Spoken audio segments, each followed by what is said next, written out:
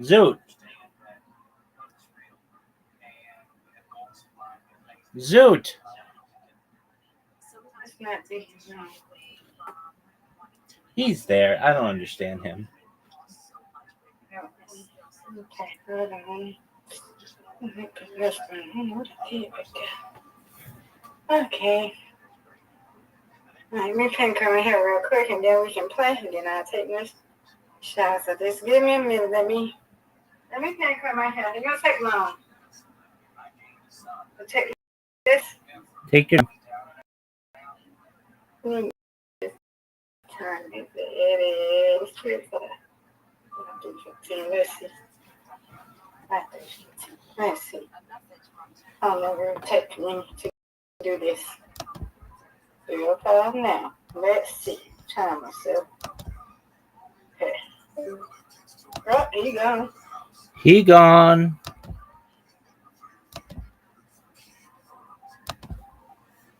How is he? Oh, you know, I never know what I'm gonna get with Zoot. Hey, speaking of unpredictable people, Audie sent me a message, and yeah, Miss Aquarius. Sometimes she sends me really nice messages. Sometimes she sends me really, really mean messages. I don't know what her deal is, and yeah, I think that she's got some issues, like really serious issues. So, um, I wish her the best. I responded to her that I hope she's doing okay, and I do, but she's got a tough life, and that's difficult. All right, did you go? What club did you go to?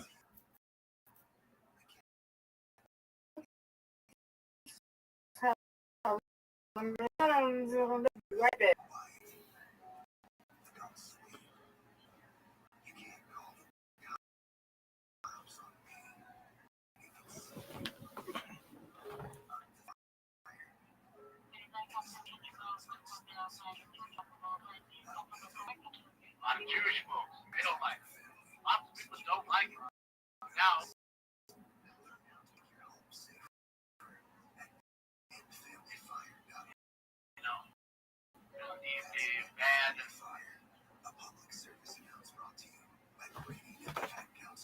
Criticism.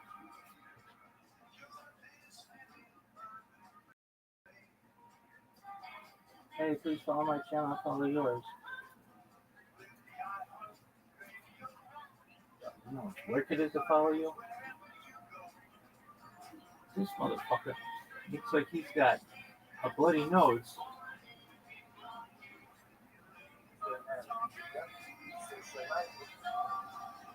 Hello, friend. How are you?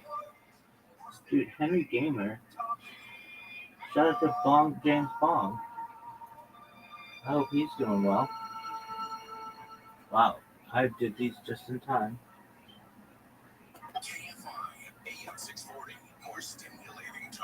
Wesley Curry getting all pissed off over nothing.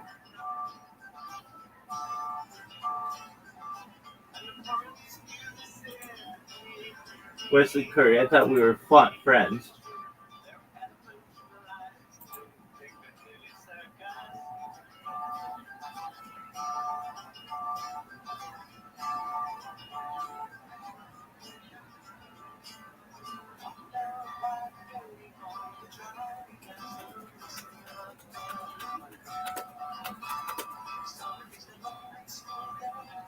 He mixes. What the fuck does that mean? No one knows. Lido sucks. Worst game ever.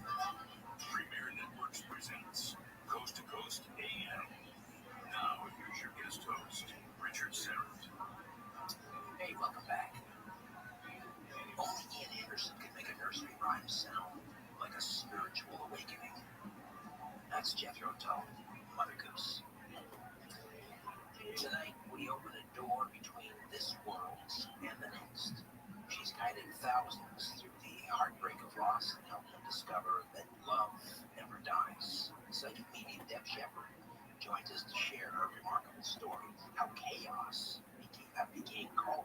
Oh, that's some bullshit. Led her from fear to purpose.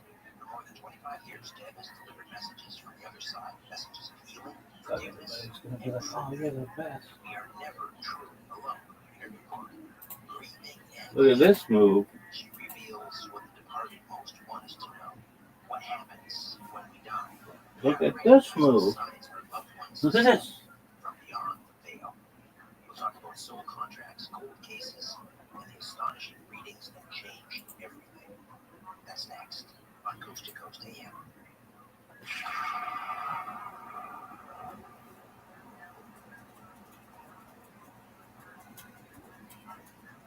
Archbishop won the fictional book based on real-world facts, the future you will never have. Author Christopher Lee Jones and review Archbishop 1 available on Amazon, bringing you real-world facts of what our world will look like if we allow the Kessler effect to continue to develop, and include a detective story.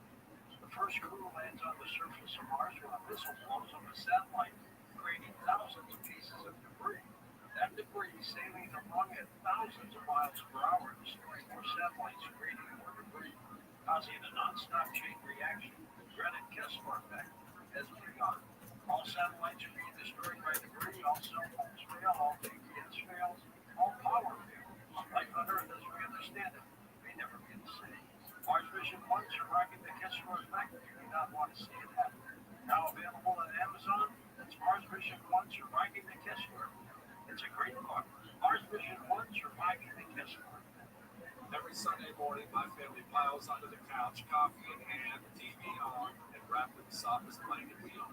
The Bubble Tunnel blanket from Cozy Earth. It's plush, textured, and honestly, it feels like a cloud hug. And when it's time for bed, that's when Cozy Earth takes comfort to another level. Their bamboo sheets transformed our sleep. Made from bamboo, they're temperature regulating and moisture wicking, so we Come on, you little bitch. silky smooth, breathable, built to last. It's like slipping into luxury every night. Plus, you can try them risk-free with a 100-night sleep trial and I see it says 4. Upgrade the place you spend the most time in your bed. Visit CozyEarth.com. Use my code Jesse for 20% off. That's CozyEarth.com, code Jesse. And if you get a post-purchase survey, let them know you heard about Cozy Earth from Jesse Kelly. Because home isn't where you live, it's how you feel. Let's go home with Cozy Earth.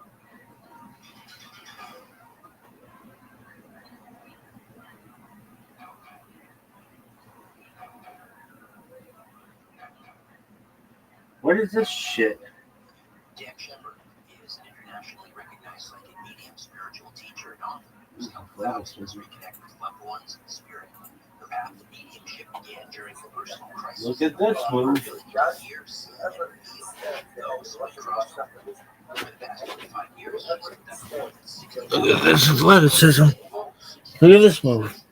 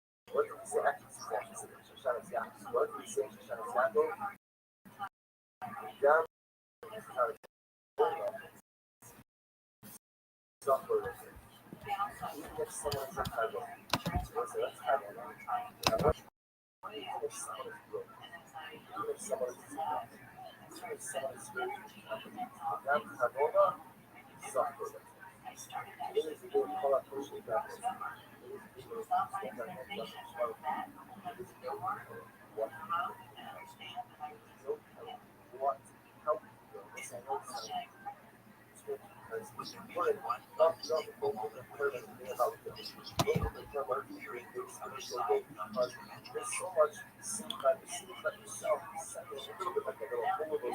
Sometimes it's a little silly, which is good. It's part of the research today. Amplify these actions, and then running around, funnels and all this.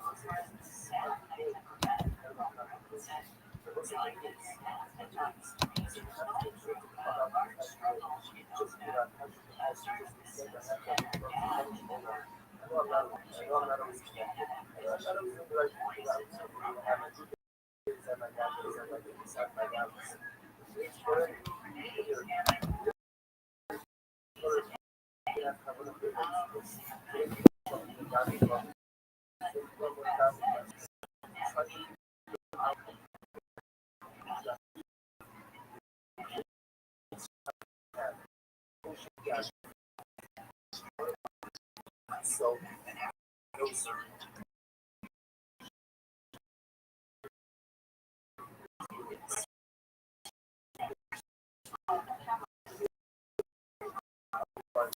This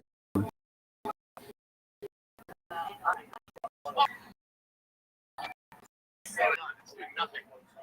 More graffiti over here and all about something.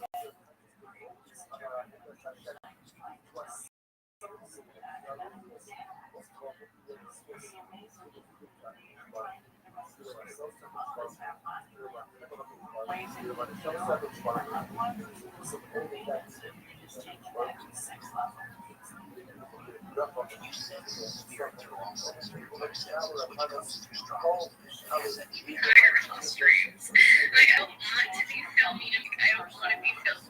Like I don't know. I don't know. I just don't like the drama. I don't like it. I don't like it. Content farm either. BTS viral. I don't want to have to like act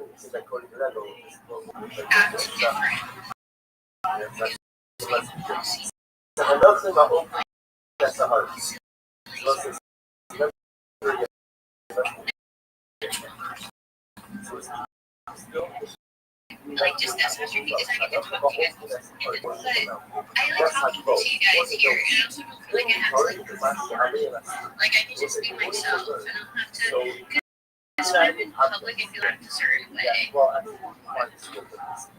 to be an actor, but you do have to be an actor a little bit. It kind of feels like a humiliation ritual. I'm not gonna lie.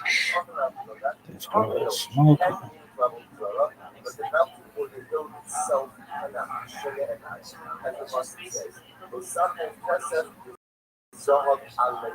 The boss says, you shall not go ahead. Literally, you shall not go ahead. You shall not go ahead and worship God.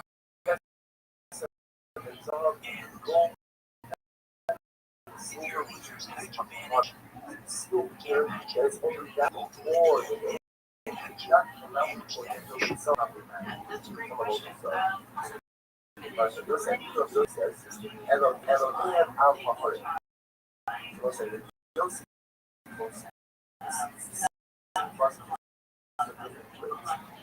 says,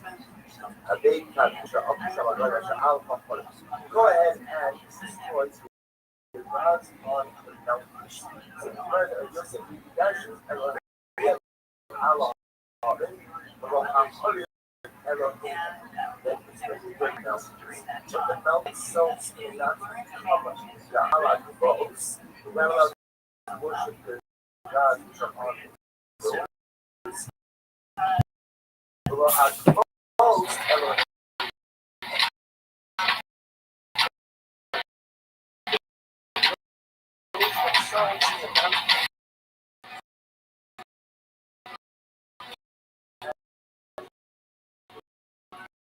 Maybe stop. Scoopina. I had to cough.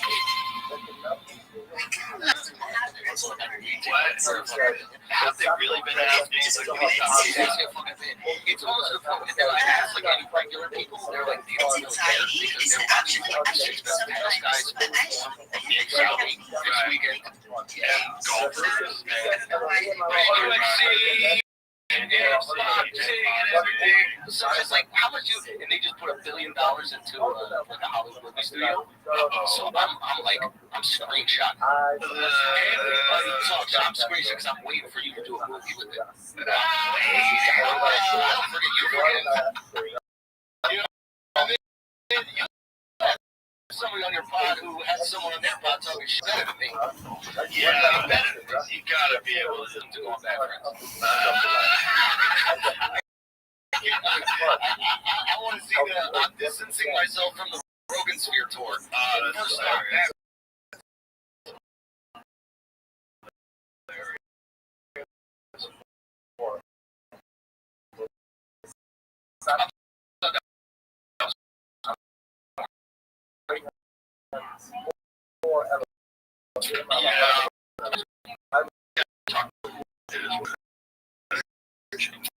yeah, that's fun to talk some shit. Well, you know, when I decided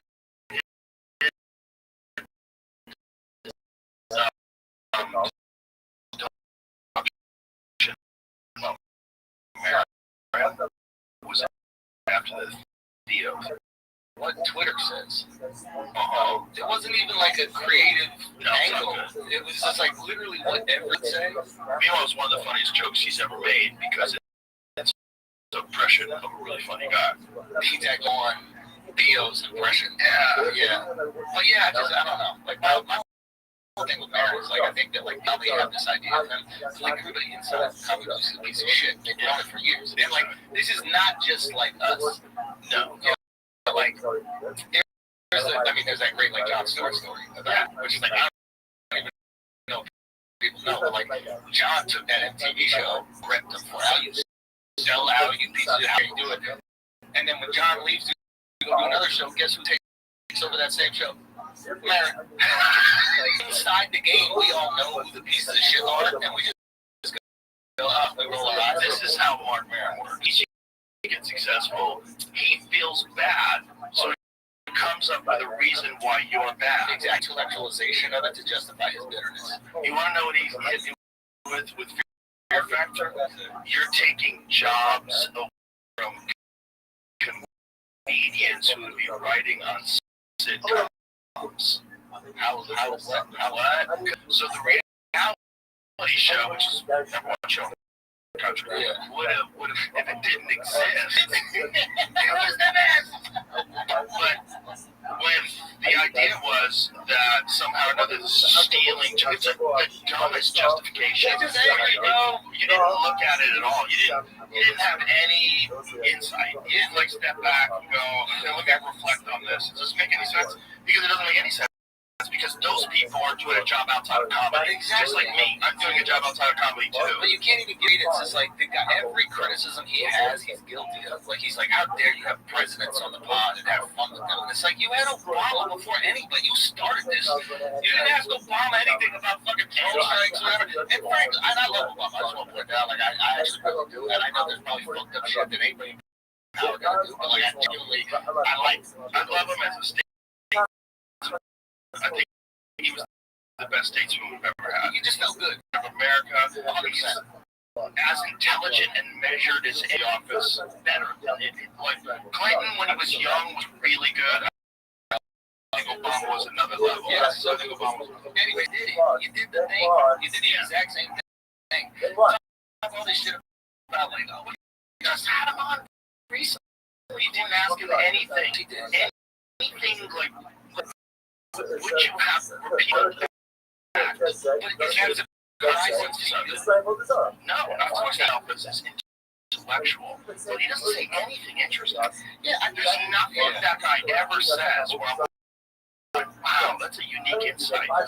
It's childish with a good vocabulary. No, I think he's a smart guy. He's really smart. He's funny. I think that drives him crazy. But he's also too obsessed with himself to be reflective enough to understand like why other people don't like him. Wait, you're saying the guy who talks about himself for 5 minutes before the president comes out, 15 minutes?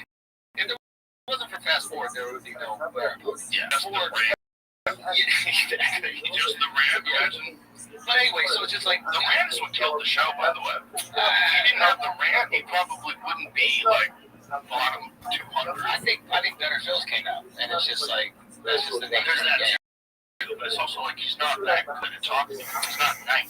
So I don't know. My own feels like we know like who the pieces of shit are in our industry, and like we're aware of it because we've seen it from the jump. Like if I'm sitting down with a comedian, right? This is why I don't fuck a lot. It's like immediately start talking shit about your co-host to me when I'm sitting down with you. Like I gotta start questioning your integrity a little bit. It's like that's your boy. Like why are you shit talking your boy to me? Right.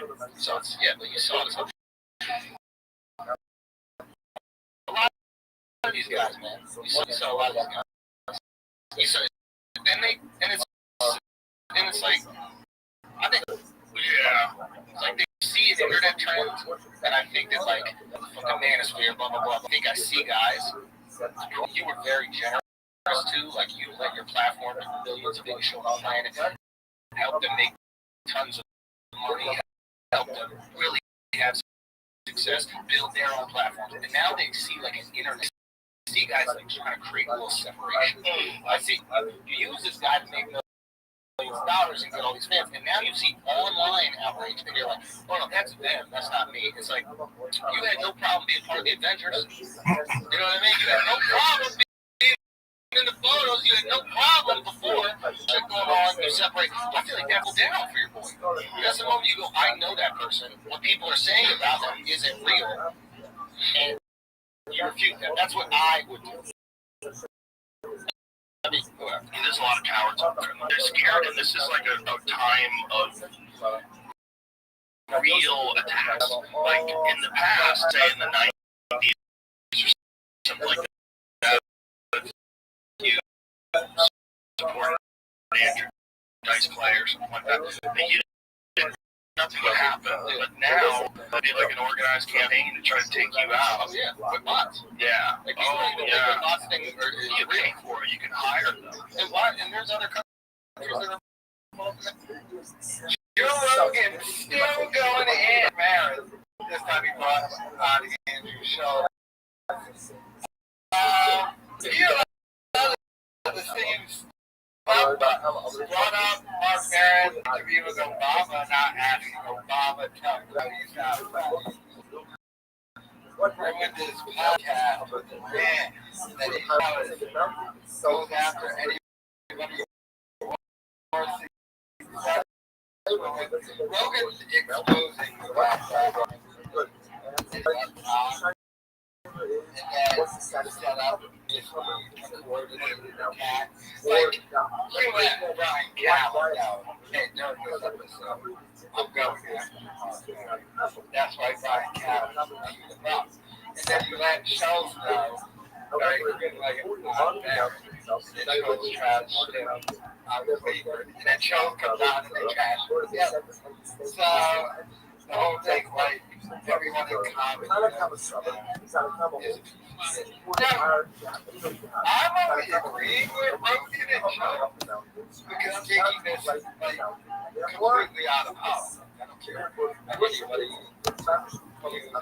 politics or this situation. I just believe that Mark Maron is a bitter piece of shit behind it. You can't, Mark Maron can have all the same politics as you agree with him. And he still be a jealous weird stuff. Like, two things can't be true at the same time. And I've just also heard a lot about Mark Maron. I remember when Mark Maron got kicked off the Opie and Anthony show. Remember? He was supposed to be on O&A. And he turned down O&A just to go on Howard Stern. You know, like, oh, okay. We've had you on for years. Stern was never had you on.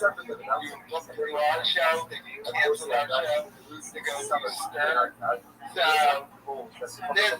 I've always heard those stories like that behind the scenes. I know, but Rogan and Schultz still trash. They waited for him to end this podcast and this would happen. Let me know your thoughts.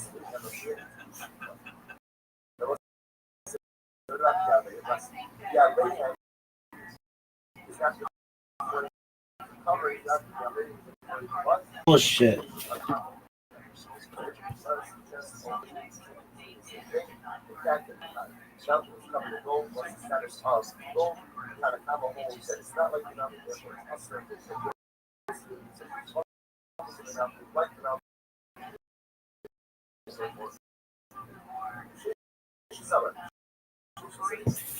Kijk voor ons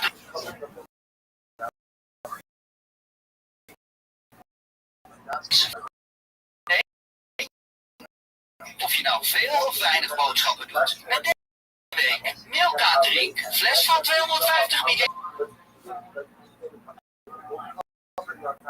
Whitney Cummings went on board KFC Radio specifically, and she had some stuff to say about Brendan Schaub. Papa. Then I'm going to give you my thoughts on it because everyone's just turning on this guy. Alright, so let's go ahead and check out what Whitney Cummings had to say about Brendan. I agree. But here's the thing, I'm actually also, but here's what I'll say. I mean, look, I'm not 25, I'm not one of these girls that's like, I've got all these standards, like, by the time you get older, you start going like, you know what, I've done every version of this. A guy that is like too hygienic and like obsessed with their appearance and like that's unattractive too. A guy that has like the exfoliant and like, you know, I mean, I dated a guy that's from an LA thing who had like concealer for zits and like, you know, like shit that was like his name might rhyme with Brendan's Snob, but here's the thing, I just, you don't want the guy that's self-obsessed and like a malignant narcissist. That's gross too, you know, like the Bachelor, I was on my podcast recently, the girl from the last season, Katie Thurston's her name, and you know, the Bachelor, I guess those people, they meet and they get engaged after like knowing each other a month, so she's finding out all these things, and I'm like, what's the weirdest thing you've found out since? And I walked in on him showering, and he was cleaning his asshole, he was squatting on the ground, in like a picture position, cleaning his ass. What? Yeah, but think about it. That's enough of your babbling, Cummings. Brendan Schaub uses pimple concealer? Well, you know, Whitney Cummings didn't want to talk. I mean, God knows how much work that woman had done to her. But why does everyone love trashing Brendan Schaub so much? And these are supposed to be all his colleagues and friends, and she's to date Brendan, and constantly Brendan just keeps getting thrown under the bus. What are we doing here? I don't get the dislike for him. Well, I do get it, but I just love the fact that everyone loves trashing this guy and everyone loves hearing him get trashed. Like when she said that, the KFC Radio guys are like, yeah, because I think they hate Brendan Schaub. But let me know your thoughts in the comments.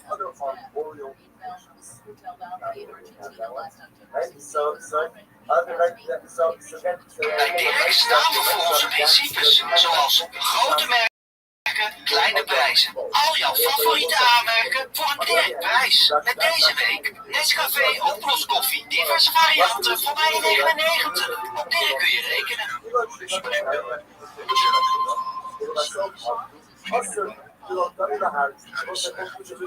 turns out Bobby Lee's wife and Annie are talking about Brendan Schaub being in Korea before. So I'm going to go ahead and play this to give you my thoughts on it, but hopefully drop even more info about just what Brendan Schaub is.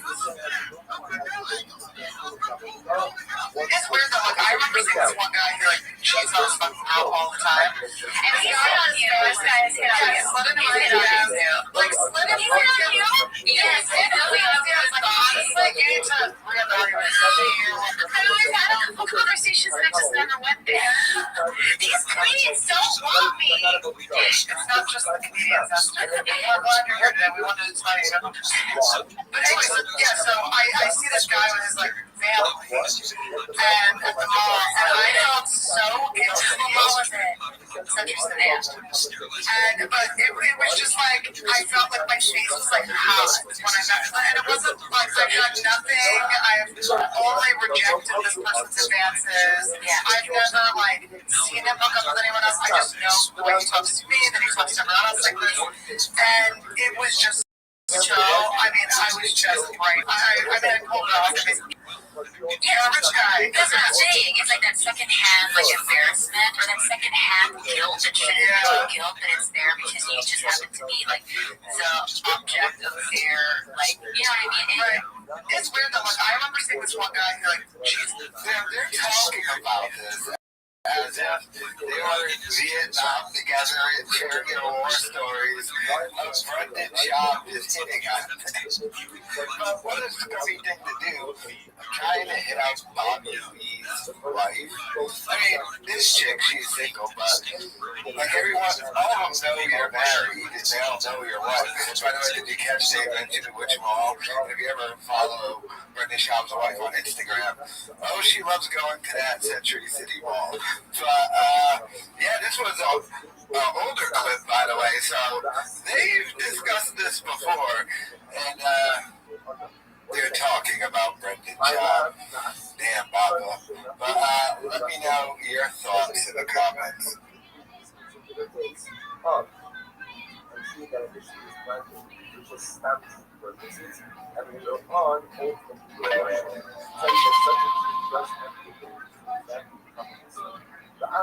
Brendan Schaub's assistant, or producer, whatever she is, went on Just Kidding News, and she admitted something pretty shocking. So let's go ahead and check this out, then I'm going to give you my thoughts on it. But when I heard this, I found it to be pretty incredible. I started being on camera. A lot of it was my boss had heard that people like the sound of me laughing at a joke. And so they put a mic so they could hear me laugh. And I thought that basic stuff, like it's, I think they liked hearing a girl giggling in a all-guy cast because it kind of broke up the monotony of like these dudes making raunchy jokes. And the more I was on camera, the more that the attention was on me and people that like found a new target to find something wrong with. Yeah, that's what always happens. It always happened without fail. I learned to deal with it better as it's definitely something I didn't understand was going to be like a huge part of working on social media. It happens here all the time. They're pretty nice. You know, they're mean, they're fucking nice. Yeah, I feel like you're going to have some else. Yeah. Dude, you ever find the kid? That's So fire the kids. They're a bunch of piranhas. I just felt that. I felt that really hard, actually. They're fucking like aggressive, but in a way where like I get it. I just wish that they would be able to take it the way they dish it. It's like that. Like if you're on like a comedy podcast, like like audience, and you're trying to like give someone shit, you should be able to take the shit back. Like I got attacked. I was like,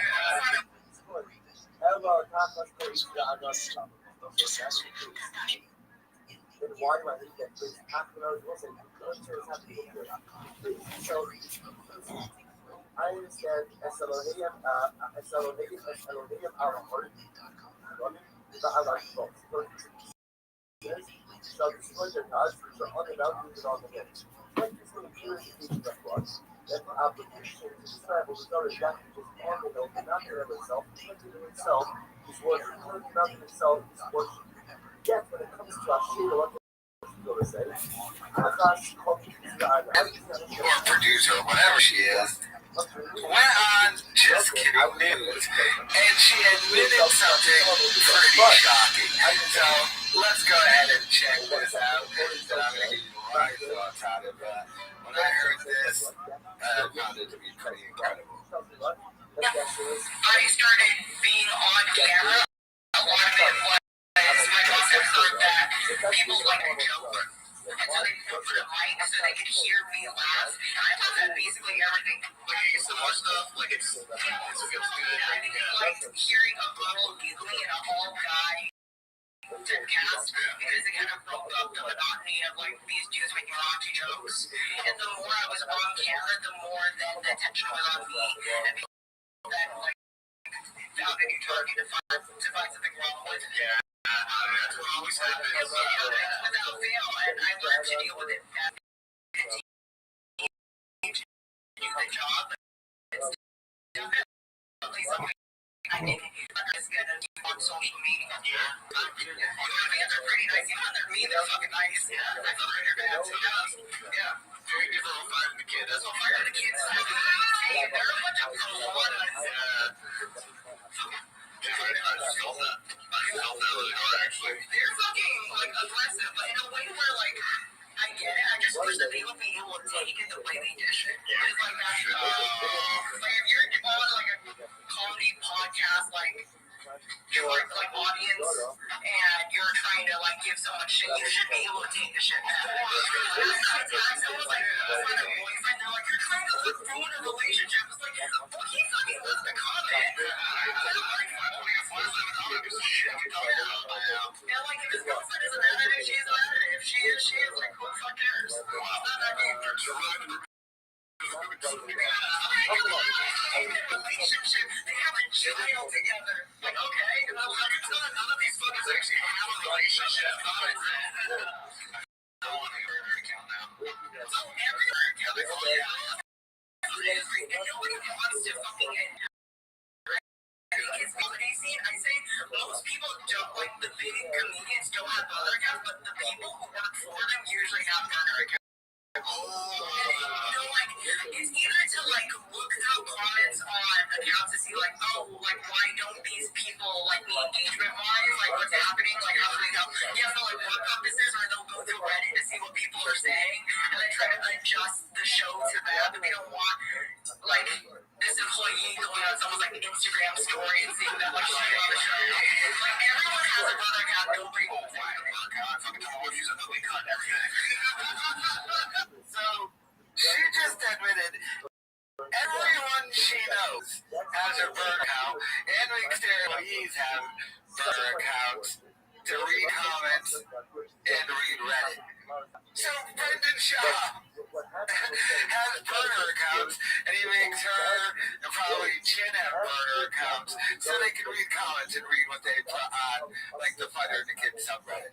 She just admitted that. This assistant's always getting Brendan Shaw in trouble. Remember when she trashed Joe Rogan? I did a video about it, got 300,000 views. And she didn't do an episode for like 3 months. And now she's admitting that Brendan Shaw has burner accounts, reads comments, and checks subreddit. Which, I mean, we all know. But, I mean, I wonder why she's, what is she doing, like a press run? Why she got like 15 G's in her hand? It's not a little off about this assistant.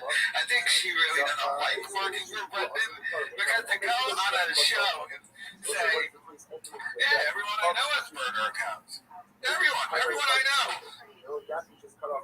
Really? Brendan Shaw? Incredible. But let me know your thoughts in the comments.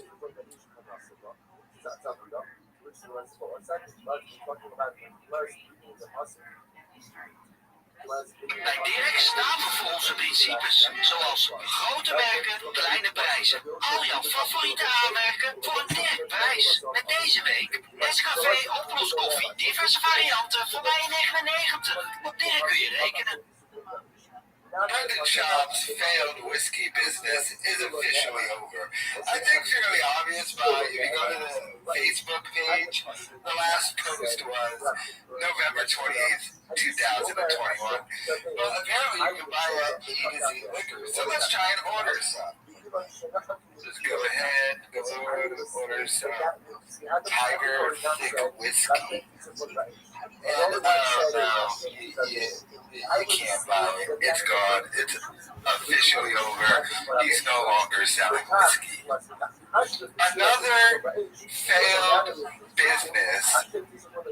I'm pretty sure it is bankrolled by his father. It's the whiskey one. His studio thing he started. That's an obvious failure.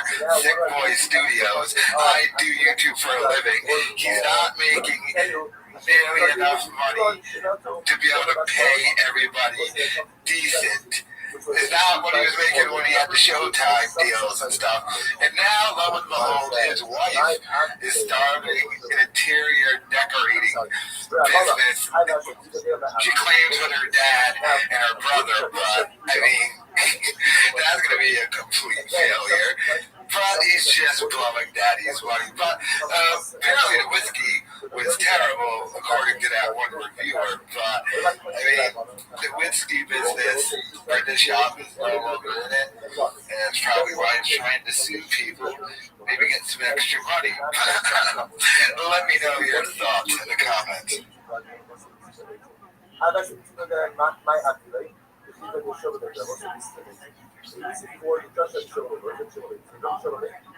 Bij Dirk staan we voor onze principes, zoals grote merken, kleine prijzen. Al jouw favoriete aanmerken voor een Dirk-prijs. Met deze week Nescafé oploskoffie, diverse varianten voor €1,99. Op Dirk kun je rekenen. Brendan Schaub has been caught in another lie. So Brendan has been claiming he's headlining this upcoming festival with such other acts as Tim Dillon. Well, the Thunder the Kid subreddit did some investigating and found out he has been lying. So they emailed the place, hey, I'm thinking of coming to the festival, but just headlining. Because he says on all podcasts and his Twitter that he is headlining, but you guys don't have him listed as a headliner. Unsure which tickets I need to purchase to see him. Do I need to buy the headliner/star tickets or the satellite? Thanks. They email back. Hello,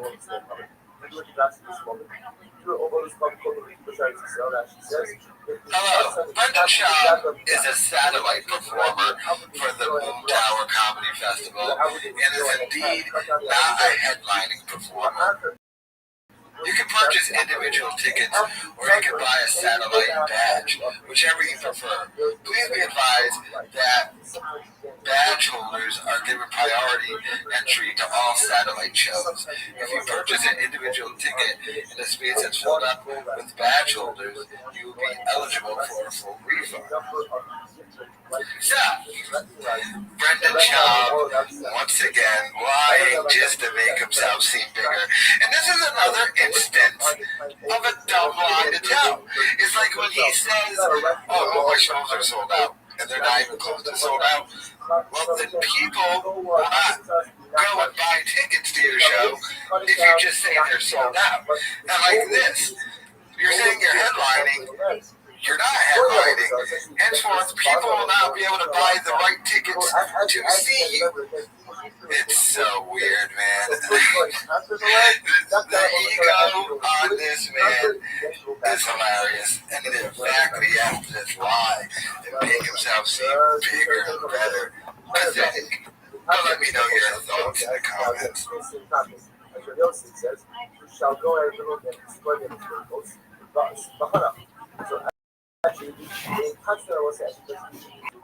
Bij Dirk staan we voor onze principes, zoals grote merken, kleine prijzen. Al jouw favoriete aanmerken voor een Dirk-prijs. Met deze week Nescafé oploskoffie, diverse varianten voor €1,99. Op Dirk kun je rekenen.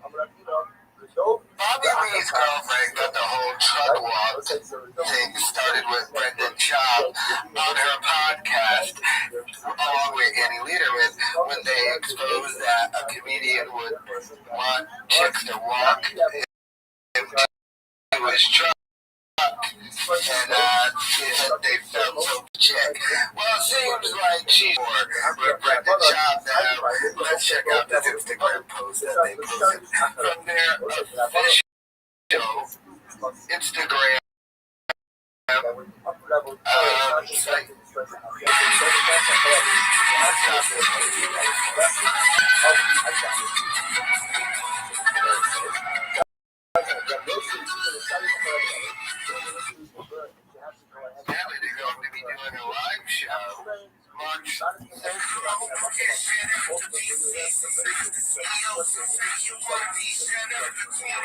chance to live women.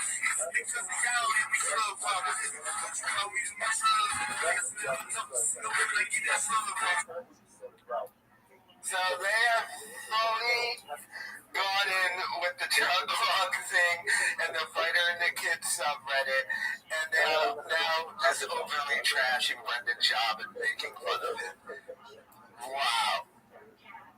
So, and like people doing all those videos are like, well, they never came out and said his name. And they know everyone thinks it's Brendan Schaub, nor they come out and said that's not Brendan Schaub.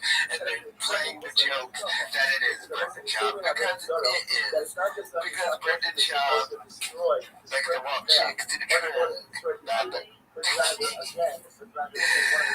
my God, this guy is the joke of comedians. I mean, it's silly.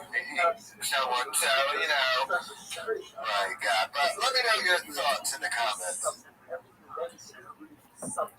Not just enough to stop the behavior, but a person starts to shower after that person has to go ahead and ultimately find the first part that for it. Bij Dirk staan we voor onze principes. Zoals altijd dezelfde lage prijs voor iedereen. Of je nou veel of weinig boodschappen doet. Met deze week Milka Drink. Fles van 250 milliliter voor maar 79 cent. Op Dirk kun je rekenen.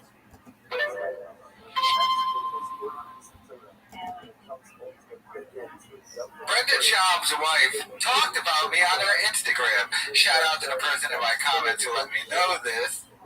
So let's see what she had to say, and if she's gonna trash me or not. So this guy puts, I'm a huge fan of Brendan and you. I was super pissed on YouTube last night trying to watch some of his older fights. Why would you be trying to watch old Brendan Schaub fights? Apparently, some asshole started a page that bashes you guys, basically saying Brendan is a cheater, etc. It's gross. The whole hating thing is gross.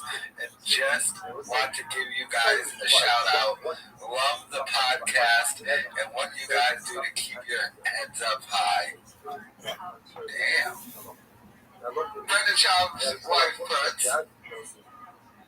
I'm sure the person who started this hate page is super successful, in shape, handsome / pretty rich and ambitious. She nailed me perfectly.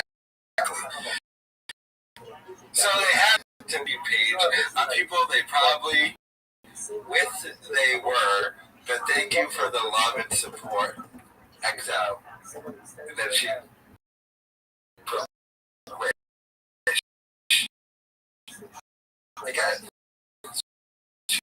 she meant that instead of, I guess you got super.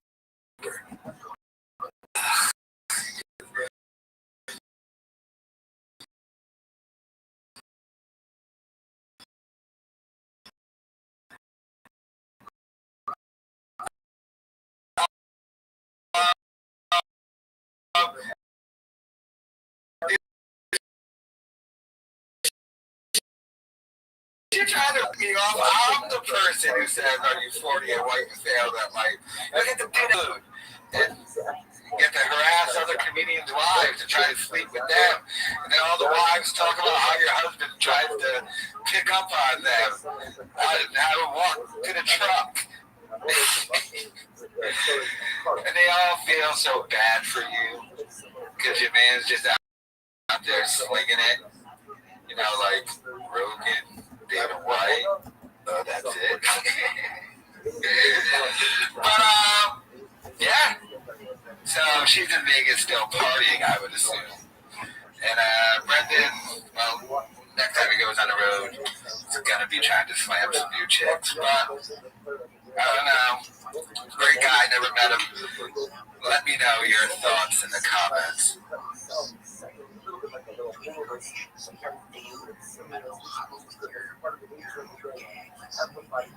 Bij Dirk staan we voor onze principes, zoals zelf halen is geld besparen. We bezorgen niet, gelaagd blijven. Met deze week Daily Chef verse pasta. Diverse varianten voor maar €1,29. Op Dirk kun je rekenen. Brendan Schaub is on the warpath with the lawsuits. I would know something about this, but Bobby Lee's girlfriend and Andy Liederman have just revealed that he is threatening to sue them behind the scenes. Let's check it out and I'll give you my thoughts on it. Go ahead. All right, I actually do want to come out. There's been a lot of a certain walk and a certain vehicle, and I want to say the initials are BS, but he did pass away recently, and I'm gonna out him.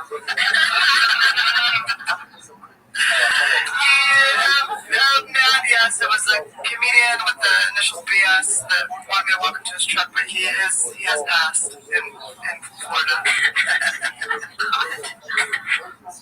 May his soul rest.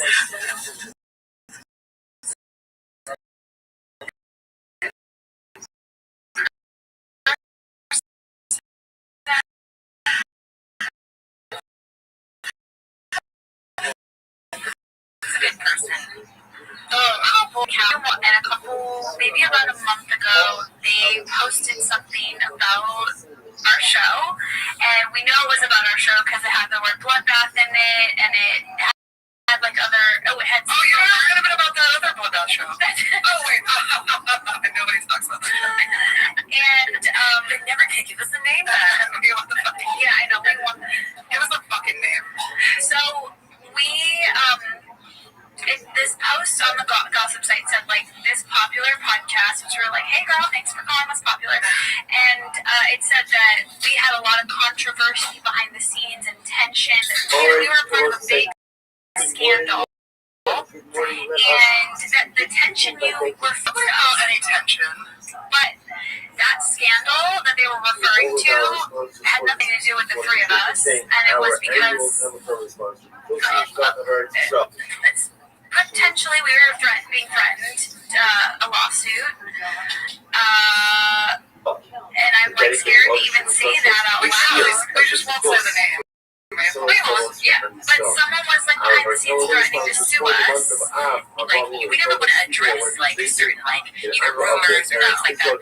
But genuinely, from the bottom of my heart, if someone were to just point blank ask me even the craziest question, I have nothing to hide. Ask me. And I'm threatened by it, so the threats won't actually. Whatever the threat is that we don't want to talk about, we don't want to add to, because even the thing that started I fucking marry. Let it out of your chest because that is actually not a real threat.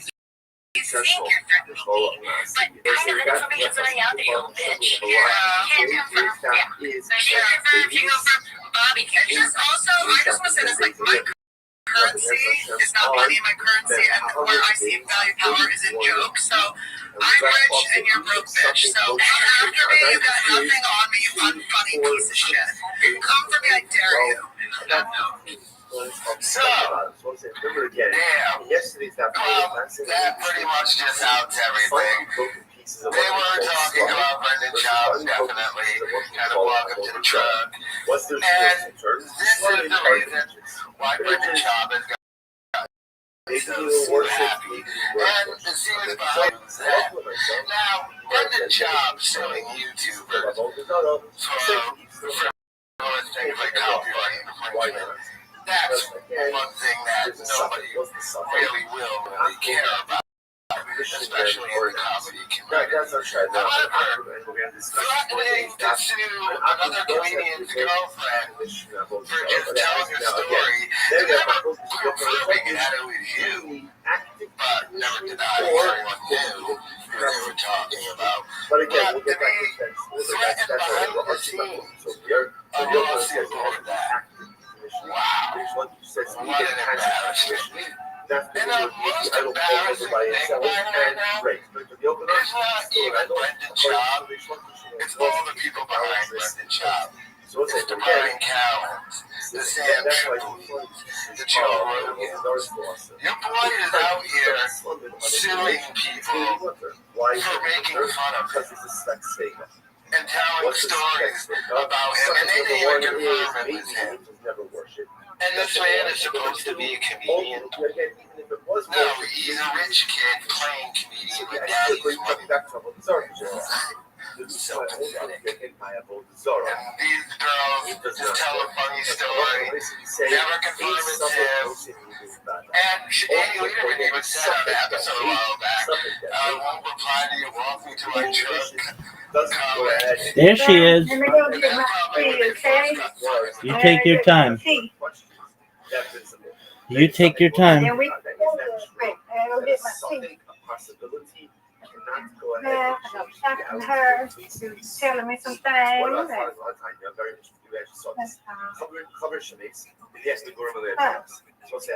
bed. Gotta go get my tea. To a member of our share My from tea. South Africa by the name of Ian Meltzer, who was through Mel Ram, Toronto. I'm not giving it. I need to go. Wait, I got it. Okay.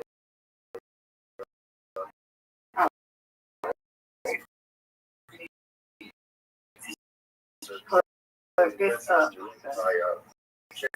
Cover a few days ago for his information. I see real quick and then we can pray. Person who is careful with the laws of Tumen Tara to the point that he even eats his Tara. He even eats his food in Tara. So he called non-sanctified food. He is not. I'm feeling good though. I'm dancing out there. I'm feeling good tonight. He's also careful. That's Morning. that's one. So that's the condition of a cover. So why do you call a chaver? Right? Chaver means a friend. What's the shot of that? So perhaps the assault is like this. Who's a chaver? Chaver is someone looking and searching out for extra Tara in this world. He's looking for extra purity. That's what he's looking for. At the end of the day, what is the part of the evangelists? Hashem says, I want you to make sure that you eat Kodesh in a state of Tara. You don't have to eat in a state of Tara. You're not obligated to eat your unsanctified food in a state of ritual purity. Chaver is someone who thirsts for Tara so much that he seeks out those standards even in areas where ultimately he's not obligated. Such a person who is thirsty for purity, such a person who wants to bring purity into areas of his life where even he's not obligated to do so, such a person is a friend of what he calls Shalom. That's a friend. Now, Hajj Baruch Hu says, someone who's bad, and is willing to take on strictures in areas of ritual purity. That's the power that doesn't have to. That's a chok. That's a friend of the Ribbon of Shalom. Perhaps even to a certain degree, a higher level than Kavkachim, because the acquisition of knowledge is enjoyable. It's inherently enjoyable. It's beautiful. We all love learning. We all love exploring new ideas. But something Amish puts upon it because he wants Tara. That's the Tara.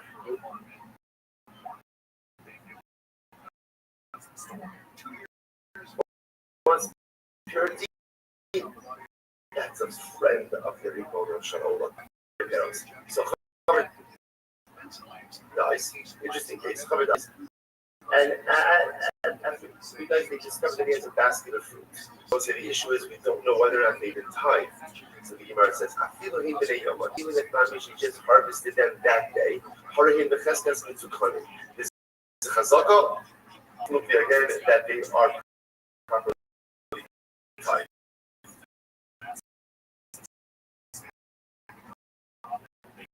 What's that? Here's a case of a vadai. What's the vadai? What's the vadai? The certainty. The certainty was they were tapped. That's for sure, right? That was untied produce. So why is that a vadai? Because everything starts out as untied produce. So you have a vadai that it was untied. Something, maybe he tied it, maybe he didn't tie it. And what do you again, a suffix, the possibility that the time that goes ahead and overrides the vadai that it certainly was tevel.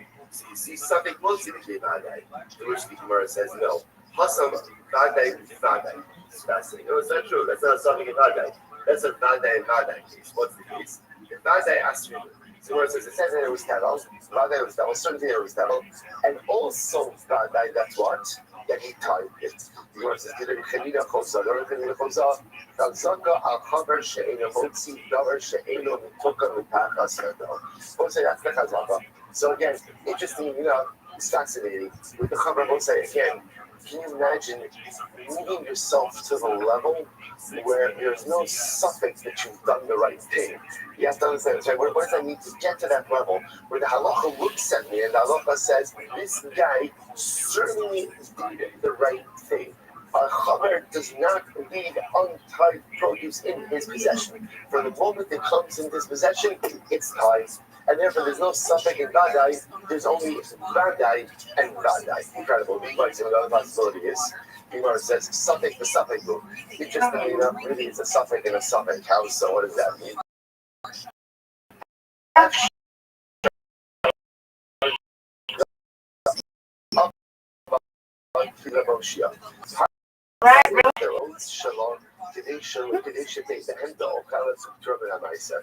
So it's an interesting case. There is, technically speaking, a nicer loophole, a tithing loophole.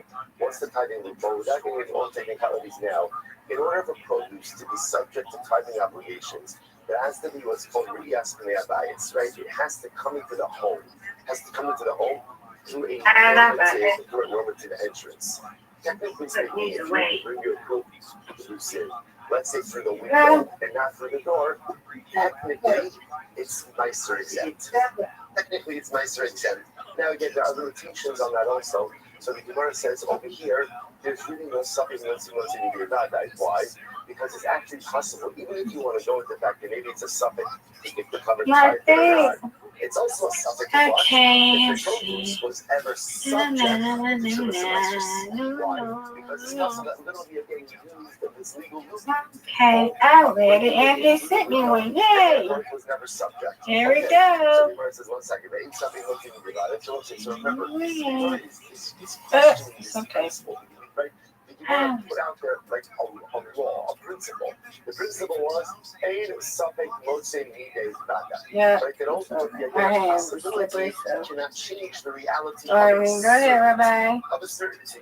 So really is that That's what I'm talking about.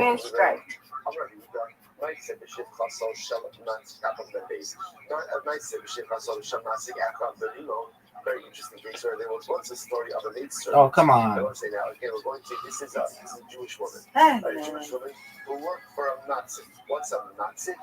You got it. Very powerful guy. Very powerful guy. She worked for a Nazi. No doubt. She had a miscarriage. And I will say, interestingly enough, Give it to me. It was common that when a woman had a miscarriage, you have to bury a navel.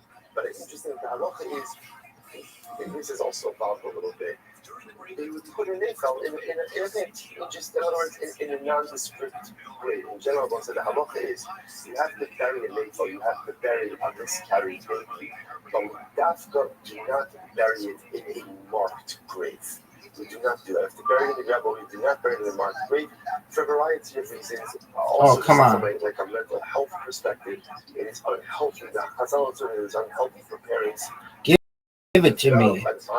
That's what I'm talking about. That never was. Obviously, again, there's trauma, there's loss, there's grief. Georgia beat Ole Miss. No.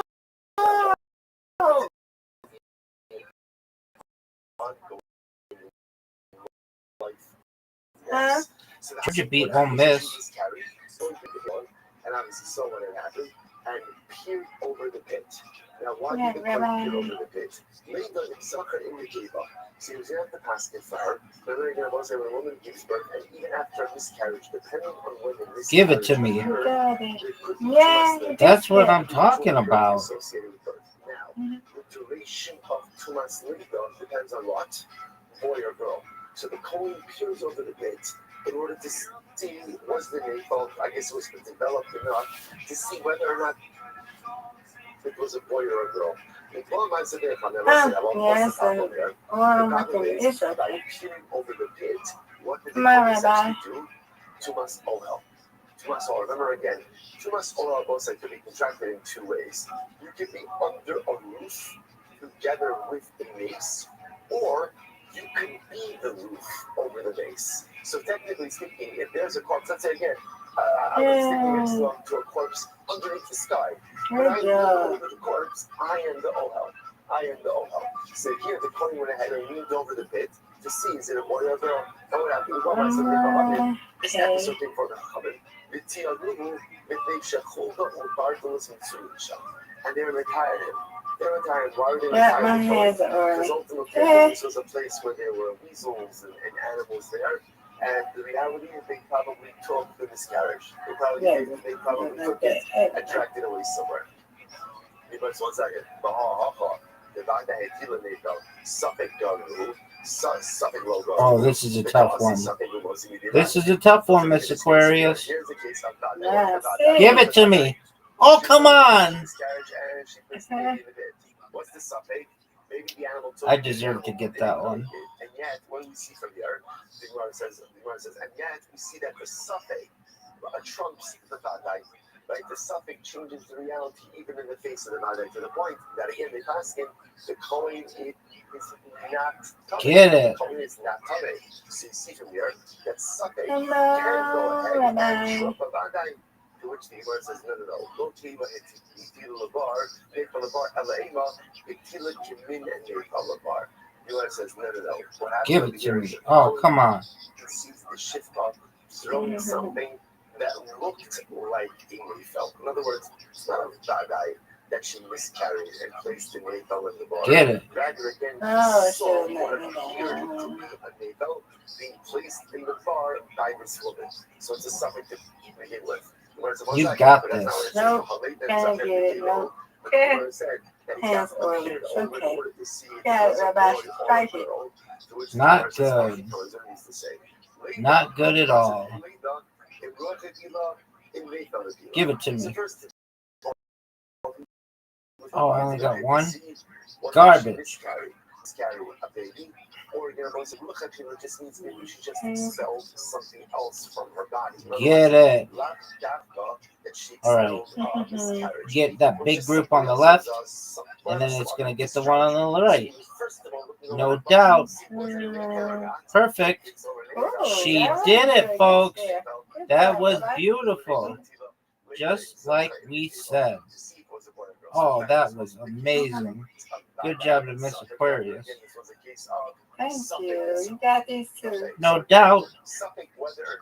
Thank you, ma'am. Was it a miscarriage or not? And then again, compound that with the suffix ultimately again that the animal took it away. Anybody say the possibility is the other possibility is that once you have a place where there's a hope and a heartless that there are these animals there, they we got it, Rabbi. Let's go. Okay, so what's the ace say? So what is the kasha? Got it. So again, so just we'll pause over here for just a second. That's So just one. understand, Let's Gemara go. essentially seems to say Get it. that principle Yay. ultimately again holds. That in halacha we Oh, come accept on. this principle. I'll take it. I win. You win. You win. I win. That's right. Undefeated in bowling. Undefeated in friendship. You, my friend, get your beauty rest. Right, and you try to get this some sleep too, okay? Yes, ma'am. Okay, see you tomorrow. Sweet God dreams. God willing. So I find a piece of, let's say, an idol or an image that I know was definitely worshipped as idolatry. So I find a piece, can I use it? So the answer is no. Why not? It's Asherana. Why? Because I have a Vadai that this was Avodah Zarah. Something maybe the Akum actively decommissioned it.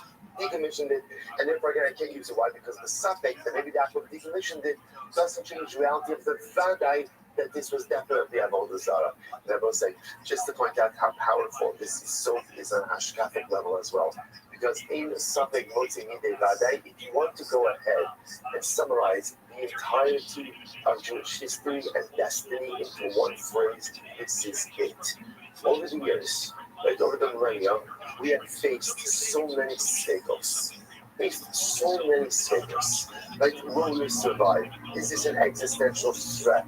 You know, all of it, you know, it was so interesting. It was so interesting that those of us who was up at the on Shabbos, Asher Weiss, said so many beautiful things. One of the things that I thought that was like very shocking was he spoke about in the after threat, the Kakkar Yisrael. So to me that was shocking in my mind. I said to myself, there was never an existential threat to Yisrael. It was scary, it was overwhelming, but obviously Rothschild says it, and he's there to so true. It takes on a totally different thing. And over the years, over the centuries, there's been many speakers. Right? We faced many moments of existential suffering.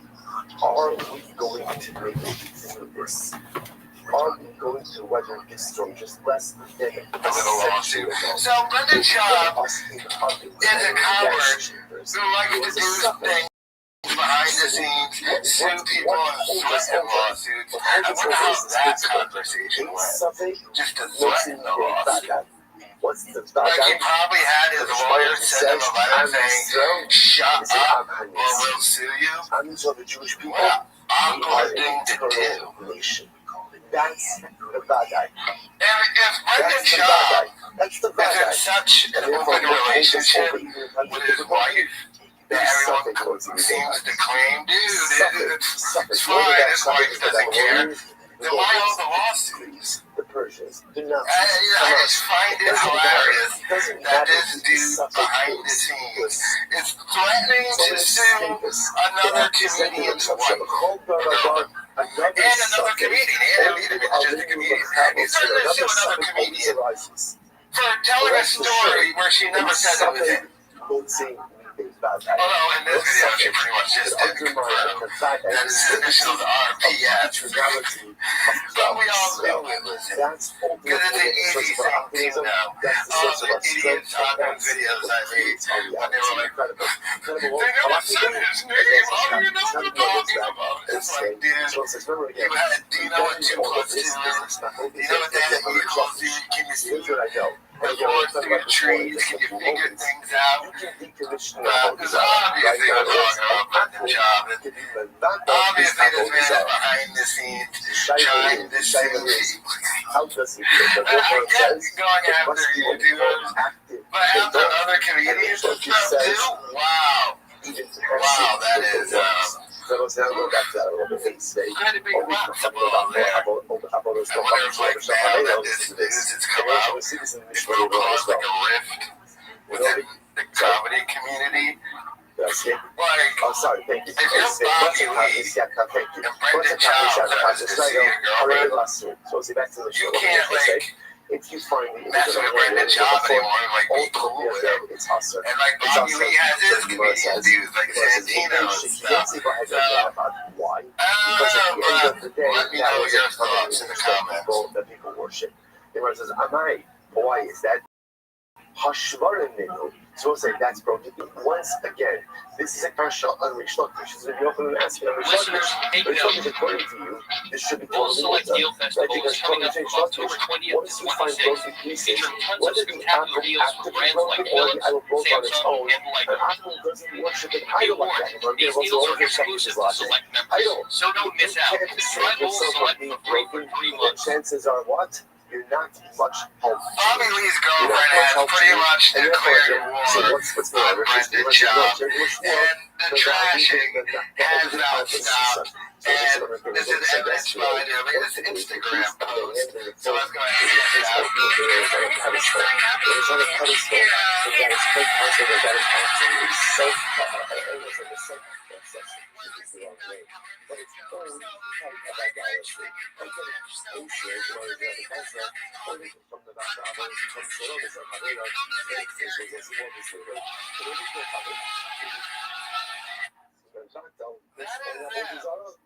Just talking about bring the job. And with the homeless cat give and the I can't talk thing, they have declared podcast war essentially. But bring the job basically daring him to sue them. As you know, Brendan Schaub, they exposed that Brendan Schaub has threatened behind the scenes to sue them. But it seems like they want him to bring it. Will Brendan Schaub bring it? We do know he does like to sue people. I make fun of him. But let me know your thoughts in the comments. Commission any form of treaty, Israel has no power of negation over idolatry. Fascinating. Over Abaye. Wij direct staan voor onze principes, zoals grote merken, kleine prijzen. Al jouw favoriete aanmerken voor een direct prijs. Met deze week Nescafé oploskoffie, diverse varianten voor €1,99. Op dit kun je rekenen. Just watch Brendan Schaub new special that he released on YouTube. The Kringo Pop. Denting is not a form of No, I decommission. think Why not? we have to talk about Brendan Schaub's first special. You'd be surprised. And as atrocious as that special was, there was at least one bit in it that was actually kind of fun. I think they even animated that bit. Even though, again, all of the idolatrous material is still Now, present. by that metric, Ultimately, again, this new special yeah, both bizarre as is well. even worse than the Hungary, first the one. Pascal, My God, this was terrible. ultimately, You know it's bad when you have to say, hey, that was 20 times idolatry, from that negates it. But if he's so dense in the idolatry, that does not negate it. Whereas the Rabbi says, the old one, he possibly Israel not about that. It's a very important Gemara. So Rabbi says like this: in reality, even when Israel dents the Avodah Zarah, it goes in negates. In other words, I will say, denting really is an active form of negation, which makes sense, right? Anything you do to deface the idol should be a proper form of idolatrous negation. So really, even if he is strong, then it's okay. So what's the issue? So why did Chazal say that it's not good? Listen to this. What's Ella Ksera? Is Ksera? What's the Ksera? Dilma Mag.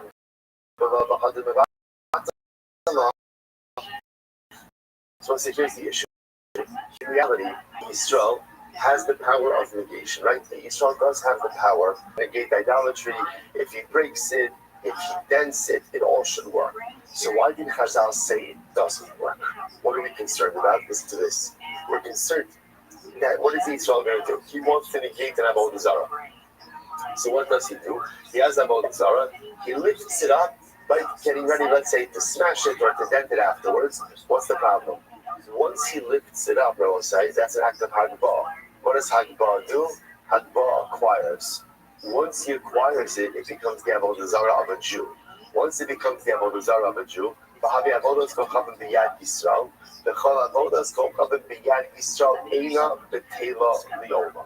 So I will say, this is absolutely wild. It's absolutely wild. I will say, we are going to see exactly why this is. This is a Gemara in 10 blocks from now on Nun days.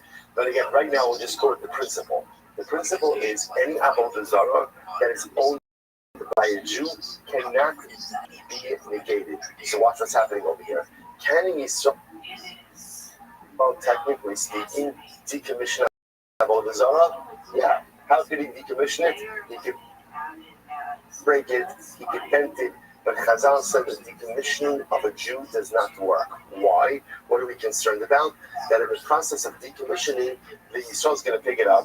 By pick, I would say Avodah Zarah is considered to be hefker, and we'll get into all of this in a couple of days. Avodah Zarah is considered to be hefker. He lifts it up, he acquires it. Once he, I don't know why I don't modeling Avodah Zarah here, right? Once he goes ahead and he acquires it, it becomes Avodah Zarah of a Yid. Avodah Zarah of a Yid ultimately cannot be, you can't be mazakal it, you can't decommission it. Therefore, again, ultimately, we are stuck in this situation. So essentially, what we want to try to avoid is Jewish handling of Avodah Zarah. How did Chazal ensure that? By simply going ahead and saying, you can't do anything to it. Even if you try to decommission it, ultimately, again, it is not going to work. Incredible. So everybody says, they say, Akum Shehi Avodah Min HaMarkelis, V'chipa Obahen Drachim. Vitartios. So we'll say, just by the way, there's this whole idea over here of okay, we'll come back to it. It says, Akum, Shehivi Avanim Markov. Since there is. So let's say you have an Akum who brought stones from Markolis, right? What's Markolis? Markolis is an Avodah Zarah that essentially the Avodah Zarah was a stone formation. So an Akum takes stones from Markolis, and what does he do? And what does he do? He goes ahead and he takes the stones and he builds them into roads. In other words, he decommissions the stones by using them for mundane use. He uses them as pavers, right? As pavers, and he uses them to make the street. So what's the halacha? Mutaros. The stones are mutter. Why are the stones mutter? Because again, halacha l'maisa, he's actively decommissioning them through using them for a mundane use. But again, if a Jew takes stones from Markolis and builds it into the road, ultimately again, it's not a decommission. You can't use that road. You can't get hana because it's avodah zarah. And my Gemara said, but why is that? So why don't we say, so again, Mr. Yochanan asking Rish Lakish, why should this be any worse, ultimately again, than Avodah Zarah that broke on its own? And according to Rish Lakish, Avodah Zarah that broke on its own ultimately is decommissioned. To which the Gemara says, no, Hachanami Kid Rabbah. The one says, just as Rabbah said before. Rabbah said essentially, a Jew can't decommission Avodah Zarah. Why not? Because once again, we have this concern. This is Rabbah. We have this concern that in the process of decommissioning, the Jew's going to lift it up. If he lifts it up, he acquires it. Then it's Avodah Zarah owned by a Jew. And once you have Avodah Zarah owned by a Jew, that can never be decommissioned. Incredible. And again, we'll see it never actually means never. So listen to this. Sorry. So here you watch it. So you have an Avodah Zarah and you shave in the Avodah Zarah. So we'll say, so Rashi points out that, for example, an Asherah tree, right? And what do? I go and I take shavings off of the Asherah tree. So what's the status of the shavings? So the Gemara says, "Litzarcho." If ultimately the Akum is doing it for himself, right? He's taking shavings off the Avodah Zarah because he wants to, make a backfire, whatever it is. But Litzarcho, ultimately again, if he's doing it for himself, then then both the shavings and the tree itself become mutter. Why? Because the action of taking shavings off the Avodah Zarah tree for the Akum's own personal use is what? Is itself a decommissioning of the Avodah Zarah. Okay? The Gemara says, however, the Tzarcha, if he's taking shavings off the tree, let's say he's pruning the tree, right? And that's for the benefit of the tree itself. So Tzarcha, he has to the Shipu Yahamutara. We just watched Brendan Child's special that tree on YouTube. Again, sorry. The Gringo Top. The tree is still also the sheep will not be covered. Ultimately, the shavings will be covered. These straws, the sheep are still covered. But he still takes the shavings, right? These pieces off of the Asherah tree. Even Sarko, he was sheeping Yahas. Whether he was doing this again for his benefit or for the tree's benefit, ultimately, again, we have both the Zara, the tree itself, and the shavings. What's going to be open as a mind. Why should this be different, right? According to you, this should be a different day and that breaks on its own. And when it breaks on its own, you said it's decommissioned. So social here in this case, it should be decommissioned as well. To which the Lord how can that keep the Rabbah? So once again, we keep on bringing up Rabbah. What is Rabbah? So once again, Rabbah is of the opinions, essentially, we don't want commissioning that Avodah Zarah. Why? It's too much of a roll of the dice because it's doing it in the wrong way. This was shockingly bad. You end up acquiring it and therefore getting together. Here's no good. Hey, Shevos. Rabbi Rothschild, Shocking is Zora Luluah. You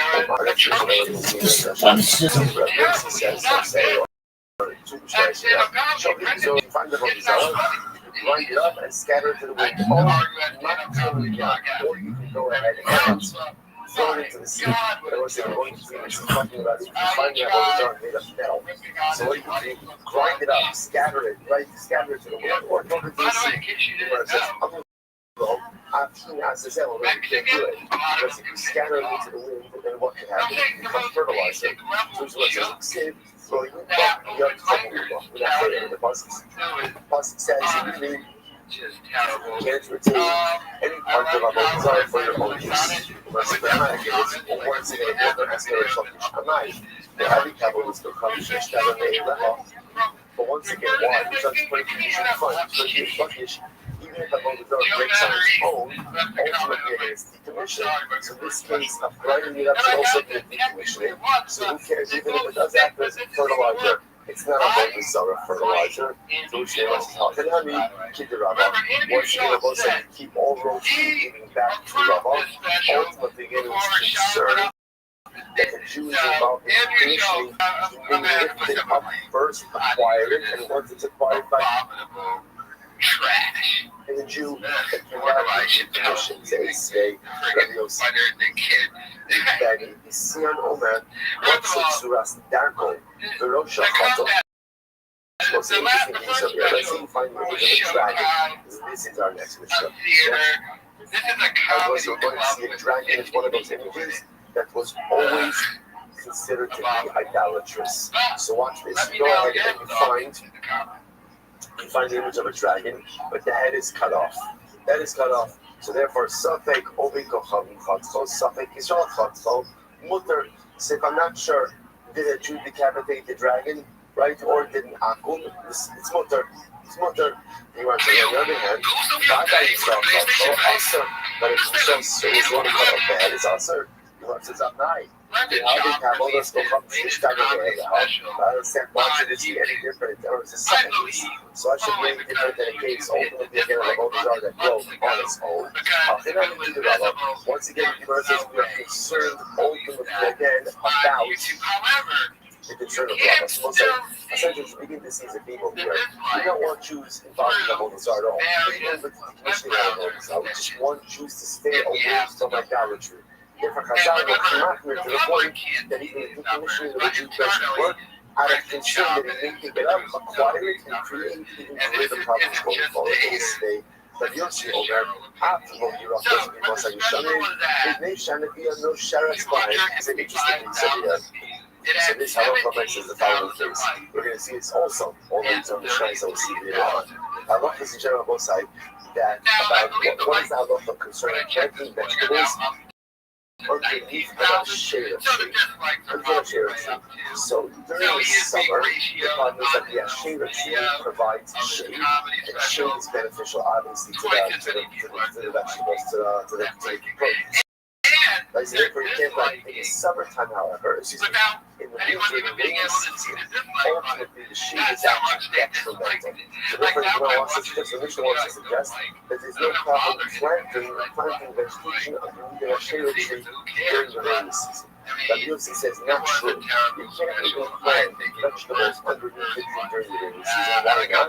If they shine a bina in a sheres havein, because what can happen? The leaves of the tree fall off, and the leaves themselves act as fertilizer for the growing vegetation. The verse I'm not sure why the falling leaves be a problem after all. Let's go function. Once again, Rish Lakish, fallen leaves should be no different than what? Fallen idols. If an idol falls and breaks on its own, it's bottled. So too, if a leaf falls off of the tree, it should also be bottled. Should be about fertilizer, or shiny hot sauce. Let's go from the no, in the case of the fallen leaves, it's different. Why is it different? Because the primary part of the idolatry is that the leaf may fall off, but the tree is falling intact. That's not down. The fallen leaf, it's no longer a tree. There's fallen tree. Says, what about the physical shortness? That was right there. We got all that stuff coming from us, but once again, the primary part of the whole is still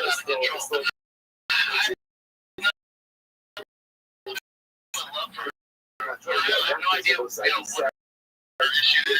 that's fine. That's right there. That's your deal. And again, I get it. As far as going out, I'm not suing anybody. Again, these narratives are right. You know,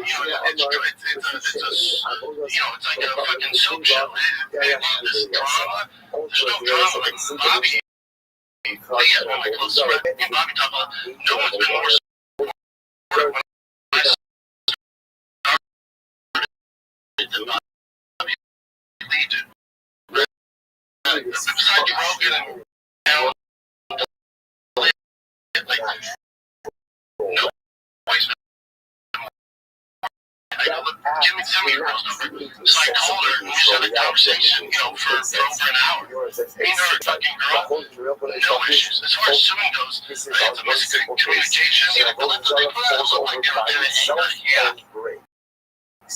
Again, and I told her, always come to me. If you want to know, come to me. Don't, and even if you have like some jerk on her or something like that, no, I don't know. So I gotta get us to know each other that way. Maybe this up or what. Yeah, but when it comes to Delilah, it's like, I don't know, again, I don't subscribe to social media, so if she's getting that news and she subscribes to it, I would be upset too. That's why I told her. See, I'm like, I don't get it. So, you know, straight up have a conversation. You being like so detached from anything that happens online is you don't get to correct narratives about you in real time.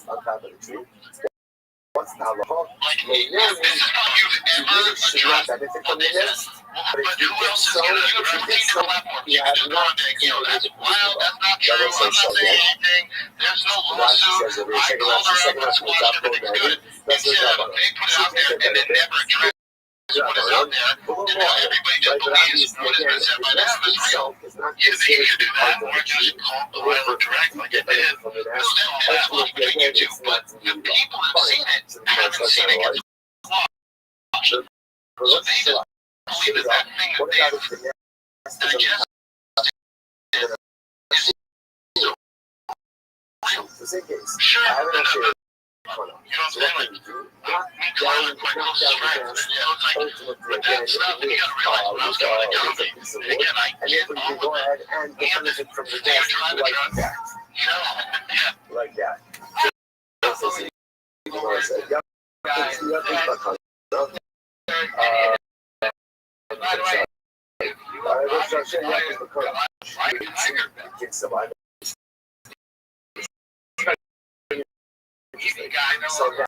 again, what can I do?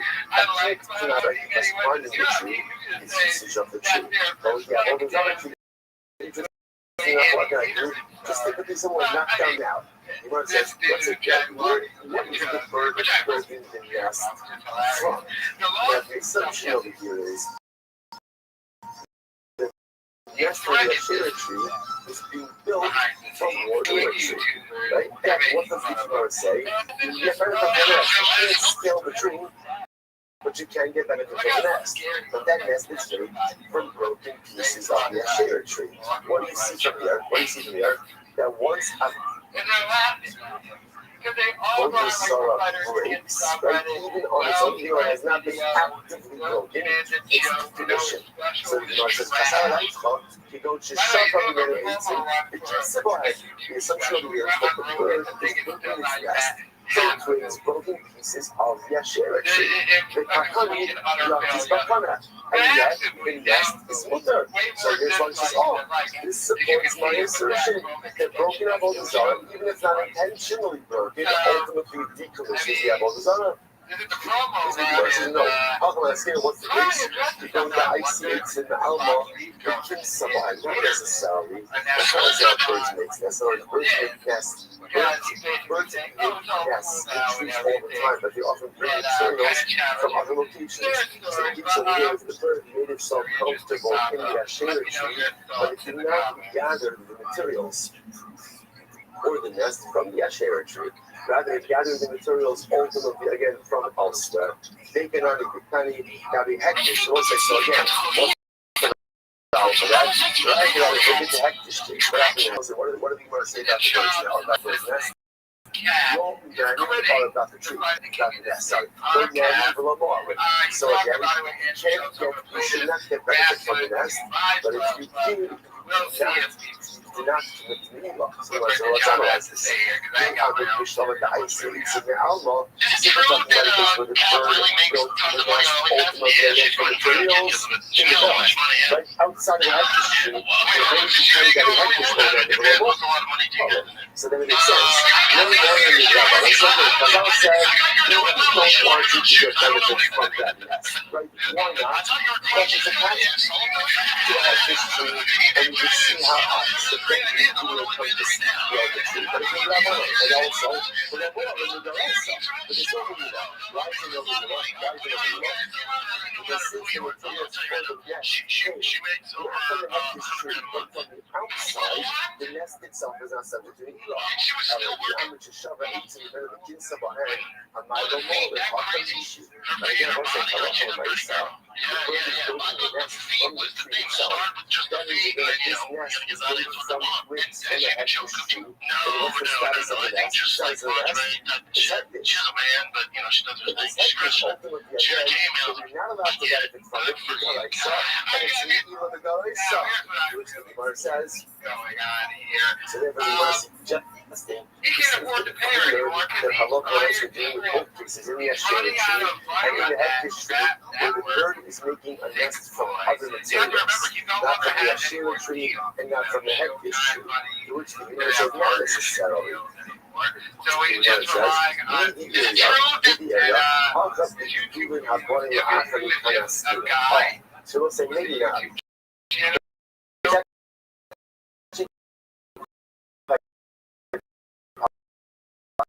So both of these cases, ultimately are saying the hex. But if the bird is making nest from the hektish tree, then why is that nest not us or the Dolaisa? What's going on over there? When I said this, what's the case? So this is a fascinating situation. When you're not this something, the item as it is heavy. What about if that item grows afterwards? Are those subsequent growths considered to be hektish as well? So what's a good example of this? A tree. I'm makdish a tree, on Tuesday. And then 3 months later, there's Baruch Hashem, there's branches, there's growths. Are those branches and growths subject to the hektish designation? That is a machlokes. That is called. By the way,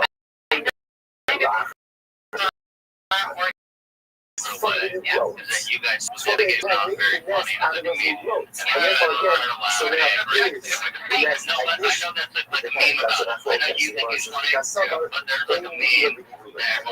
This place or also this mission holds the Maharasa, the hektish designation only developed upon the tree that grows afterwards is not subject to hektish. And therefore, again, the nest is incredible. Rabbi Rothschild, my yacht is ultimately, what does it mean? What does it mean when it says knock the nest down and get benefit from the nest? That frozen. It doesn't mean the nest.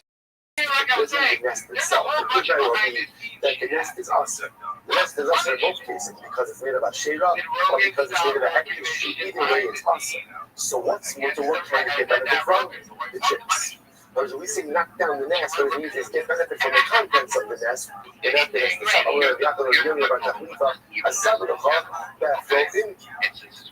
It becomes encouraged. You can apply that to both cases, both to the Ashera case, as well as the hektish case. So both of the cases ultimately ever ask, you can't get benefit from the nest itself, especially for setting this up as a case where the nest is being made from the hektish tree, or the nest is being made from the Ashera tree.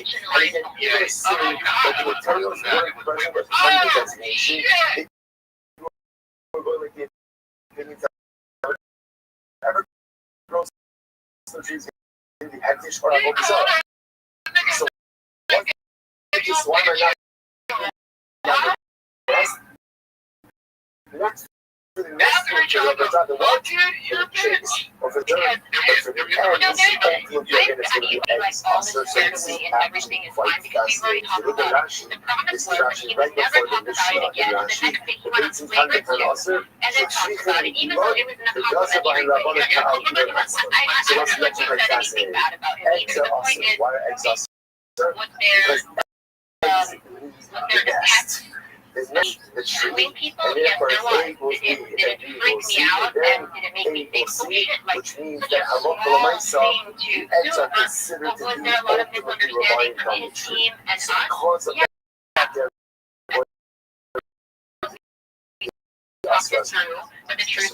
it's fascinating. So it's quite possible. There's a lot of there's a lot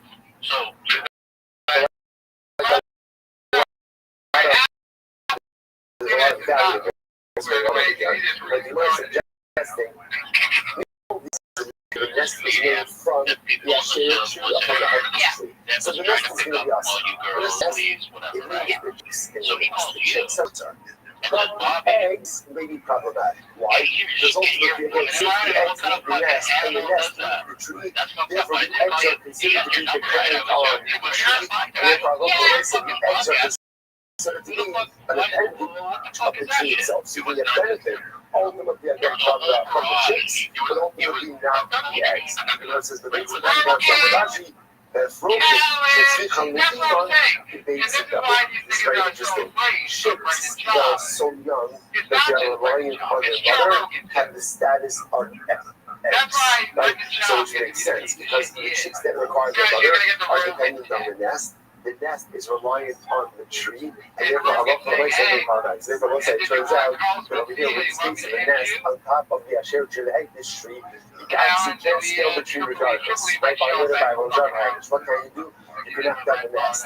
But why are you knocking down the nest? So you can't get benefit from the nest because there's a concern that the nest itself was made from the Asher tree or from the head of the tree.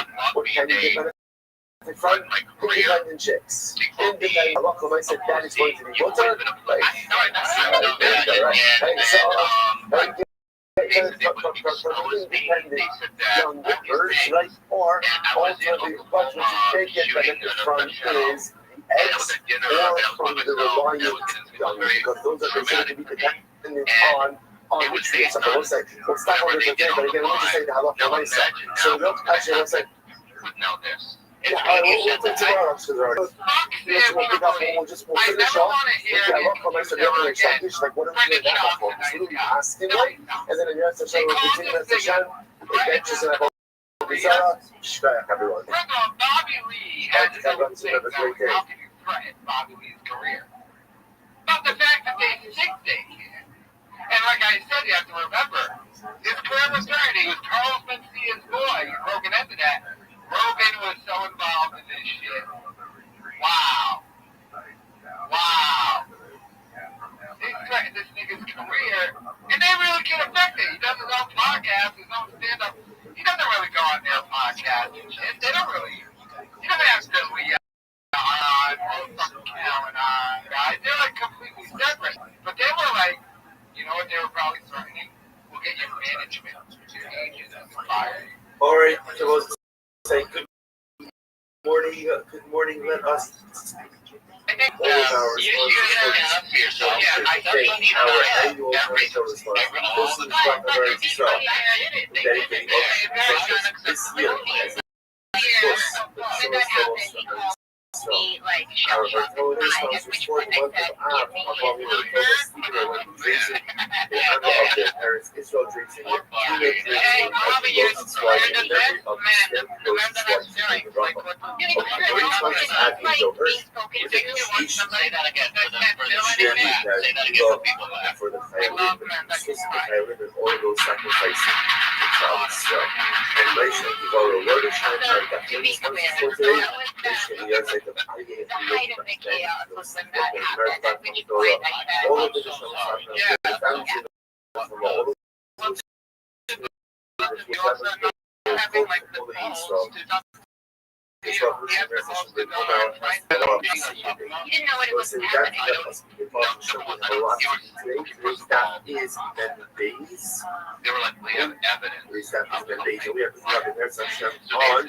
then how much pages? 41. No, they said 300 And we left pages.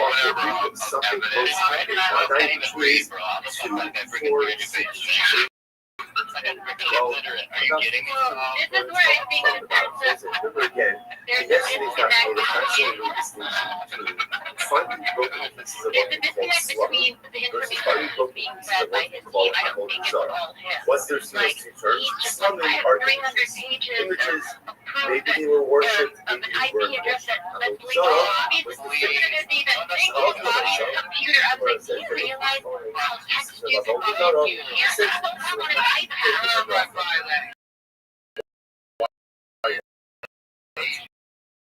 because again, this is something Saying that, and basically that we've had that like living with all this, like you're not a doctor, like why would we as a company dedicate then we have my whole years to this harassment on Reddit when like sweet Lord, or you can even press. oh yeah, But he's again, trying we to get back like, to that. That's our like yeah, overarching and message. so So now we're at a point where it's like, well, He's just a which one says even passive conditioning, that's when the idol falls over by itself and right. Put the milk on. But I don't. According to this one, so it's like again. So that's why you find pieces of, and I'm on North Lost. If you find something on the image, it's going to be worth it. Why is it in the dirt? Because it's like saying, what's this? Something number one is maybe nothing worship. That's number one. Number two, worship maybe is. I don't know how to get on with it. So yeah, it could be something back to himself. I'm just not in that way. You know, it's shameful. It does not work. You say it's something emotionally And so, ultimately, it's something that you are so useful and your skin is so soft. So he was going, you doesn't doing go ahead and trace out the the URL back to your house, he and was you're the leader of this Reddit group that of like, principle. Maybe something emotionally about that. Is that true? That is something, a possibility, not go ahead and change the reality of this. What about talking about cover shapes? Yeah, we're over there. So say cover died. Cover died. And then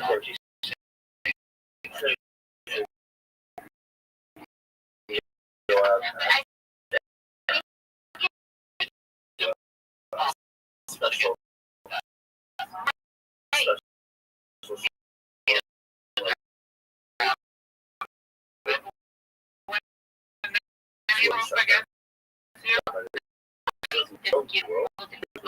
information, and I'm like, I can understand that. I can forget that. That's not really a fair definition. Rashi, remember again, 2 days ago, goes ahead and translates Chazon, who is careful with the laws of Tumah Torah, to the point that he is full of the Torah. So even again, even what we call is not a sanctified food, he's also careful with Tumah Torah. That's the definition of a chaver. So it's interesting for me to ask, I said, why? So why do you call a chaver? A chaver means a friend. Kind of what's the shot with that? So perhaps he's sold as like, who's a chaver? Chaver is someone who is searching out for extra Torah in this world. He's looking for extra purity. That's what he's looking for. At the end of the day, what is the short of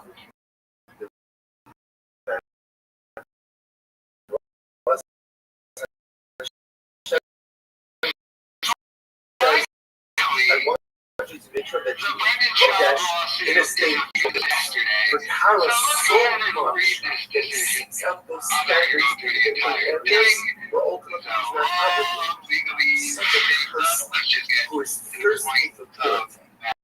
Such a person who wants to be purity in areas of his life where he's not obligated to do so. Such a person is a friend. That's a friend. That is what he says. Someone who wants to in their life so bad that he's willing to take on strictures in areas of ritual purity. That's the child that he doesn't have to. That's a friend. Perhaps a higher level of Chacham, because the acquisition of knowledge is enjoyable. It's inherently enjoyable. It's beautiful. We all love learning. We all love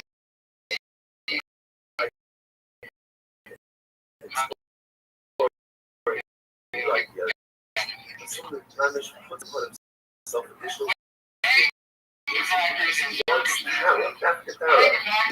covered eyes, and as you guys are discovering the basket of food, what's the issue? What's the issue is you don't know whether or not they take time. Even if my mission takes harvested them that day, or even the Cheskas will take time. This is Chazaka, ultimately again, that they are covered time.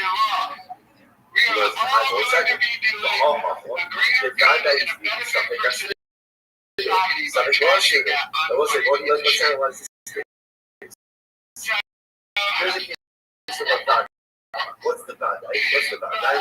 Certainty, right? Almost untied produce. So why is that a bad day? Because everything starts out as untied produce. So you have a bad day that it was untied. Something, maybe the cover, you timed it, maybe you didn't time it. What do you see here? They come to me a bad day. And what do you see here? They don't look at a something possible. Goes ahead and overrides it. To which the says no. Awesome. Bad day. Disgusting. No, it's not true. That's a bad day. That's a bad day. What is the bad day? And also bad day. Once, but the time. What's the thing? So again,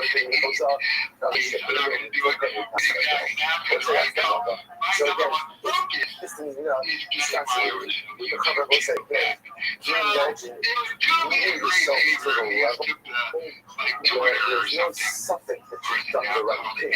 You have to understand, what does that mean to get to that level? The halacha looks at me, and the halacha says, this guy certainly did the right thing. Our cover does not leave anybody produce in his possession. From the moment it comes to his possession, it's time. And therefore, there's no suffix in bad guy, there's only bad guy. Incredible. It's suffix to suffix. Interestingly enough, maybe it's a suffix and a suffix else, so what does that mean? As shows, Rabbi Rothschild. It's possible that the Chabad did not do himself like Rabbi Rothschild. What's their other Rothschild? The Amar, not his Adam out to also. Mahdik said the notes Shalom, the Hemta of Dallas German isolation is an interesting case. There is technically speaking a nicer typing loophole. What's the loophole? That now, as the leader was told his destiny by its slavery, has to come into the home, through a no, and not through the door. Technically, it's nicer exempt. Technically, it's nicer exempt. So the Gemara says over here, there's really no something to do. Okay, why? Because it's actually possible, even if you want to go with the fact that it's a suffix with the public life or not, it's also a suffix that if the produce was ever subject to Shumas. Right.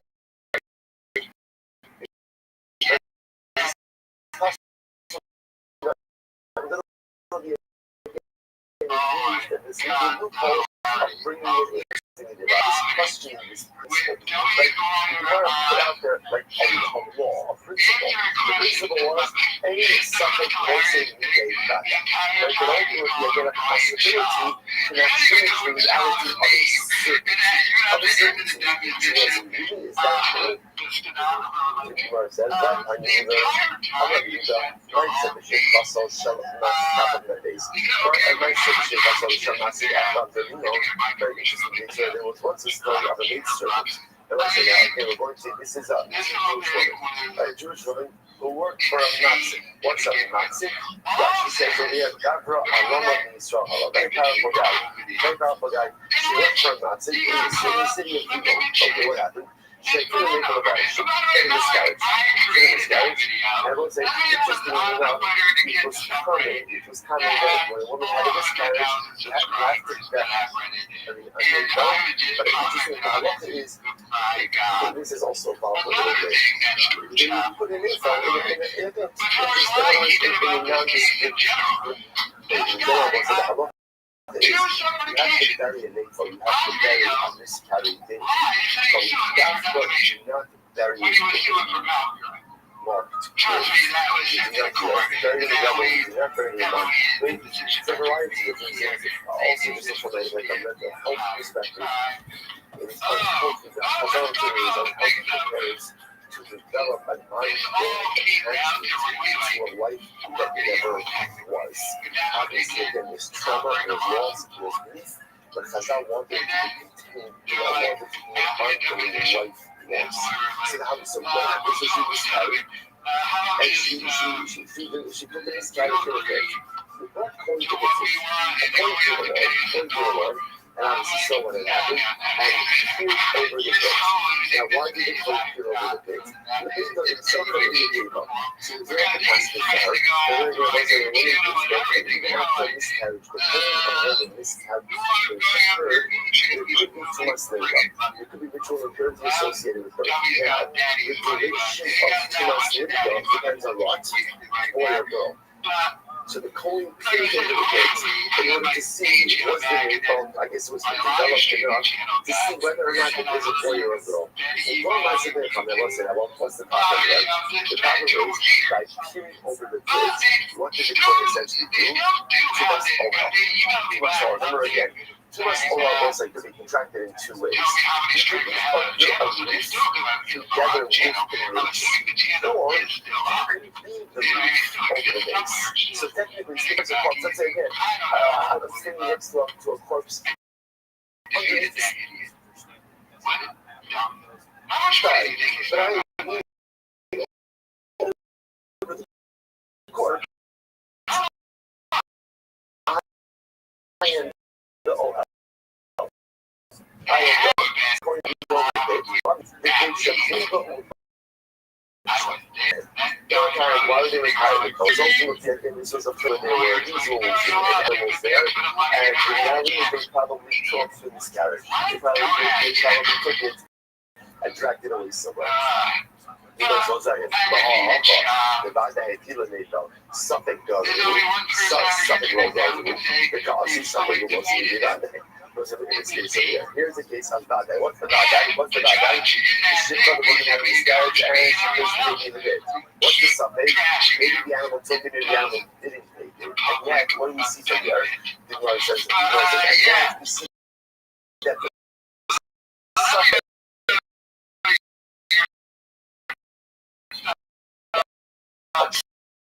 something like the something in reality here, that something can go ahead and trump a Badai. To which the Gemara says, no. Both people hit the bar, they pull the bar, and the Gemara says, no. What happened over here is that the Kohen sees the Shifka throwing something that looked like a Mayfell. In other words, it's not a Badai that she miscarried and placed the Mayfell in the bar. Rather than he saw what appeared to be a Mayfell placed in the bar by this woman. So it's a suffocation. Whereas the one second, but that's not what it says. The Halatim Zachar the Gemara said that he got appeared over in order to see if it was a boy or a girl, which the Gemara says Hachikon means to say. Later, the Gemara says, later, it wasn't in later. So first of all, we look into the future to see what miscarry again, miscarry a baby, or they're both a look at it, this means that you just expel something else from her body. In other words, lots of Shafra was expelled miscarriage. Maybe it was just something else. Athleticism, folks. It's really impressive, man. First of all, looking over the part, see, was it an AFL or not? If it's on an AFL, and if it was an AFL, then it's on an AFL Tiva, later in Zachar in the Kiva, to see if it was a boy or girl. So in fact, this wasn't the case of Vadai and Suffolk. Rather, again, this was a case of Suffolk and Suffolk. So again, Suffolk, whether or not she miscarried a baby, right? Was it a miscarriage or not? And then again, compound that with the Suffolk, ultimately, again, that maybe the animal took it away. You might say the other possibility is, the other possibility is no. Once you have a place where there's a whole kind of artless that there's these animals there, they definitely dragged away whatever was expelled into the pit. Okay. So what's the ace say? So what is the kasha? So what says? So again, just we'll pause over here for just a second. So just understand, the Gemara essentially seems to say that principle of ein safek motzi midei vadai ultimately again holds. That in halacha we accept this principle. Ein safek motzi midei vadai. That if you have what we'll call two pieces of information in front of you, one is a safek and one is a vadai. The vadai piece of information determines the reality, and the safek piece of information does not undermine that reality. That's why I must say again, just kind of reorienting ourselves a little bit. That's why, how do we get into this? I find a piece of broken avodah zarah, right? So I find a piece of, let's say, an idol or an image that I know was definitely worshipped as idolatry. So I find a piece, can I use it?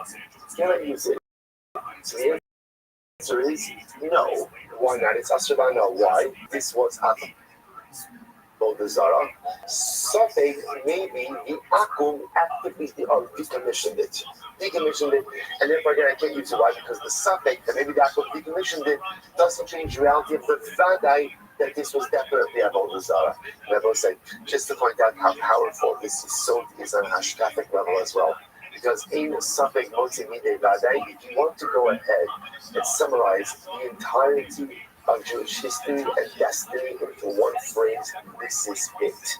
Over the years, like over the millennia, we have faced so many svekos.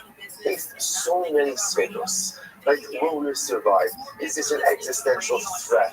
Is all of this. It was so interesting. It was so interesting that those of us who was up at the mirror on Shabbos, I think by Usher Weiss, he said so many beautiful things. One of the things I felt that was like very shocking was he spoke about in the aftermath of October 7th, feeling an existential threat. So to me that was shocking, because for me, in my mind, I said to myself, there was never an existential threat. Wow, Israel. It was scary, it was overwhelming, but obviously, the Rothschild says it, and he's married to Israel. It takes on a totally different thing, and over the centuries, there's been many speakers, right? These many moments of existential suffering. Are we going to make it through this? Are we going to weather this storm? Just less than a century ago, they put us in ovens and in gas chambers. There was a suffering. So what holds us over?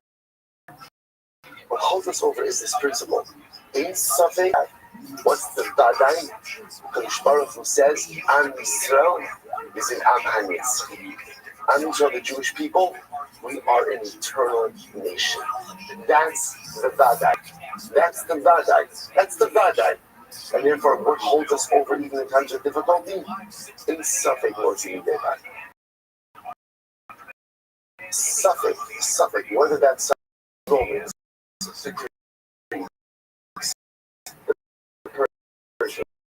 the Nazis, Hamas, it doesn't matter what the suffering is. There's so many status that have this presented themselves. Another suffix, only another a suffix motzi midei vadai. Remind the vadai, the certainty of the eternality of Klal Yisrael.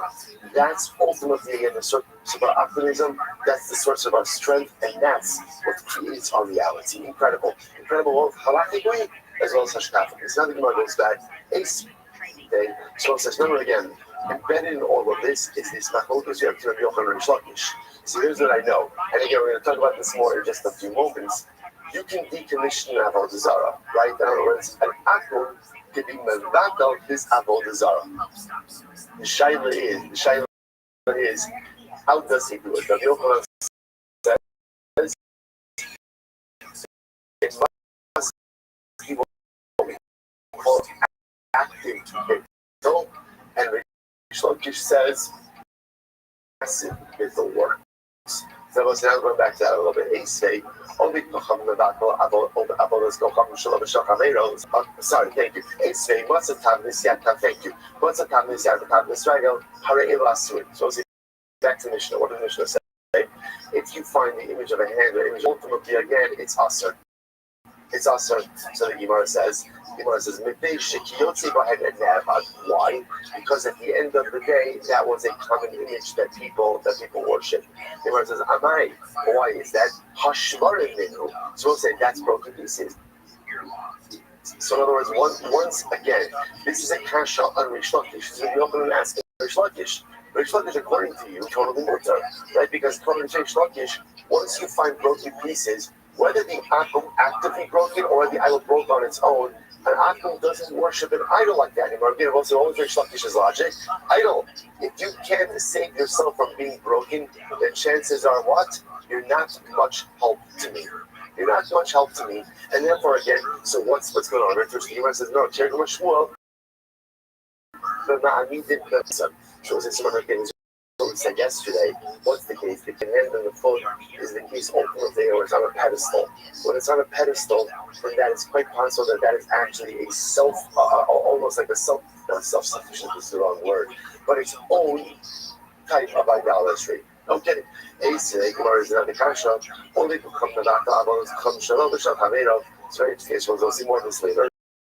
But only to have him giving them back down his own avodah zarah, and ultimately again the avodah zarah of his friend. Meaning, any akum can ultimately again negate and thereby decommission any form of idolatry, whether it's his idolatry that he worships or someone else's idolatry. However, the Yisrael, they will say it's actually quite fascinating. We'll see the logic behind this. Actually, Yisrael does not have the ability to negate any form of idolatry. We'll say, isn't that fascinating? Right? So, Ovid Kochavim can negate and decommission any form of idolatry, and Yisrael has no power of negation over idolatry. Fascinating. So we'll say, so am I. To have you got all this but why is that? What about a case of idolatry that just breaks on its own? Now, clearly, again, according to you, that should work.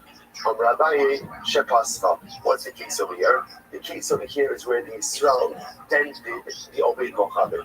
So what's interesting enough, what we're suggesting is denting is not a form of decommission. Why not? Decommission requires breakage. Denting where the entire item is still intact doesn't decommission. Whereas one second, my hobby, but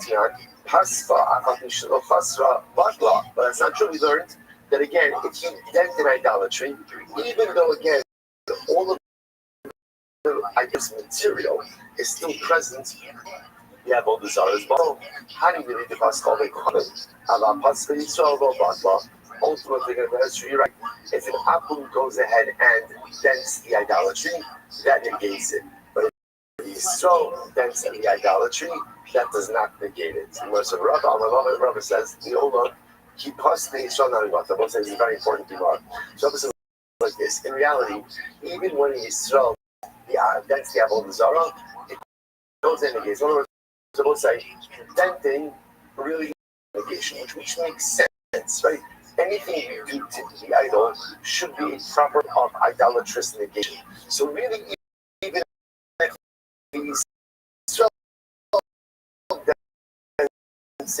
it's okay. So what's the issue? So why did Chazal say that? So I say here's the issue. In reality, Yisrael has the power of negation, right? Yisrael does have the power to go ahead and negate idolatry. How does he negate idolatry?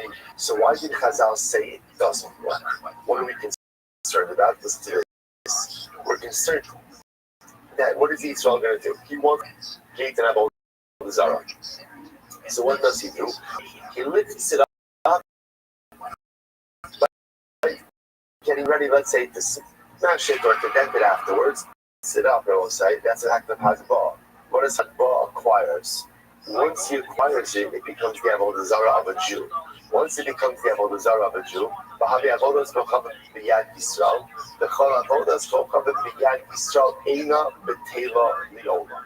So I will say this is absolutely wild. It's absolutely wild. I will say we are going to see exactly why this is. This is a Gemara in 10 blocks from now on Nun days. But again, right now we'll just go with the principle. The principle is any avodah zarah that is owned by a Jew cannot be negated. So watch what's happening over here. Can a Yisrael, technically speaking, decommission avodah zarah? Yeah. How could he decommission it? He could break it, he could bend it, but Chazal said that decommission of a Jew does not work. Why? What are we concerned about? That in the process of decommissioning, the Yisrael is going to pick it up. By picking it up, avodah zarah is considered to be hefker, and we'll get into all of this in a couple of days. Avodah zarah is considered to be hefker. He lifts it up, he acquires it. Once he, I don't know why I'm modeling up avodah zarah here, right? Once he goes ahead and he acquires it, it becomes avodah zarah of the Yid. Avodah zarah of the Yid ultimately cannot be, you can't be mavakal, you can't decommission it. Therefore, again, ultimately, we are stuck in this situation. So essentially, when we want to try to avoid is Jewish handling of avodah zarah. How did Chazal ensure that? By simply going ahead and saying, you can't do anything to it. Even if you try to decommission it, ultimately, again, it is not going to work. Incredible. So everybody must say, Akum shehi yavonim min amarkelis, v'chipa abahen drachim, v'tartios. So we'll say, just by the way, there's this whole idea over here of avodah. Okay, we'll come back to it. It says, Akum shehi yavonim min amarkelis. Listen to this. So let's get who brought stones from Markelis, right? What's Markelis? Markelis is an avodah zarah that essentially the avodah zarah was a stone formation. So an Akum takes stones from Markelis, and what does he do? And what does he do? He goes ahead and he takes the stones and he builds them into roads. In other words, he decommissions the stones by using them for mundane use. He uses them as pavers, like as pavers, and he uses them to make the street. So what's the halacha? Mutaros. The stones are mutar. Why are the stones mutar? Because again, halacha l'maisa, he's actively decommissioned them through using them for a mundane use. But again, if a Jew takes stones from Markelis and builds it into the road, ultimately, again, it's not a decommission. You can't use that road. You can't get Hanal because it's avodah zarah. I might be merciful. Why is that? So why do we say it? So again, it's Rabbi Yochanan asking Rish Lakish, why should this be any worse, ultimately, again, than avodah zarah that broke on its own? And according to Rish Lakish, avodah zarah that broke on its own ultimately is decommission. To which the Gemara says, no, Hachanami Kid Rava.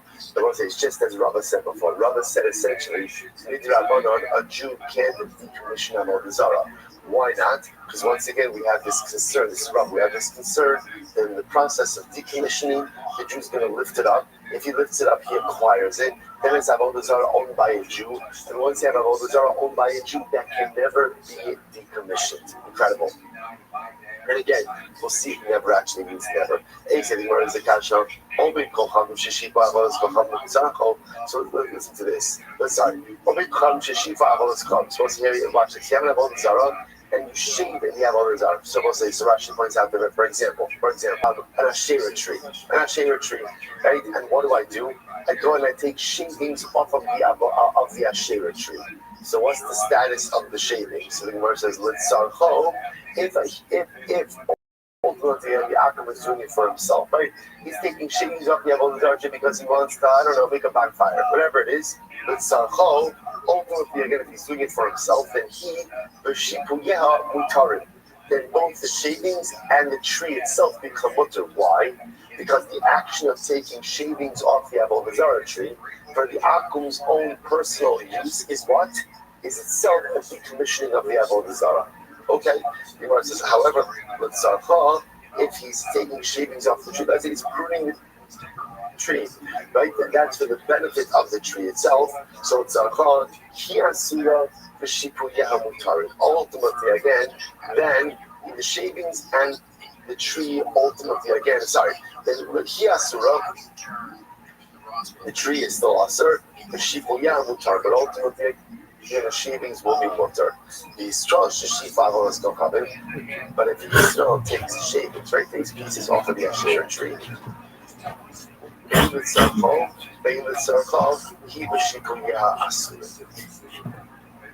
whether the Israel is doing this again for its benefit or for the tree's benefit, again, the Avodah Zarah, the tree itself, and the shavings remain mutter. So once again, Rabbi Yochanan asks,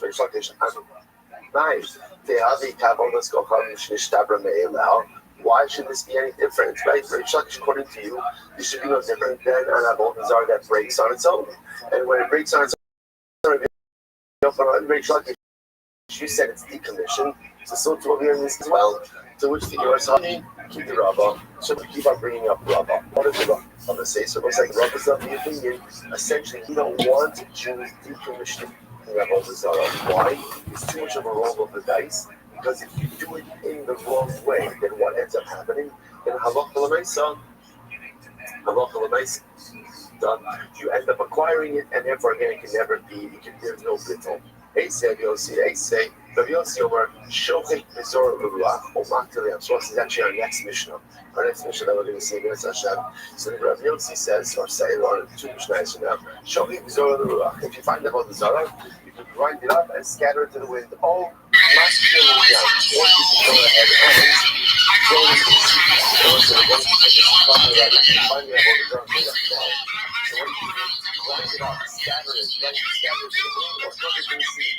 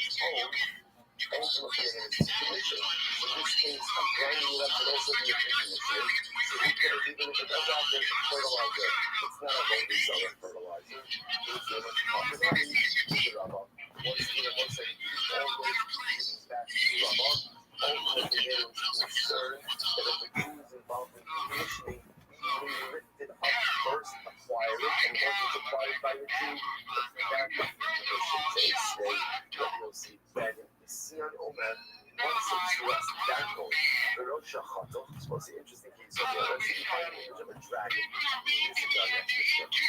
We're going to see a dragon as one of those images that was always considered to be idolatrous. So watch this. Go ahead and find the image of a dragon, but the head is cut off. Head is cut off. So therefore, something always will come from water. So if I'm not sure, decapitate the dragon, right? Or it's more the on the other hand, that guy itself also awesome. But if he saw it was really cut off the head, it's awesome. Says I'm nice. How they have all those go up to this time of the area. I understand watching this very different. There's something. So I should be different than a case. Ultimately, you're getting a Avodah Zarah that broke on its own. Once again, the verses are concerned. Again, about concern of Robert. I just want Jews to stay away from idolatry. If a Chazal was immaculate to the point that even the definition of the Jews doesn't work, out of concern that they pick it up and try it, we don't even bring the problems going forward in this day. But Yossi Omer, after the Jews people say, Shamim, they stand as the Shabbat Shabbat, so she was just so this halacha makes it the following case. We're going to see it's also only from the size that we'll see later on. Halacha is very like that about what is halacha concerning planting vegetables underneath and a shade. So during the summer, the problem is that the shade trees provides shade, and shade is beneficial obviously to the vegetables, to the produce. Like, so therefore you can't like in the summertime, however. In the rainy season, ultimately the shade is actually detrimental. So therefore, the Gemara wants to suggest, the Mishnah wants to suggest that there's no problem planting vegetables underneath the shade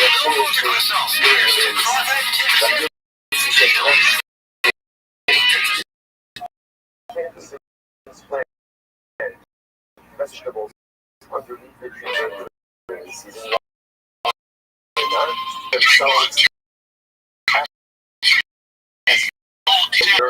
before the growing commercial. I'm not about to inform you the problem after all. Now they're around. Once again, the fuck is forming these and what? Forming idols. I think when you're an idol falls and breaks on its own, it's buckle. So if your belief falls off of the tree, it's an uncertain buckle, filling up on a fertilizer, fertilizer is better, a shiny hot sun, you can tell how that's not fucking kayaks. No, this is a form of wheat, it's different. Why is it different? Because the primary part of the idolatry remains intact. The leaf may fall off, but the tree is fully intact. That kind of endows the fallen leaf with that bonus identity, not just no longer on the tree. But what? The other days, one day there was 42 feet. Gemara says, what about the case of the shoulders? That would like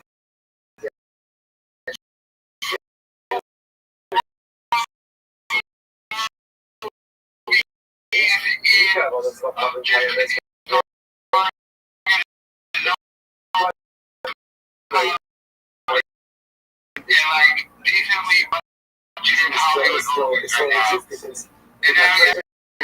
The benefit of the tree trees us, sir. But ultimately, the shippings are the favorite. It is the online, if you ship it, I'm always going to buy it.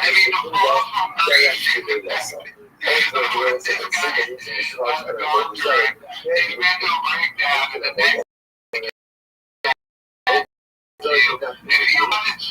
the cars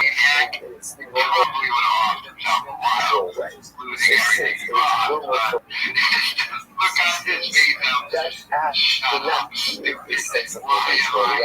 reserve,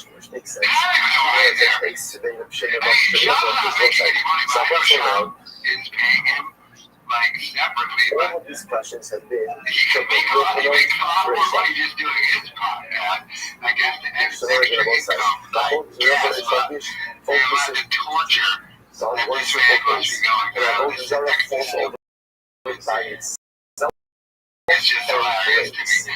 Let me know no, because the nation of idolatry, the negation, yes, because even if factor negation, right? Or passive negation, or so up until now, this entire argument has been a opener question of Flakish. Now, we switch to this. The opener, so Flakish has the kasha on the opener, here we go. Well, then you know what's interesting is now the tree belongs back to this. Right? Now, what happens?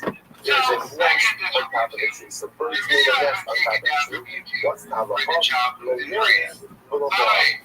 really should not get benefit from the nest. But if you did so, you have not completed the mitzvah. That will say so again. Rashi says over here, second Rashi, second Rashi, God goes every, plus the Rabbanon. So you may get benefit with Rabbanon, a little more. Right, but obviously, again, the nest itself is not considered part of the tree. Therefore, if you get benefit from the nest, hopefully, it's not fine. So let's analyze. What about if the nest is on top of an Asherah tree? Just in case, I have an Asherah tree. On the top of the Asherah tree is a bird's nest. I want to get benefit from the bird's nest. So what can I do? Yak is bakana. So what can you do? Knock down the nest. Knock down the nest. Ultimately, again, with a piece of wood. And therefore, you can go ahead and get benefit from the nest like that. Like that. So what's this? The Gemara says, Yatis Bakara. I'm sorry. Yatis Bakara. Kasar Hadaitcha. He goes, Nishbar Rivero 18, the kids survive. I was saying, that's interesting. Okay, so this is very interesting. So now, again, what can't I do? I can't, in both cases, I can't climb the tree in order to get to the nest, right? Because climbing the tree is usage of the tree. But when you have all those other tree, interesting enough, what can I do? Just take a piece of wood, knock down the nest, and get back from the nest. Now, Gemara says, let's say, what is the bird building the nest from? Now, the assumption over here is the nest on the Asherah tree is being built from wood or from twigs from the Asherah tree, right? And yet, what does the Gemara say? You get benefit from the nest. You can't scale the tree, but you can get benefit from the nest. But that nest is made from broken pieces of the Asherah tree. What do you see from here? That once Avodah Zarah breaks, right, even on its own, even though it has not been actively broken, it's decommissioned. So the Gemara says, the assumption over here is that the bird is building its nest from twigs, broken pieces of the Asherah tree. The kakani yatis bakana, and yet the nest is mutter. So here's one says, this supports my assertion that broken Avodah Zarah, even if not intentionally broken, ultimately decommissions the Avodah Zarah. The Gemara says, no. How come I ask you what's the case? He goes to IC8 in the Alma, the kids. So, not necessarily. That's not how birds make nests. Or birds make nests. Birds make nests in trees all the time, but they often bring materials from other locations. So the case over here is the bird made itself comfortable in the Asherah tree, but it did not gather the materials or the nest from the Asherah tree. Rather, it gathered the materials ultimately again from elsewhere. So again, what's the raya for that? The raya for that is look at the Hektish case. What happened in the Hektish case? In the Hektish case, what did the Gemara say about the bird's nest, or about the bird's nest? Lo nanin, or about the tree. Lo nanin, v'lo mo'alin. So again, you should not get benefit from the nest. But if you did, you did not commit Milah. So let's analyze this. The IC8s in the Alma, since we're talking about a case where the bird built the nest ultimately again from materials in the belt, right outside of the Hektish tree, then Hainu got a Hektish lo nanin v'lo mo'alin. So then it makes sense. Lo nanin midrabanan. So again, Chazal said, we really don't want you to get benefits from that nest, right? Why not? Because it's attached to a Hektish tree, and we can see how accidentally you may come to scale the tree. But it's midrabanan, and also for the more than the doraisa. But there's no mehila. Why is there no mehila? Because since the materials for the nest came not from the Hektish tree, but from the outside, the nest itself is not subject to Mehila.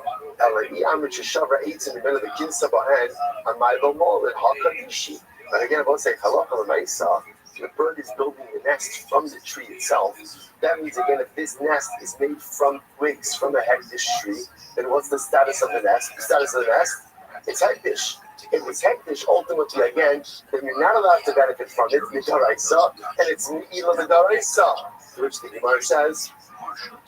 So therefore, the Gemara is suggesting, it seems to be clear that halakha we're dealing with both cases in the Asherah tree and in the Hektish tree, where the bird is making a nest from other materials, not from the Asherah tree and not from the Hektish tree.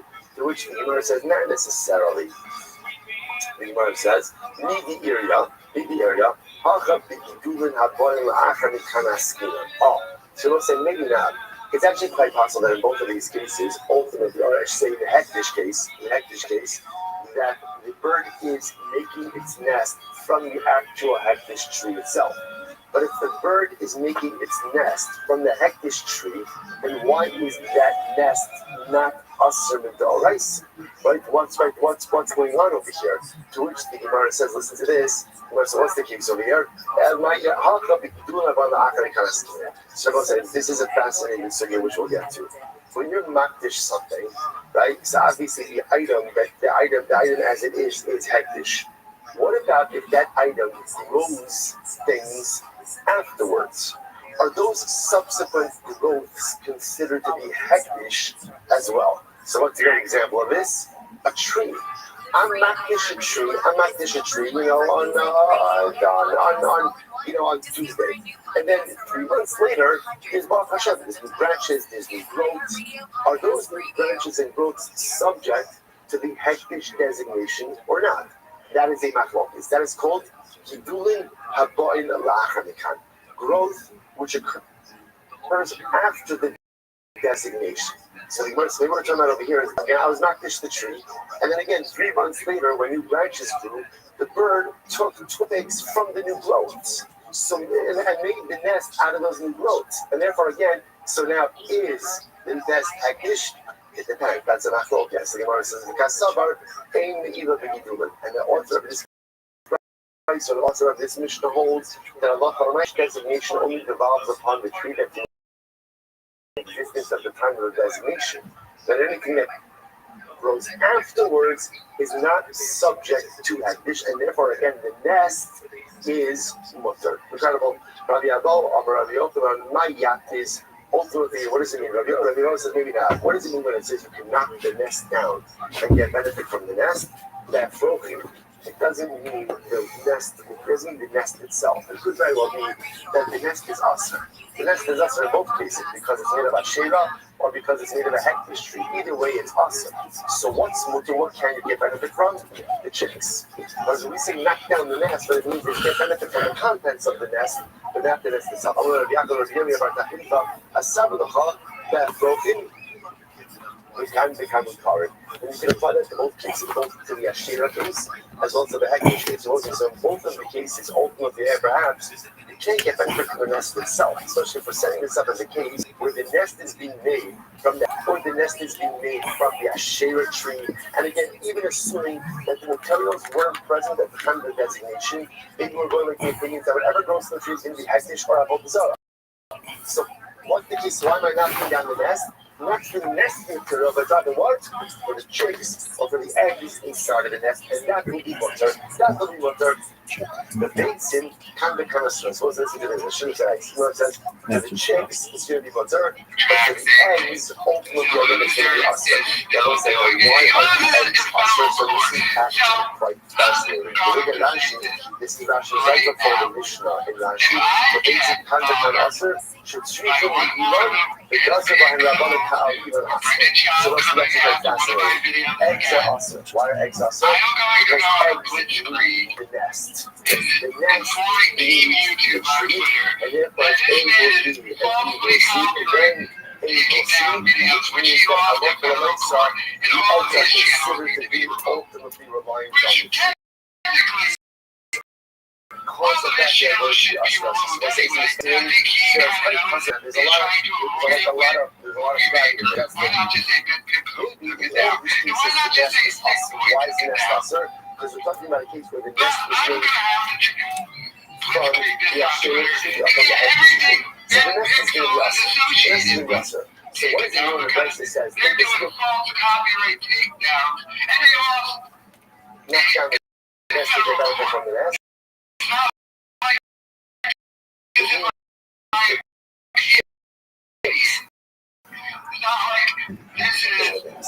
leave the nest, and the nest leaves the tree. Therefore, the eggs are considered to be dependent on the tree, and therefore, the eggs are considered to be an appendage of the tree itself. So they get benefit ultimately from the chicks, but ultimately not the eggs. Versus the big tree, I'm going to summarize that broken should still come. Is very interesting. They are so young that they are relying on their mother have the status of eggs. Right? So which makes sense because the mother are young from the nest is relying on the nest on top of the egg is tree. You can't scale the tree regardless. Right?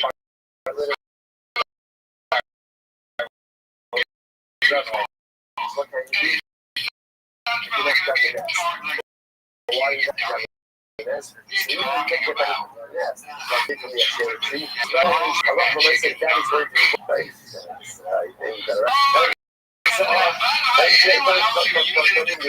young birds, right? Or alternatively, what you can get benefit from is eggs or from the reliant young, because those are considered to dependent on the tree itself. We'll stop over there again, but again, let me say the halakha stuff. So, actually, we'll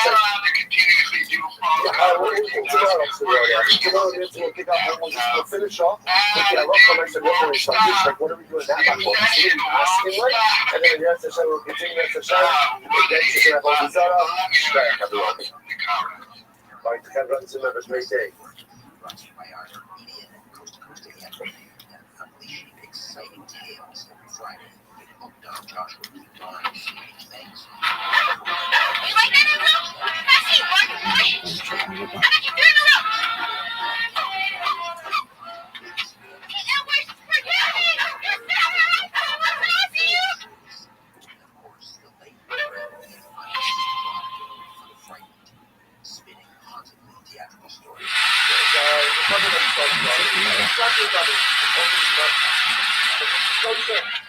just trying to take you out and show you off.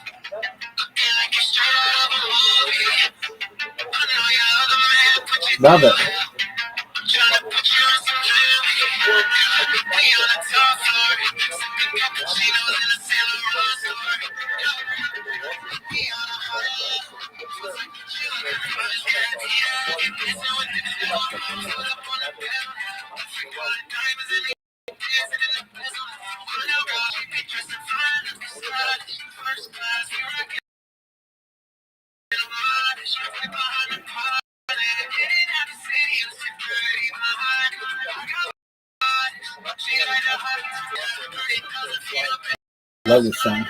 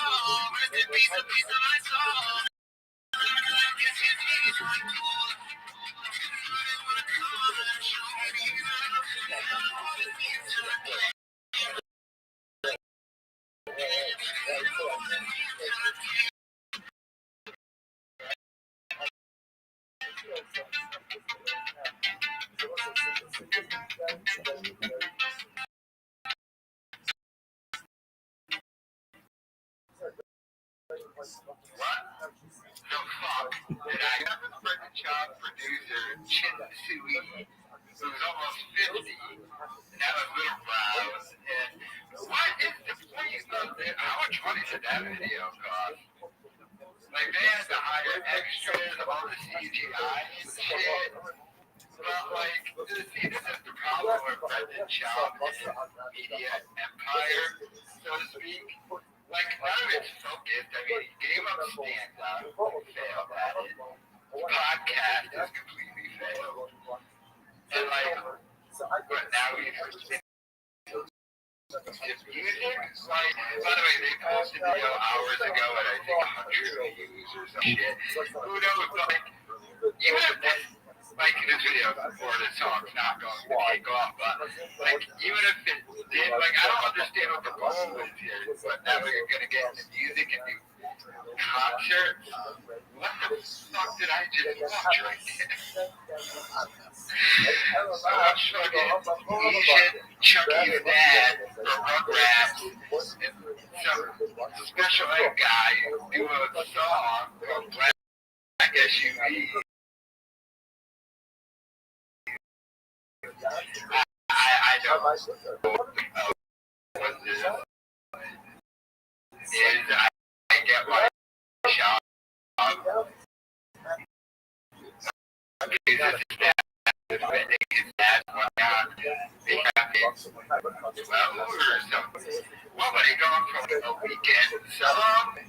Like, yeah, like this is the weekend. Like, this is one of the songs the weekend rejected and they got their hands on it probably. How much do you think this cost? I know a lot of it's CGI by CGI and stuff, like, they probably spent like $100,000 on this, and it'll get like 20,000 views or something. Bizarre. What are they doing at Sick Boy? Like, figure out what are you gonna do, the car scam, or we down with the music? I don't know, but what did you think of the video? Let me know your thoughts in the comments. Hold on. So again, you put the step by step. So step number 1. Listeners, take note. Bull Select Deal Festival is coming up from October 20th to 26th, featuring tons of spectacular deals from brands like Philips, Samsung, and Lego.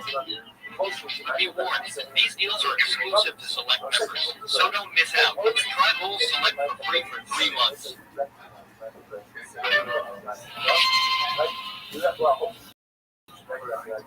Hi, my name is Kat, and my fun facts are that I love to cook and I love to make men cry. What do you like to cook, though? My favorite thing to do is cook my man a nice ribeye steak after a long day of making him cry. Like a reward. Just cry. I don't like to watch men suffer. I like to make them suffer. To me, it sounds like she's seasoning her food with the tears. Like, that's the real secret. I like to play with my food before I eat. It's like collecting your tears before I eat it. Talk to you. That's insane. Hi, my name is Kat.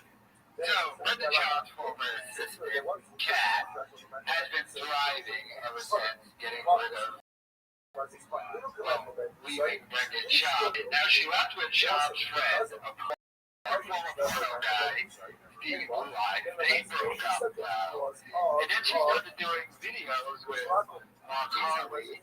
Now, he used to be associated with Shop, left in his career, got even better. He was in a Super Bowl commercial. But Kat has steadily been going on and doing better and better and better. And she's even doing a podcast now with Rampage Jackson. I mean, she's doing a podcast with like one of the most well-known guys. Brendan Schaub is still just doing his podcast. It sucks. And even like in this thing, she's still doing content with other creators. And I've seen a couple of clips of this, and I gotta admit, out of all the girls I hear, she got off the best one. She didn't learn that from Schaub though. So she might naturally just have some comedy skills in her, but and the people in the comments are definitely like taking it serious. Obviously, she might be able to get off jokes, and that happened pretty good, to be completely honest with you. But I mean, it's just one of the crazy things that people who get away from Schaub do way better. So like, I'm wondering what the hell is Calvin and Krista Lee is still doing there. I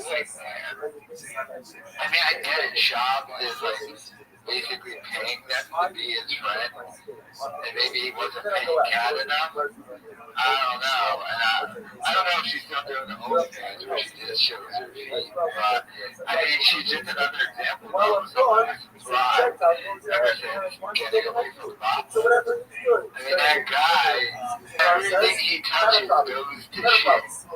It's astonishing. Everybody who gets away from him does way better. It's like he's Shawn Michaels without the talent. I mean, the second Triple H and Kevin Nash get away from Shawn Michaels, their careers became way bigger. And that's what Schaub is. Let me know your thoughts in the comments. I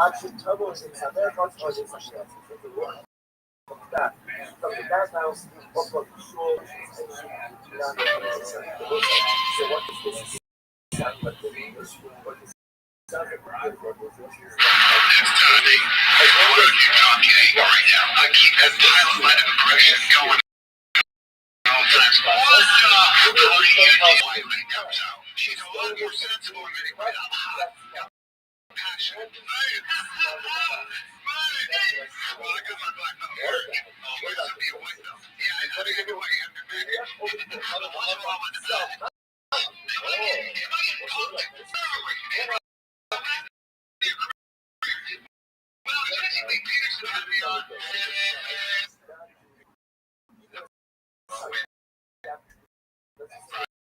Calvin realized that officially over. I mean, come on, Jeffy messed it up. Years ago, right before the lead and himself accused and canceled, he had to deal at Netflix with a show that he was going to do with Dalia on Netflix. Then Dalia got canceled, and then he got canceled. I mean, he keeps doing the show. It's completely failed, but it kind of has to right now. Like, because, like, he was just accused, and then he sued the Tiger lady, and then he dropped the lawsuit, which Schaub started to drop the lawsuit against me. I mean, he lost, but we're still doing the deal. But my God, he ended up on Jesse Lee Peterson, and you can just see Ryan Calvin's face where he's just like, I'm friends with Joe Rogan. How did I end up here? He even moved to Texas with shop just to be around Rogan. So, I mean, that was just hilarious to me. You could just see it in his face. The moment he knew his career was over. God, right? Yeah, look at me. He was like, what happened? Let me know your thoughts in the comments.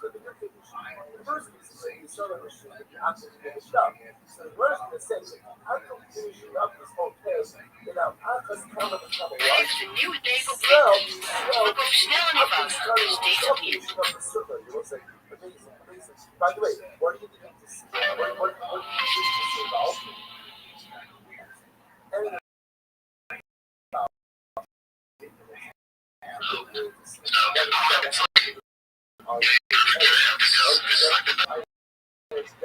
You push back on your friends or falling down, right? I don't know. Was here like you leaving go before? Alright, so Calvin there definitely does not want London job moving to Austin, Texas with him. So I've been locked up for a while, so I gotta miss some of this. But the people on the phone and the kids subreddit have an interesting theory. The theory is that Ryan Calvin was just going to move to Texas. Because Joe Rogan was going to make him like a regular at the comedy mothership. Basically, a spot every week. And since that was going to be the case, Calvin's Hollywood career basically over. He was just going to relocate to Texas, to Austin, and just do that. Be a regular at the comedy mothership, and do Joe Rogan's podcast a bunch. And that is Brendan Schaub, who's following Brian Callen down there. And Callen's like, okay, I guess, but you can tell he regrets it because Schaub literally has nothing else to do. I mean, he doesn't do stand-up anymore. His podcast has failed. There's legitimately no reason for Brendan Schaub to move to Texas. There is no reason for Callen. If he's already done spots at the comedy mothership and stuff, and he's going to continue. And like once a week thing is real, I mean, that is a good opportunity. I mean, it is Joe Rogan. The club of Joe Rogan is the biggest podcaster, and it turns out this might be a situation of just Brendan Schaub following Brian Callen. Let me know your thoughts in the comments.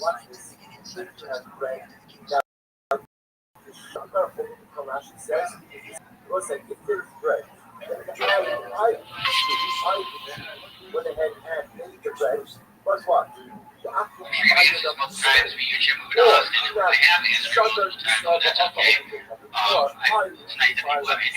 Chance movie, I'm not, will now continue with Chris and Eric in LA.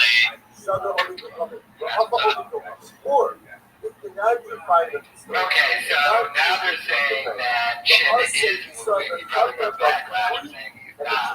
But Chris D'Elia and Eric Griffin are staying in Los Angeles.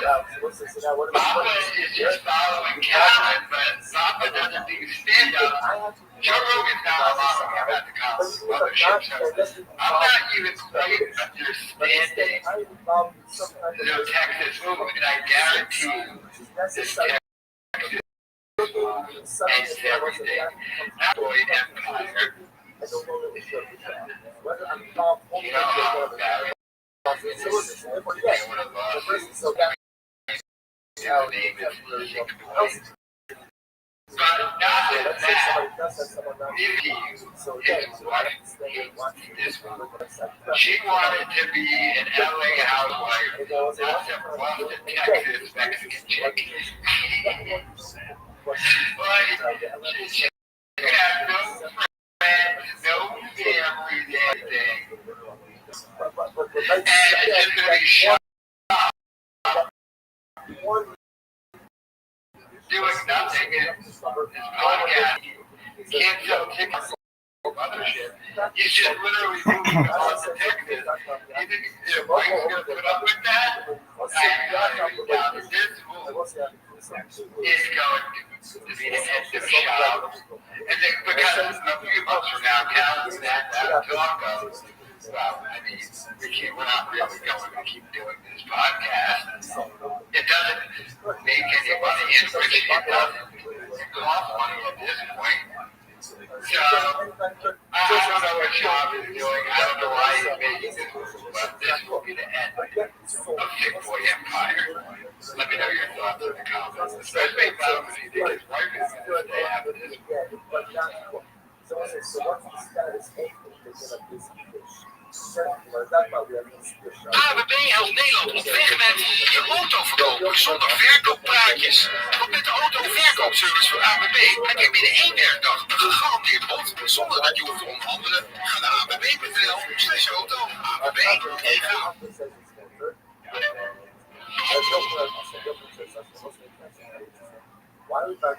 Sports, I just want to read to everybody the text that Joe Rogan and I got this morning from you. And it just came out of nowhere. I woke up and I went, oh, and this is what I got. This is Brendan texting Joe and I, Joe Rogan and I. Fellas, I'm so goddamn strong right now. It's a problem. I just did on bench 225 25 times. 2-minute rest. Then I did 315 5 times, 2-minute rests, and 225 22 times. That's insane. That's insane strength. Did you videotape that? No, I should not. I should not, so people can say, bro, it's just out here success. I cannot be on the stand. You should, because I know you do that, and I know you can do that, and I know you have done that, but I want any doubters to know and see. That's like, well, alright, because that's crazy. You know, that's, I don't know, that's combine shit. That's a high level combine. Oh, no, the bullet motivated this Jay last night against the combine time. It might have ended, but we watch all of it. What's the highest numbers on 225 tight end? Because these are the linemen, I can eat all those. Jay's like, I'm like, yeah, but I can do it within a set. That's why I did it. 225, 25, 25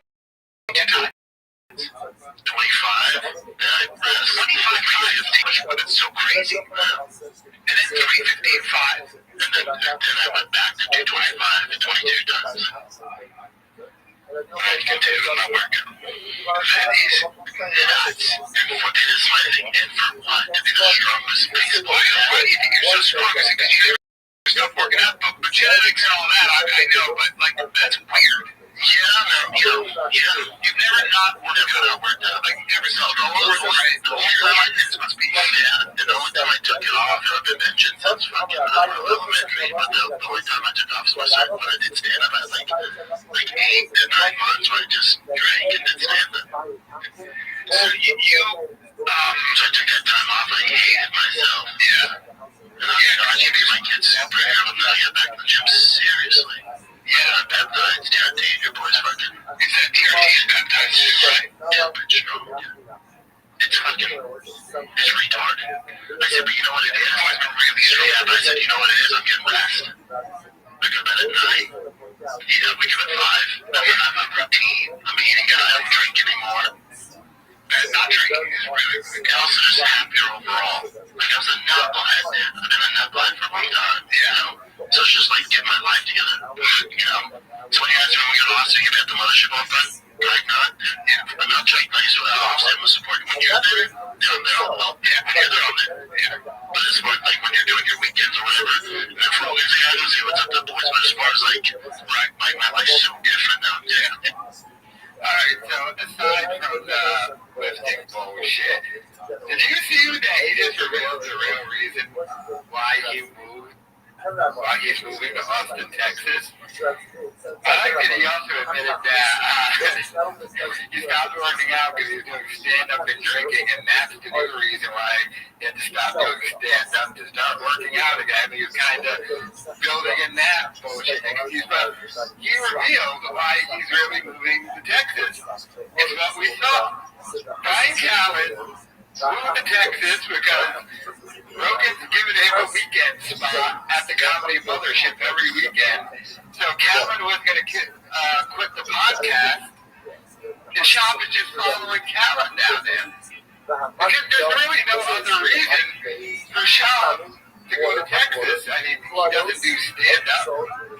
He doesn't do stand-up. And even if he did, Joe Rogan would never let him perform there because he did it before. But you just heard from his mouth. When you're at the Comedy Mothership, I'm going to be at the Comedy Mothership. Like, he legitimately is just following Ryan Callen to Texas. He won't let Callen quit the podcast. He is straight up following Callen all the way to Texas and is not going to let him quit doing this podcast. That is really, really pathetic. Wow. He's selling his house and bought a new place in Austin just to follow Ryan Callen down there in hopes to... Now, I bet his ultimate plan, though, is if they're based in Austin, he's going to hang out at the mothership all he can.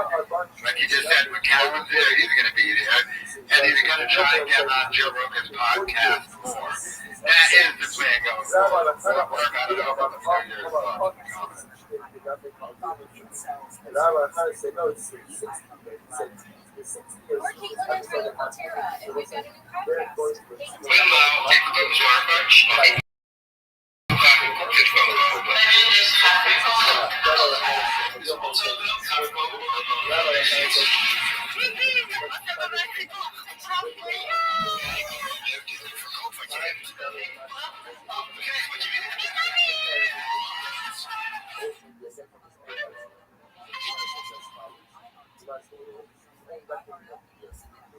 Brendan Schaub's Sick Boy brand is officially over. So if you go to sickboy.com, you just get redirected to the Fighter and the Kid shop.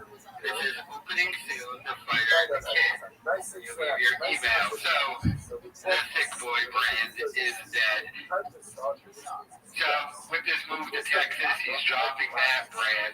I guess he's just going to go forward with the drive fast, all gas thing. Another terrible brand. And try to bring that and just stick with the Fighter and the Kid as he follows Callen to Texas to bother him. But he shouldn't be allowed to just dump the Sick Boy brand out because when he sued me, that lawsuit says Sick Boy versus Kyle Swindell, aka Unique. So I'm going to forever be associated with Sick Boy when in Harvard Law they're teaching copyright law and they bring up that case when Disney sues Sony or something, and he's going to be able to just dump Sick Boy, but I'm going to be associated with it? That's not fair. I mean, another failed business move. Somebody in my chat brought up a good point, though. If he's dumping Sick Boy, does that mean Tiger Sick Whiskey is done? I mean, come on, he's selling two bottles and he's not really selling that anymore, obviously, so yeah, I guess that's dope, but the whole Sick Boy thing, what a failed branding, what a loser effect, but it's officially over now, so no more Sick Boy crap going forward. Is that stupid clip channel he does where he uploads a video and gets 100 views? That extra thick? They're going to change the name of that now? No. They don't like the word thick in Texas, even now around their parts, but what? So maybe that's why you're changing it. I don't know, but let me hear your thoughts.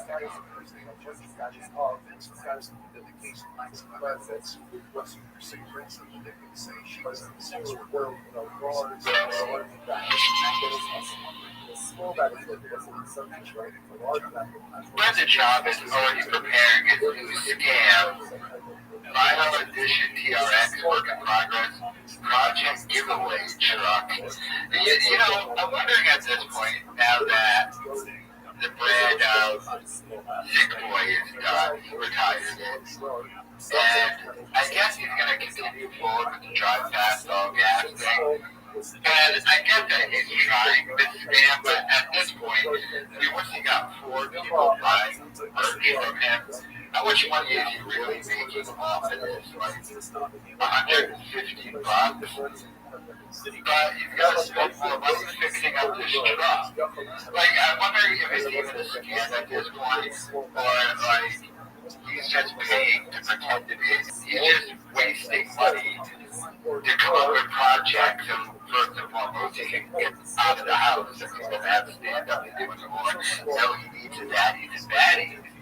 But, I mean, is he just paying money to make content that nobody's watching? He's losing money doing this. That's one of the big reasons why he's moving to Texas even. They're a lot cheaper, but he also following talent, because talent was on the double when he got that mothership presidency. So, I mean, the fact that he's even A,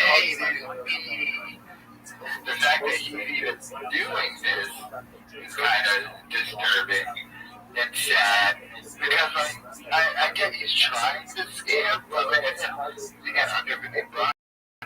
What are your thoughts in the comments?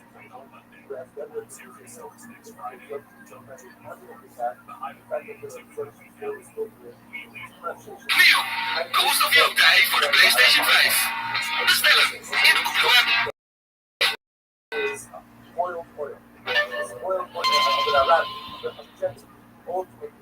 Brenda Chop's wife posted on Instagram revealing how much of a failure Chop is and how much of a terrible person she is.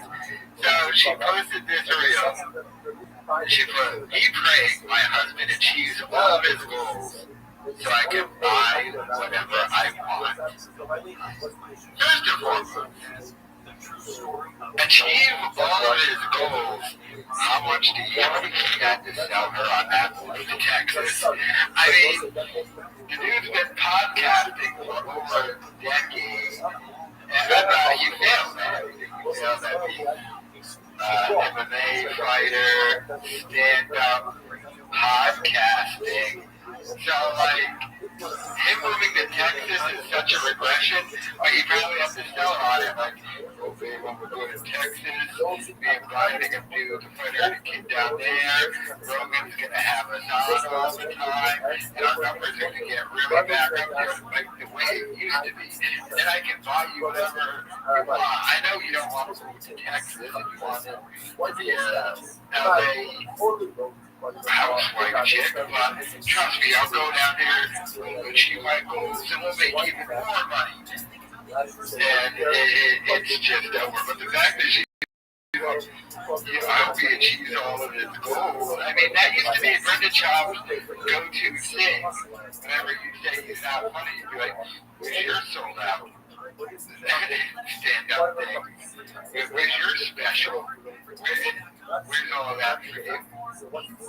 Like Ariel Milani said, how did everything God betting on yourself go? Stupid. You bet on yourself. How many years later your wife's praying you achieve all your goals so she can go buy some more stuff? I mean, he must be running out of daddy's money. Where daddy's just like, you know, the businesses that don't make any money. You gotta downgrade, go to Texas, follow Calvin, but even that's not gonna work. But her praying that what are his goals, by the way? What are Brenda Chop's goals? I guess his goal is to be a podcaster, but he won.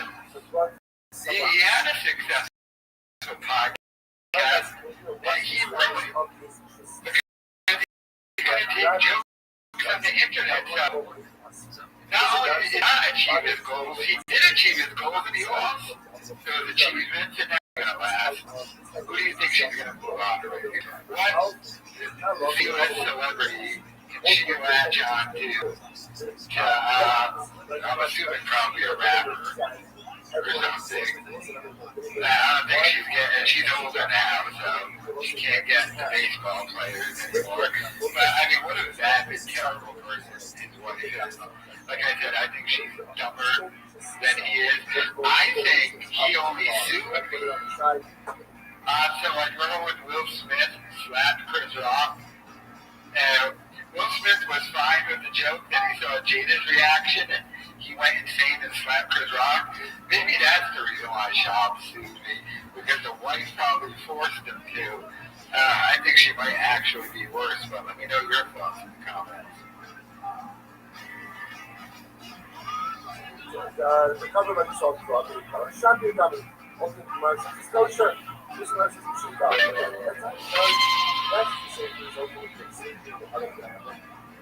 Next carry-on travel stroller was game changer.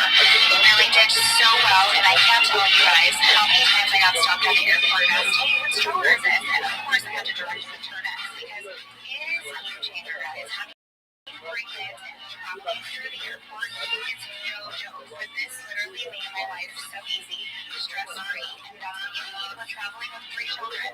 Even Tiger, my eldest, who's obsessed with dogs, wanted to push her around the airport, and it made it so easy and fast. When I tell you you're sleeping on it, you're sleeping on it. Get your Turnex, guys. Minimum of 3, you must have it. Taking my Turnex carry-on travel stroller. Okay, I usually don't comment on the families of people I talk about on this channel, but when they so willingly put themselves out there like this, I just gotta make some comments.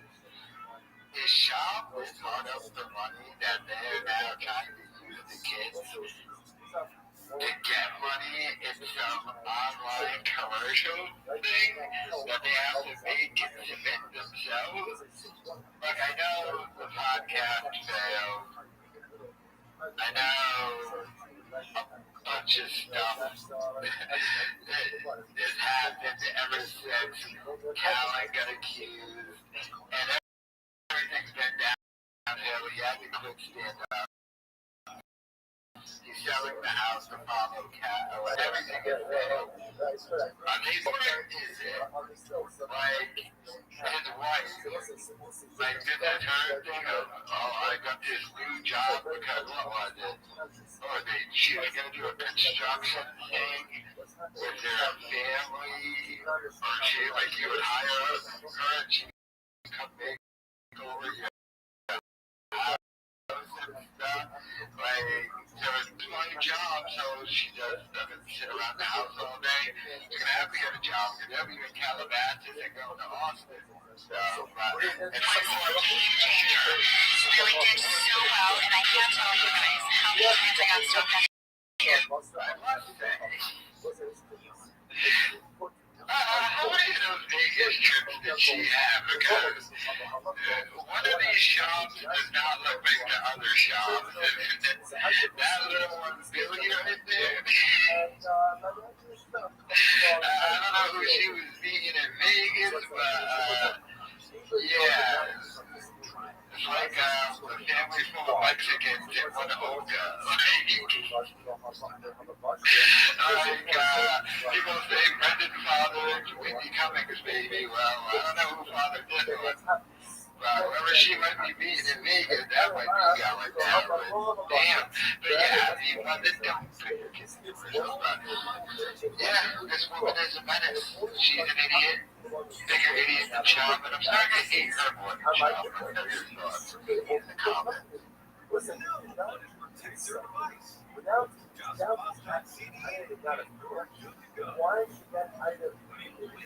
Een nieuwe baan is meer dan alleen werk. Ik wil weten, past de cultuur bij mij? Hoe is de werk-privé-balans echt? Ik wil niet pas na maanden ontdekken dat het toch niet de plek voor mij is. Daarom check ik nu altijd de bedrijfsreviews op Indeed, echte ervaringen en meningen. Zo kies ik een werkplek waar ik mezelf kan zijn. Waar ik me goed voel. Vind werk zoals het zou moeten werken. Werk dat bij jou past. Download de Indeed-app of ga naar Indeed.nl. Indeed, werk zoals het zou moeten werken.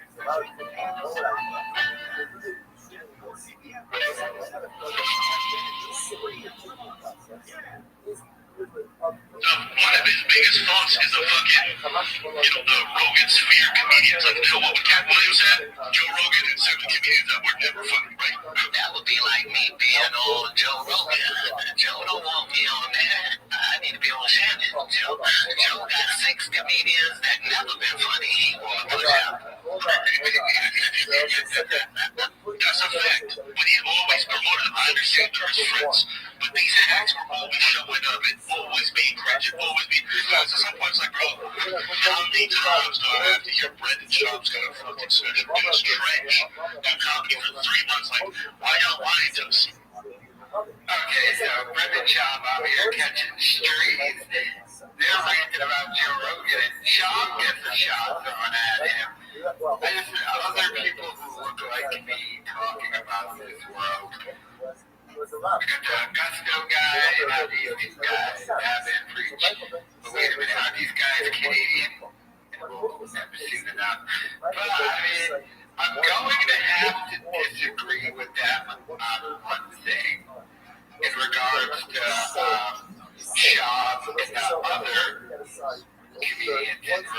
atmosphere, a manly shop. They call him a hack. No, Brendan Shaw is not a hack. Hacks are actually funny. Hacks destroy. Hacks are funny, they just do hacky material. Brendan Shaw isn't funny enough to be a hack. He stinks, which is why he no longer does stand-up comedy. See, hack is like the original grifter. You know, people just throw around the word and people just start throwing it around and not using it in its right terms. If someone's not funny, that doesn't mean they're a hack. That just means they're not funny. And it's like grifter. Everybody's calling everybody a grifter. In order to be a grifter, you have to preach some stuff you don't really believe in. It's not just people you disagree with. So Brendan Shaw is not a hack yet. You have to be a hack to be funny. No. Which one's Evan? Which one preach? Which one looks like Brigham? I like you guys chanting that one. I always think Sean Redding is trash. Let me know your thoughts in the comments.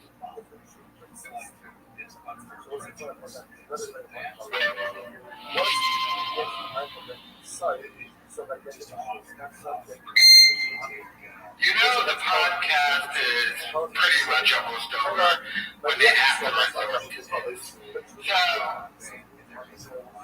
So, Brendan Shaw and Brian Callen are doing an Ask Me Anything, an AMA, or Ask Us Anything. The fun etiquette fans, Ask Us Anything, got any questions you'd like to ask Brendan and Brian? Fire over your questions to underthekidshop@gmail.com. Okay, so this is now another scam. So Brendan Shaw is just trying to get a bunch of emails to try and hawk his crap to. Because this AMA is going to be so lame. And the reason why it's going to be so lame, of course, everyone on the Players and Kids subreddit, the people watching this video, are all going to send in questions about, the most obvious things we want answered. There's too many to even list, like what happened, the sick boy, why did you stop doing that, a bunch of lawsuit questions, the Vegas trip, what did you really say? All those questions, none of those are going to be answered. They are going to go through and either select the most benign or just make up fake questions that were emailed in. There's no way in hell they're going to read any real questions emailed in by any the Brendan Shaw is doing any of that.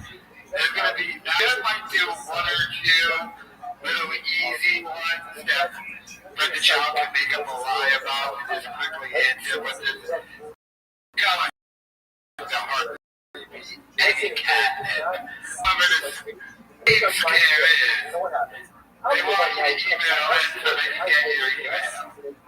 That's really what it is. Because when you do AMA during a live stream, just go live in your pod, do it in the comment section, or do it on Reddit. But they want you to email in at the Players and Kids shop. Yeah, that's all that's going to happen with this.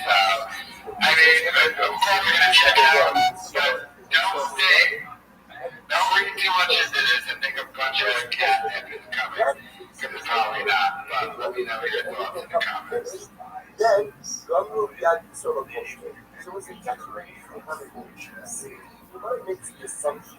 Met Vintage Nieuwe categorieën verkoop je alles wat je niet meer nodig hebt.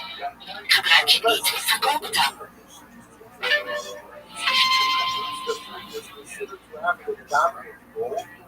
There's comments that I don't think they're very good. They don't make me laugh, but I don't care. I don't get mad at them. You know what I'm saying? Oh yeah, I don't get upset at them. But I mean, I'll be friends with them. I'll be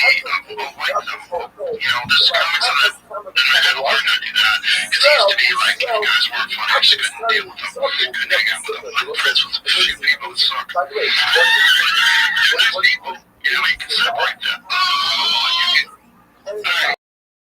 You so know Joe Rogan was talking about Brendan Schaub. And you know he's talking about Brendan Schaub because Joe Rogan has said he had a comic friend who wanted to perform at the Comedy Mothership.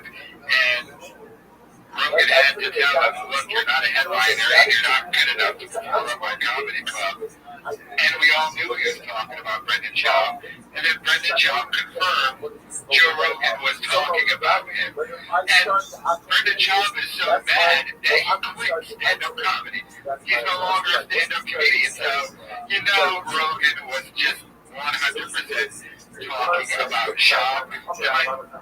Joe Rogan needs to stop having that conversation with everybody. Because we found out from this Bert Kreischer interview that Rogan talked Berg into doing stand-up and to get off of the travel TV shows.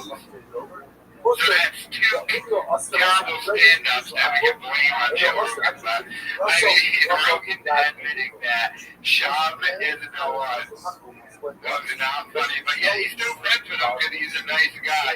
And now Brendan Schaub is going to Austin, Texas. He's following Brian Callen down there because Brian Callen's moving there because he's getting a residency at the Comedy Mothership, Joe Rogan's club. And Brian Callen has the heart to tell Brendan Schaub he's done with the podcast, so Brendan Schaub is just following Callen down there to do a podcast and not do stand-up and bother him at the Comedy Mothership. But I love how Joe Rogan, he like completely realizes Schaub isn't funny and all that. Let me know your thoughts in the comments.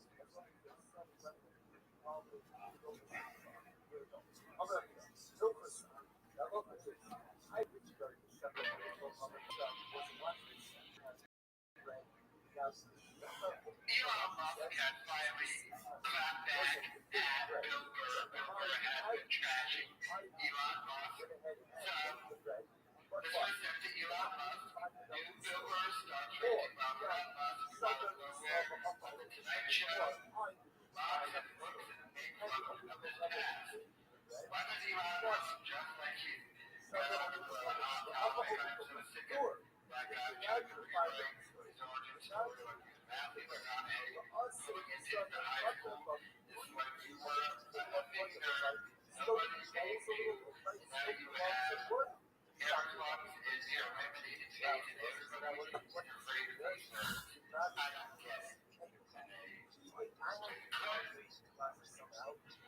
And then Elon Musk responds, I find retards.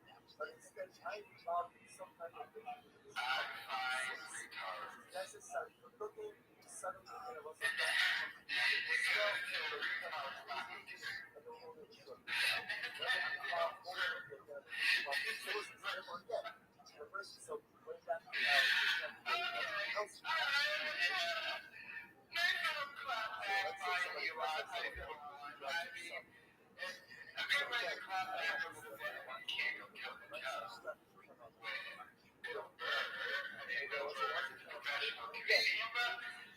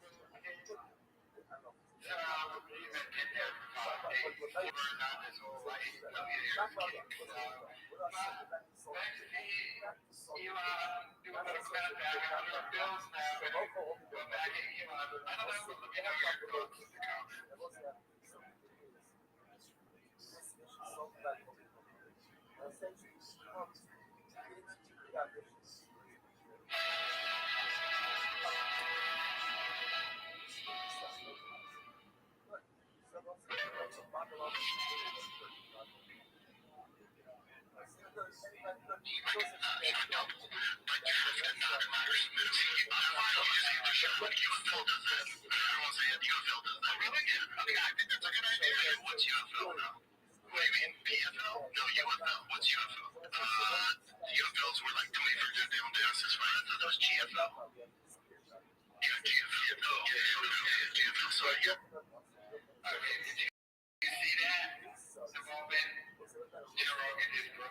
Chop's great.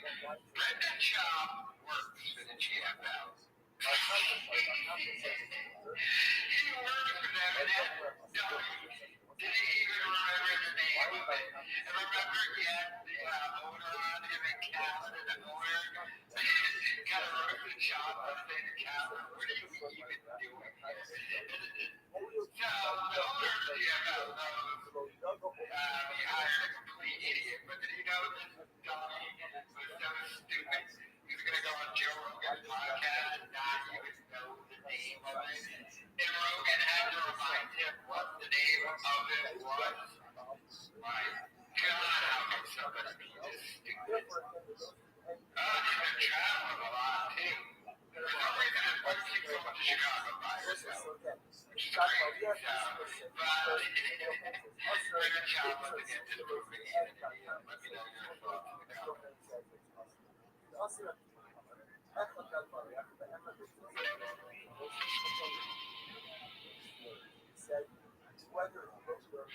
Here's another question for the same person.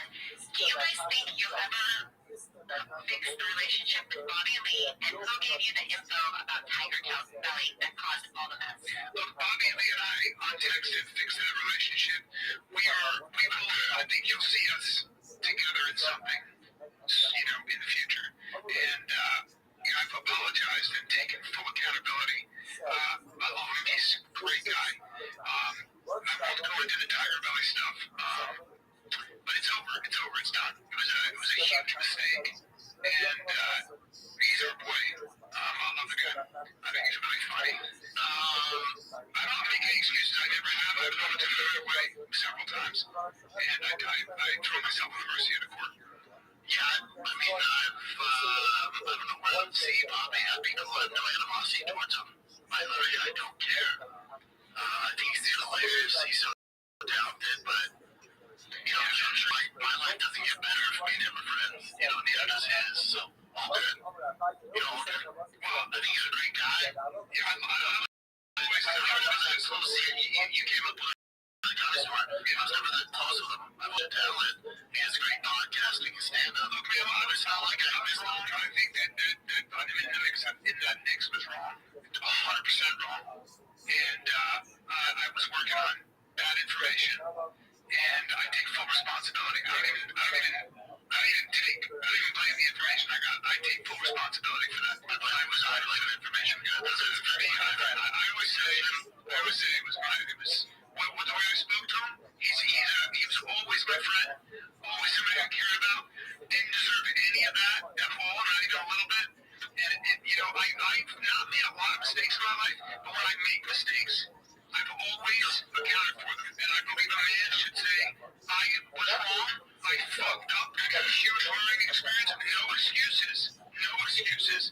And I had a bad moment, and I was in a bad way. I was personally and emotionally in a bad way, man. I was in a dark place. I was at bad timing, and also I should have had an hindsight, been like, what are we doing? No, we shouldn't do this. Like, we just weren't thinking. I had a million things going on. Like, it was so dumb. It was somebody that we cared about who was a good person.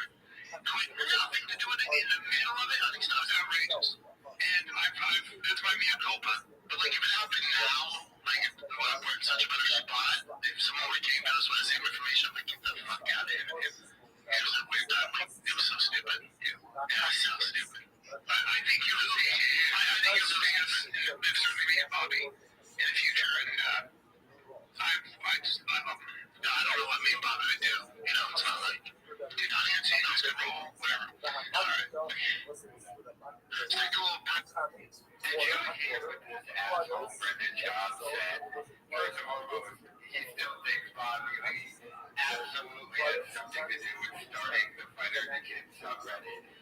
What was that thing he said to us? I don't have any animosity toward him. I said so defensively in such a lie, but why would you have any animosity toward Bobby Lee? He did nothing to you. And then that other statement he made, whether it was him or it wasn't him, like, he still thinks Bobby Lee had something to do with it, was pushing hate on him as if Bobby Lee would care in any way, shape, or form. So they did their Reddit AMA I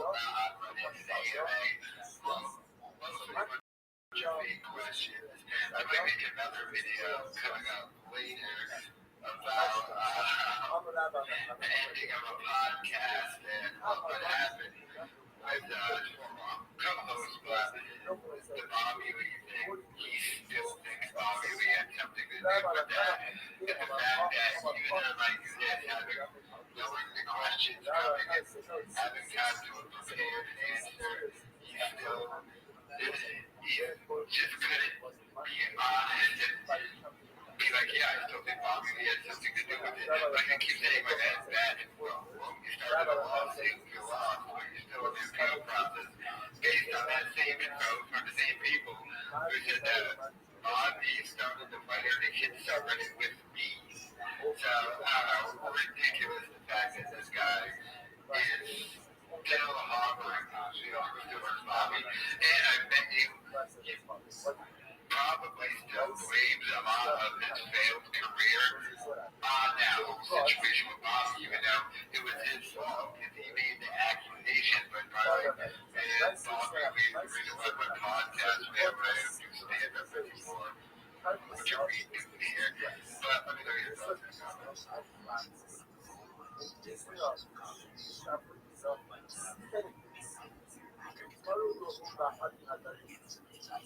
Listeners, take note.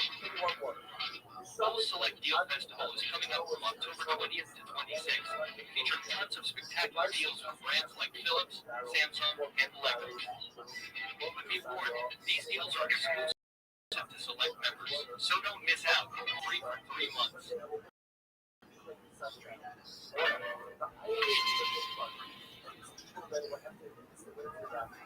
But then to hold an hour when you guys move. Chris and Eric will continue to do it. The show will be different. It's going to be better if I'm done. You know, those guys have known each other for years.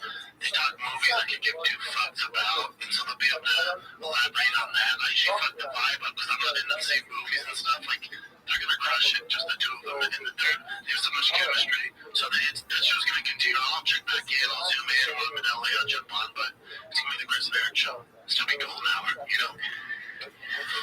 Ryan Lee Hansen said, when or if will he ever see Theo back on the pod? What is your current relationship with him now? Hey, Theo might be moving to Austin.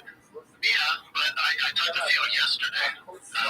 He posted happy birthday. You know, Theo's doing his thing. Is he swamped? Yeah, is he doing a lot of stuff? I talked to Theo at least, I'd say, 2-3 times a month, probably. Yeah, me and Theo are great. Love that guy. He's crushing it, man. Crushing it. Okay. Let's see. Here's another inquisitive one. Art0321 says, what happened with Brendan and Chappelle? Do they still talk? I assume that's Chappelle AC. Yeah, nothing. Love Chappelle. I expect a good text from him. I think he's out. He's still in LA, right? Yeah, he's still out. I love Chappelle. Doing great. I haven't talked to him in a while. I'm not doing stand-up, so I used to see him around, the Comedy Store and Improv and Laugh Factory. So I'm not in that world. So I think people realize that when you have kids and you're that involved, you're not on your phone that much. You're not connected to the outside world. You and I don't even really talk when I'm on the road because you're doing your kid hanging. I don't. You get older, and what happens to me, like.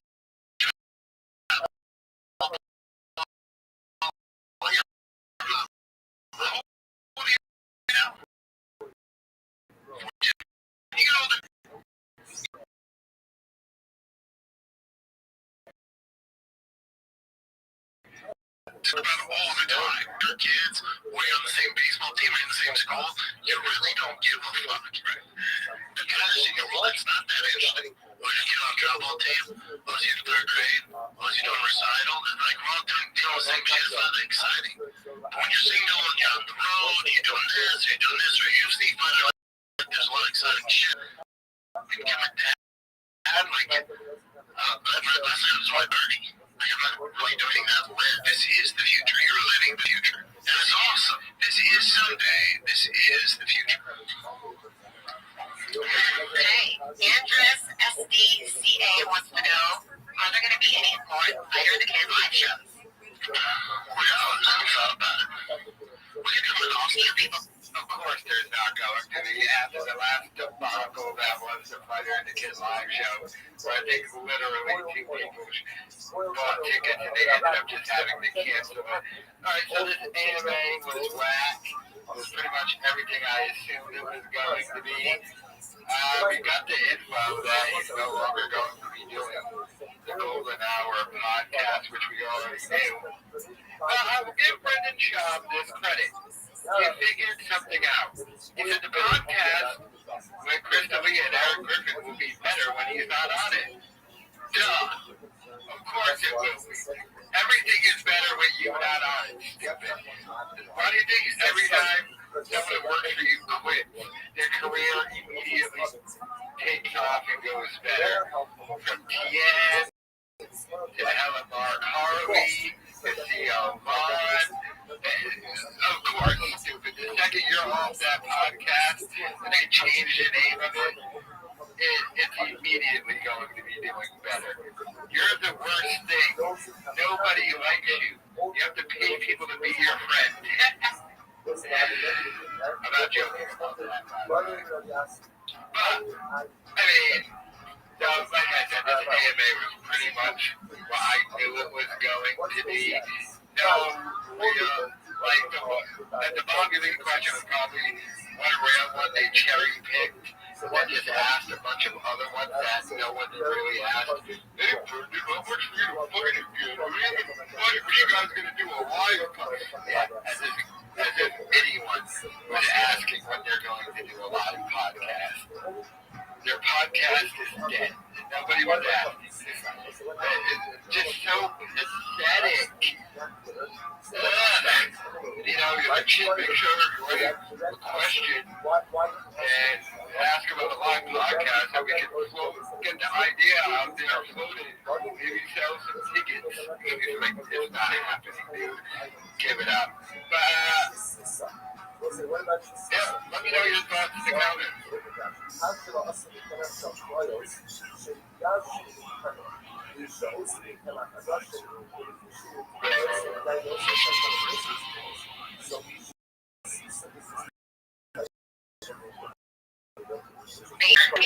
Always keep positive, especially because at the end of the day, when he started away, I was like, I'm like, I spend, you know what I do all day? I spend, and this is all I've ever done, I spend all day trying to figure out ways to make people laugh, and then I do a podcast.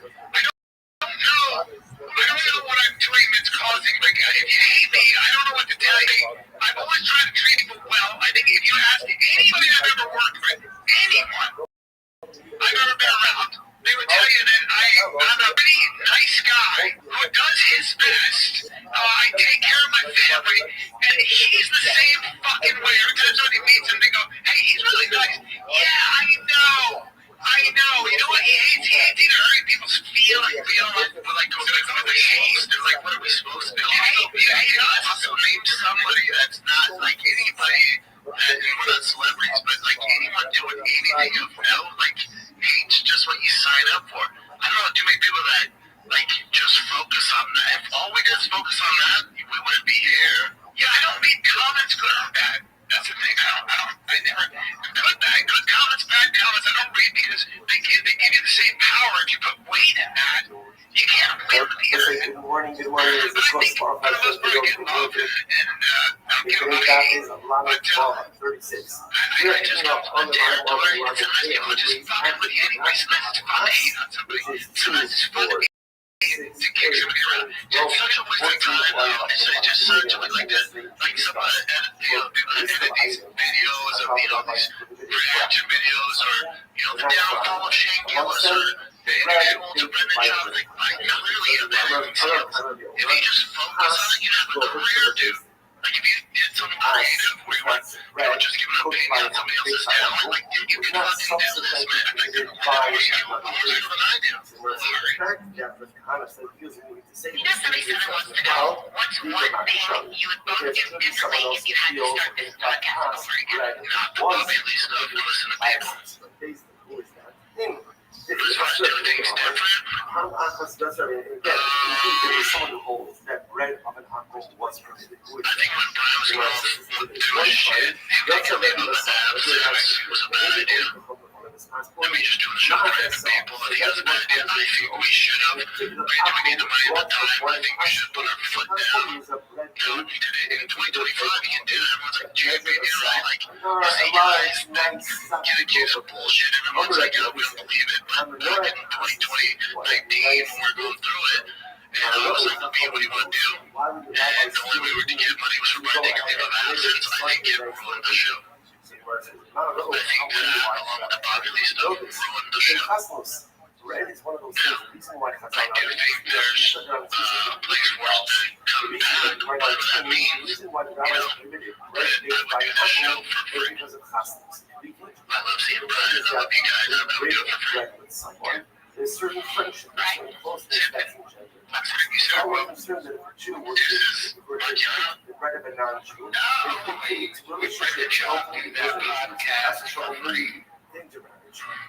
First, yours, I'm a man of the Ostra, That podcast. Because that podcast is not generating enough money to pay him, Calvin, and their staff. For example, if the actual base of the player is helps, and I think it's already Of course it is, but it has to go back. but out of the field They were represents talking about coming the haters. and this is That's these guys. So it's just become this territory. So what Rebbe was wondering was, why would the bread of a Gentile be prohibited If you don't pay when attention to it, interaction again is only hey, necessary? stupid, And there you it goes. filed a lawsuit.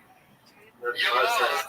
You filed an appeal. You then went on your podcast, They thought that Rebbe was in fact said giving that bread you had baked by nothing to do Gentiles. with the All appeal. has And then because of your lies, That's not true. That's not your true. lawyer Rebbe made only you does pas. sign In fact, that was not the case. a Rebbe was statement not saying permitted. you're completely aware of the lawsuit and you're in charge of everything. And when you lose that appeal, Bread baked you're by going to try and take Gentiles. that lawsuit to the Supreme Court.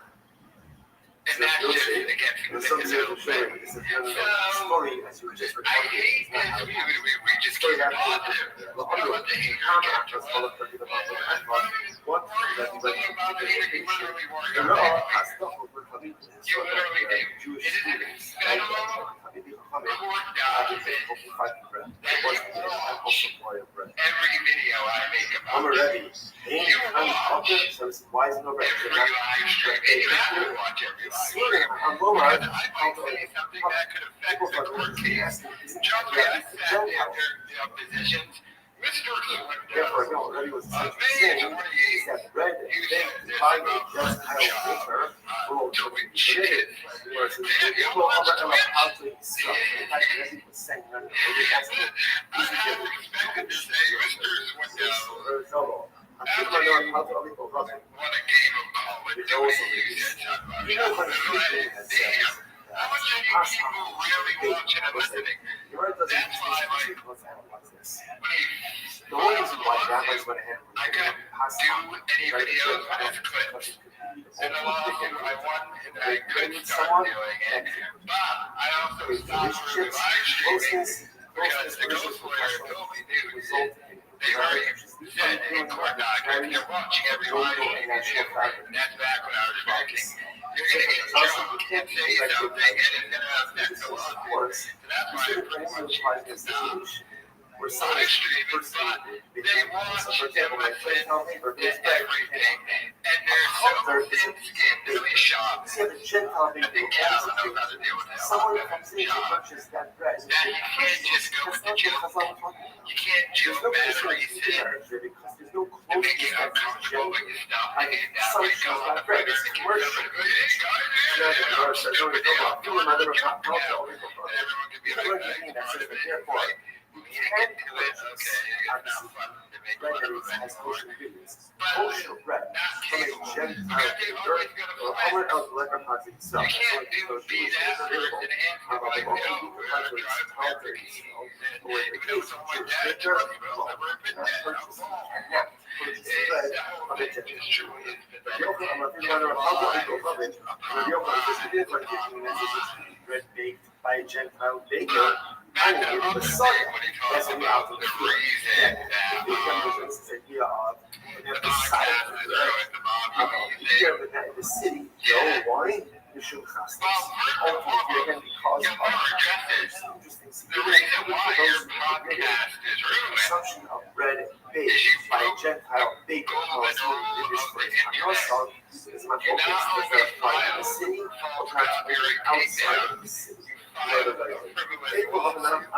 That's why your podcast I is will dead. get the bread of The the Gentile lawsuit. baker. And all the people who made videos that got great reviews to quartering paying with the voice critical guys. You broke the golden rule of the internet. That's why your podcast is over.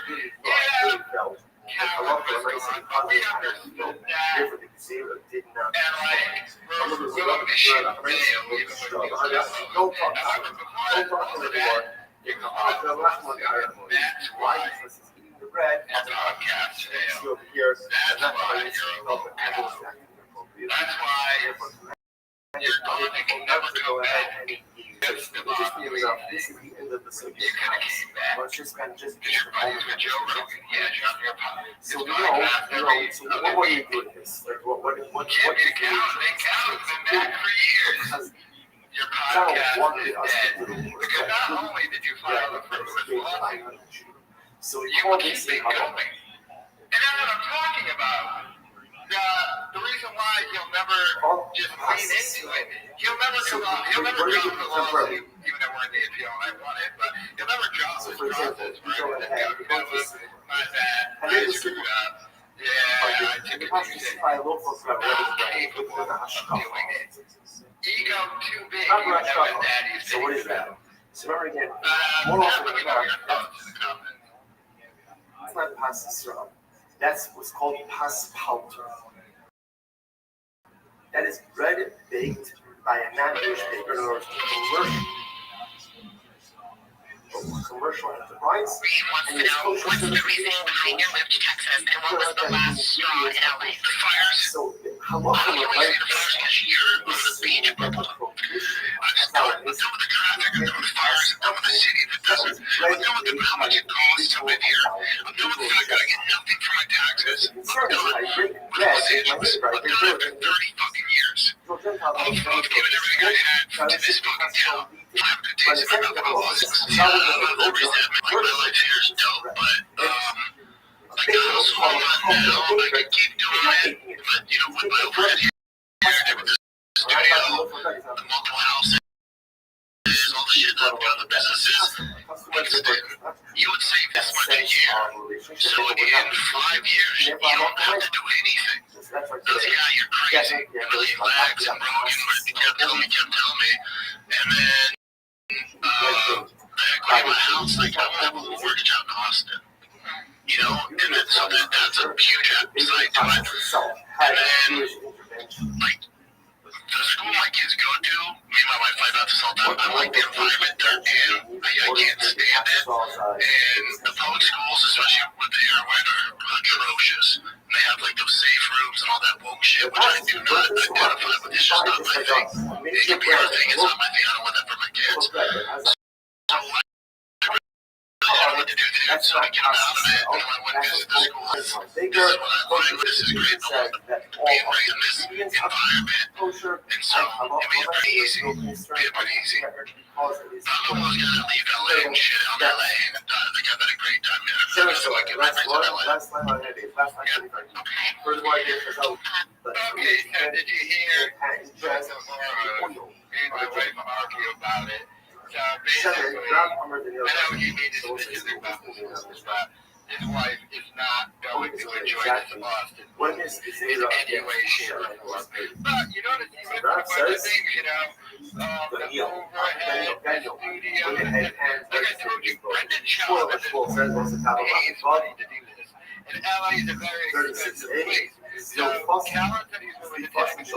Shaw was just like, I'm following from there. Because I need someone to latch on to, even though our podcast is dead. But he's paying money to do this.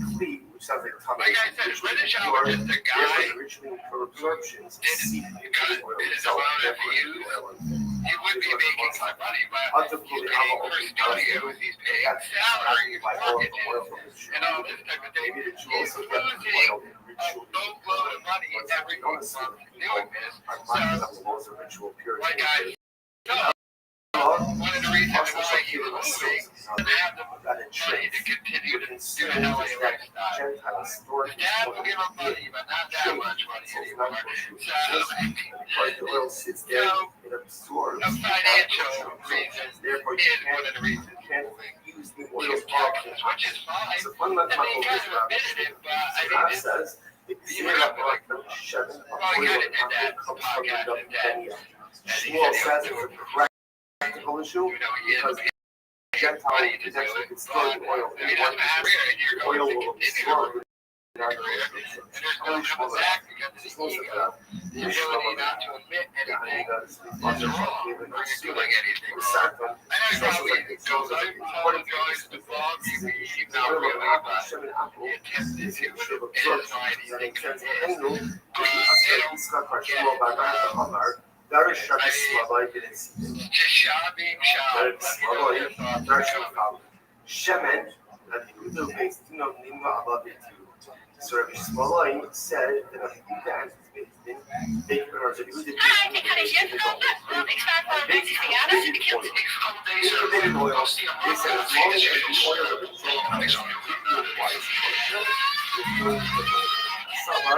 Losing how the time will take its life, but without the blood,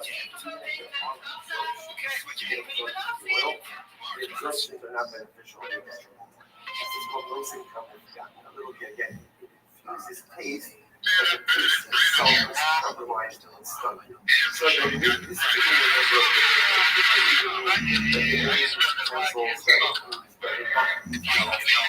therefore the absorption of your hands. Or digestion in general, oil, will only be done when you have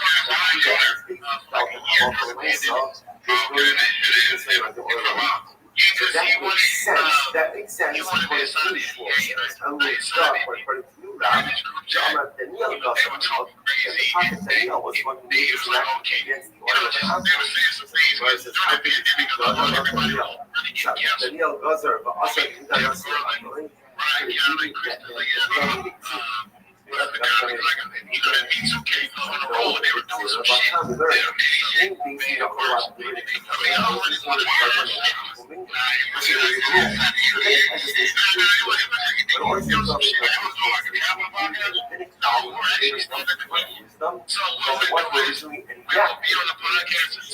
And then we'll go to British Shop shows, and I was the host. So how is he going to be he was a feature in British shows? And so, and then we'll talk about it whenever podcasts like this. Just talking, one day, you know, you're bringing the right voice. It's one way to do it. Shiny was good. It's also incredible. Ultimately, don't bring it up. General, they were not careful. I'm gonna let it. My play. So ultimately, said you're out right. It's not stuff like you just said that. Like, most of it's that was the guys that said that. Which was a great so every season, you would not want them to feel something. So God said you start doing better. It's not like you was a good thing. How you said that? He refused to sign the NDA, so I'm a rap. Just because you get engaged, you're not Darshu. Probably doesn't mean that you shouldn't Darshu. Once the box is always in the rap, the mill was going to register with the obviously, because I don't think that they'll help you.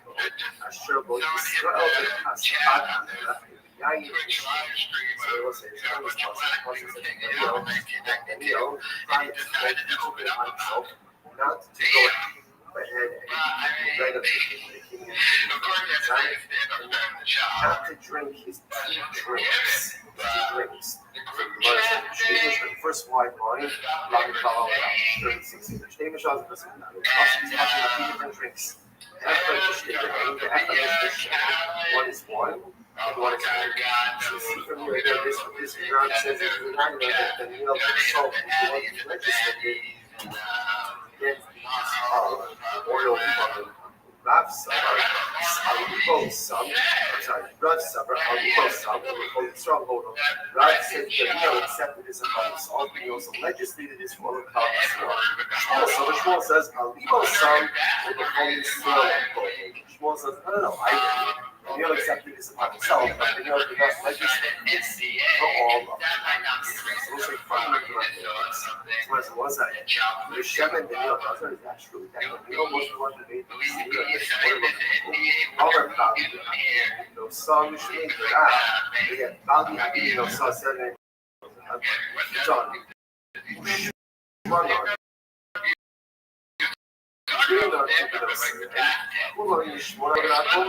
The wife of an uncle and the daughters of an uncle, all of these are part of the 18 Gezeros. So again, Rashi points out this in Rabbi Shabbos, 18 Gezeros that the Shammai was able to pass over the objections of the Israel. So we see that there's south,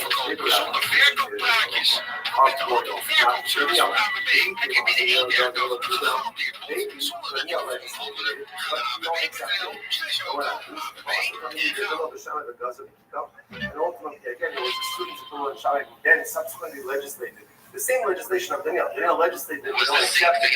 Then later on, the students of the Shammai came along and legislated and then outside that's the ultimate point there. Then what is Rav? Why would Rav say moral person and being a good strategic person, good organizing strategy, and this is me at dinner, and you talk to me, you're like, when you're getting canceled, that I came on the show and this meant a lot to you, and because when people go through these dark moments, you see like your friends are like, and I didn't even remember that, and I didn't even hesitate for a second at the time, because you always have your guns, right? I love that agent, so what I want to talk to you about, because it's been years now, like years past, like you've survived it, can you talk a bit about what that trauma is like? Well, before I talk about it, I want to. No, I don't want to. Okay. I think that I have a very different perspective on it now. Okay. And that perspective is that chaos is going to be you. Right? Yes. Chaos is going to visit you. Because there's something else. When you're a kid with a lot of power, you're trying to work a kid to make sure the fires start. And then you gotta realize the fires are gonna start. You have to know what to do when the fires start. You're stronger than the survival of the fire. That's what my approach. I've always been, and that's always been in the back of my mind, right? Chaos is coming. It's coming. I don't care what you can sit your whole life up. You're gonna die once. You're probably, if you're lucky, gonna lose everything you built. And then you're going to have to rebuild yourself. But if you, now hold on, you're guilty if you really screw up. There's only one way out. That is true repentance, in my opinion. Because I believe in truth. I believe in I think very important, at least as your social you can't lie. And if you did something, if you really did something that hurt people, you have to pay for that in one way or another. And I don't know if that's, maybe it's like a private punishment. It's one of the things. He was a wretch, and nothing to society, but he still killed her. He still took the money. And I don't think you get away with that. I don't think that you will ever live to do your because you'll always be holding on to some kind of a lie, some kind of an injustice. The way the Greeks define justice is everything in its rightful place. And I knew, what got me through was I knew that I hadn't done anything wrong, right? That's very important, yes. And I said to myself, there are plenty of times when chaos happens to you. It could be you're accused of, you can be put in jail for a false crime, sure, you can get cancer, a stray bullet, a bad car accident, there's a lot of things in illness. We all face something, and I think that is when you have the opportunity not only to show yourself who you've been this whole time. And if you don't know if you're that person, because you don't, you're in the middle of the chaos, is really you're in the middle of the ocean. The sea is raging, and you have no paddle, and you can't find shore, right? It's what Teddy Atlas says, you're not a doctor until there's a kid on your party bleeding from everywhere, and there's nothing in the textbook that shows you how to save that kid. You're not a fighter until your whole game plan goes out the window. That guy knows your game plan, and you have to find a way to break it. You know, my comic friends told me to do it. They present us yesterday, you have to go. You have to go up there, Bob, I know what to do. And when you go out, then you're going to be. It's really interesting to very different people. Everything in life is this way. You know, you can train jiu-jitsu and boxing. You want to be a fighter. I mean, that's what a SEAL Team 6 guy and somebody kids in a classroom. Very different. Fighting for your life is a very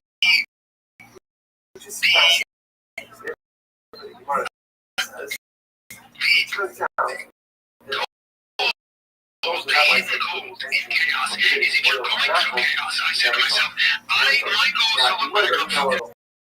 If I could have made up at the time, no, because at the time you lose everything, right? And you lose it as fast as you have the sea pulls back into itself. That's how fast everything goes away. That's how fast, especially in 2020. And I just, and it made, of course, you're like, what?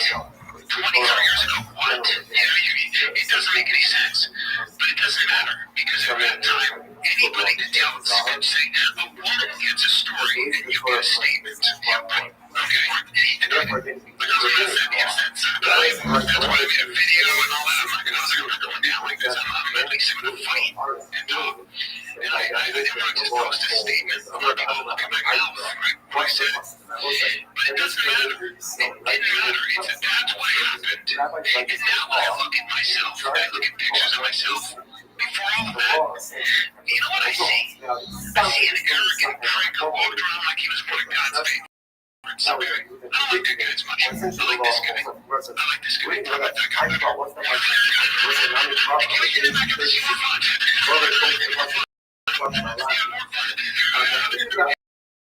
Maybe I'm not getting but it's still young. Let's do some blow. Yeah, by the way, in life sometimes you get hit with bricks. You know, when you're walking down the street. But you ask yourself this question. When you walk into a neighborhood where they're throwing a lot of bricks, it's an important question. You know?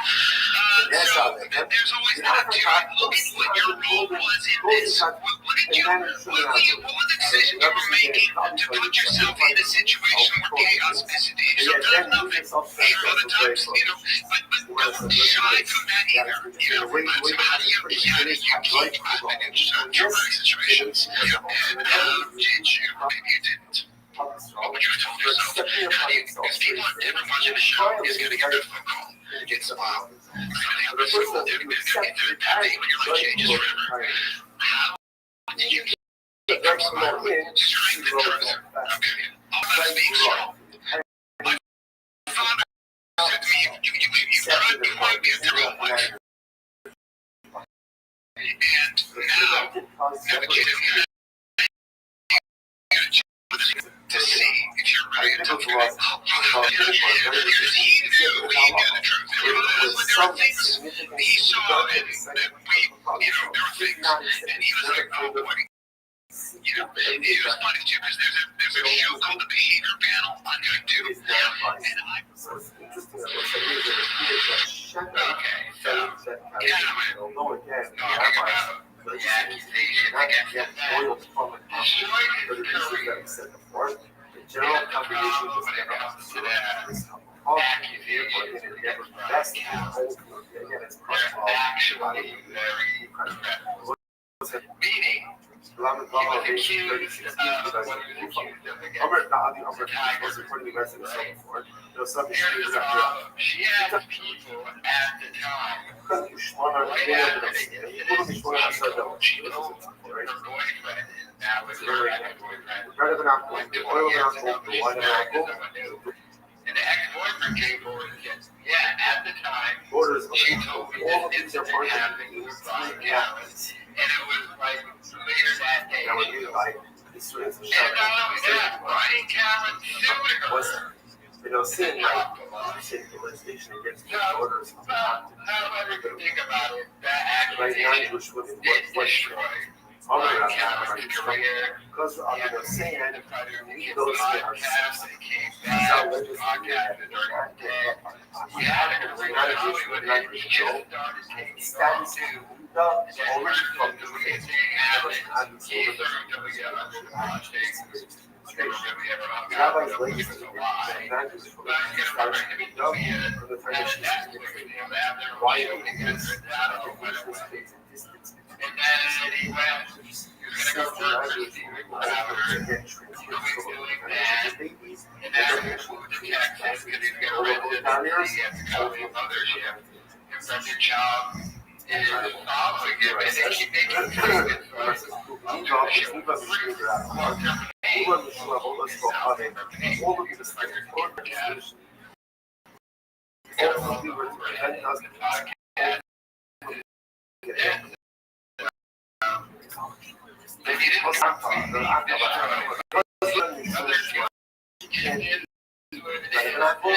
Lest to come to me. I only share it. Why ultimately again, what it sounds like a red, why is oil bubbles? I don't know. Rabbis legislate you can't eat the bread or the oil of a Gentile, lest you come to consume wine. And wine were concerned ultimately against constant. Yeah, but I'm saying the shouldn't ever ask. And we're worried about it, right? In order something else to happen. You shouldn't ever ask. And something else will lead to something else. We're going to define that. Something like that. I've been seeing that both the wine and the apple.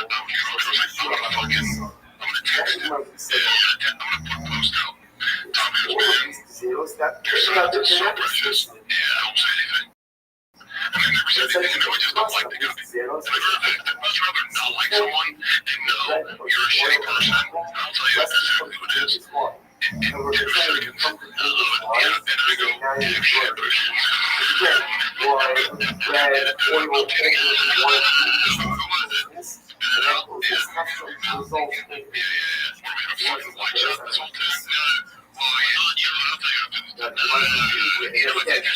situation where you're like, if I care about the person, I'll confront them. I care about the person so much when it's such a threat to this person. It bothered me so much that they would take a shot at me. And I go, I know this is you do. I know now.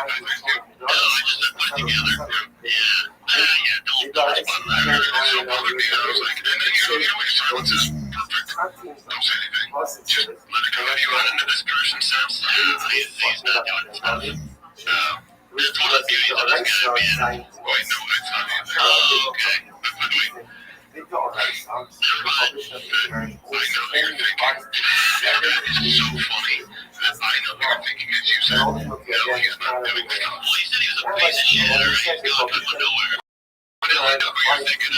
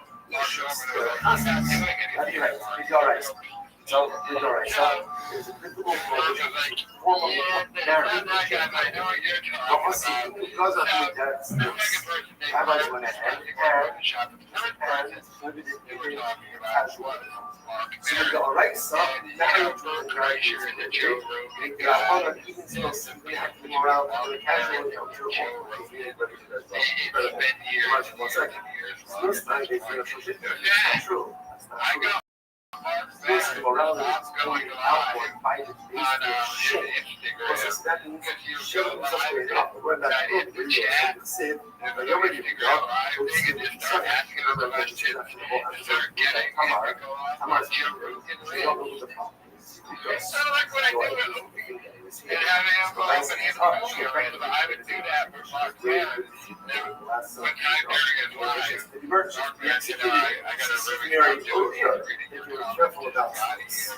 get you the shade stuff. Hello, the rest of the people from the bar show, they much to much. The government, the prohibition is, in order to fund Instagram, but yeah, in this situation, they're really talking about marriage, but then she's going to follow after him. And I saw about other stuff of him low. But again, with the alright, so there would not be a problem technically with a Jewish man marrying a non-Jewish. However, but I knew those you were still on trial about it.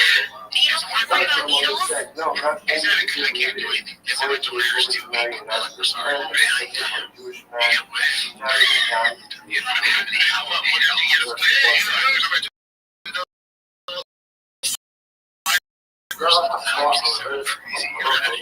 You're out of your mind. I'm just I would just like not do anything. Yeah, sick of like social media. I'm sick of talking about Botox. I'm sick of podcasting. I just don't want to talk. A lot of people are like, yeah, sometimes I just do. Alright, so ultimately, Calvin really is just kind of done. I mean, Jewish men can't allow to join our relations with non-Jewish. Hello, the rights of the Hesio, need the rights of the Calvin takes off early. Then he let them know. Calvin is like, hey, I'm back already. Now they're following him down there. And he's like, dude, I don't want to do this podcast anymore. I got a residency at Joe Rogan's Comedy Mothership. I just want to do that. Bring the child like the story of child realizes what happened. Again, that was an act of morality. Going literally. However, the second one does not even find out.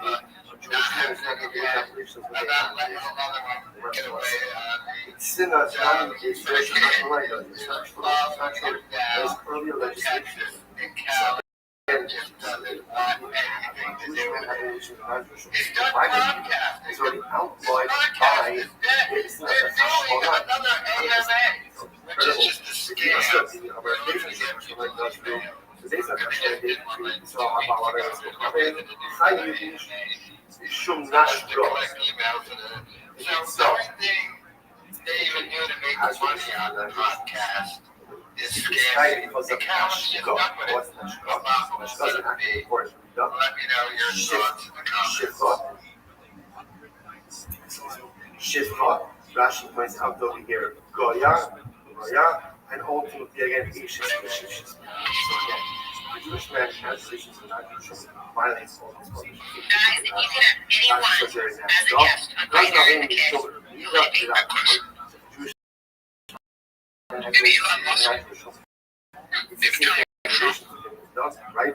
Yeah, I got in about the time. Sure, there's a couple of days on that.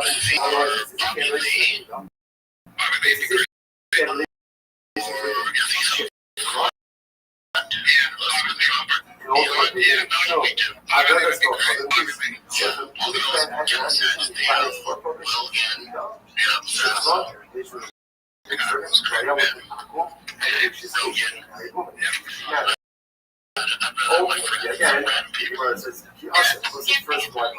I've been already told not to guys. Rather than say happy as God, because it's not guys. Let's go to see it done. Shit's wrong. But instead, he's just I'm sure you feel the same way. It's like my life doesn't get better if we never friends. Neither does his. I think he's a great guy. You can't go to the dinosaur.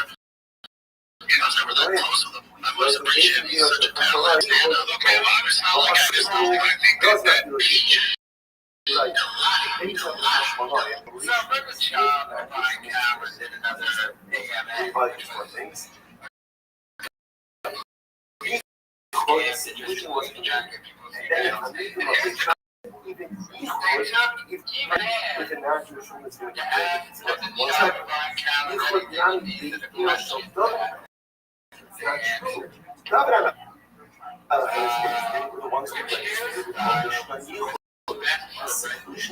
Any woman who is related to also show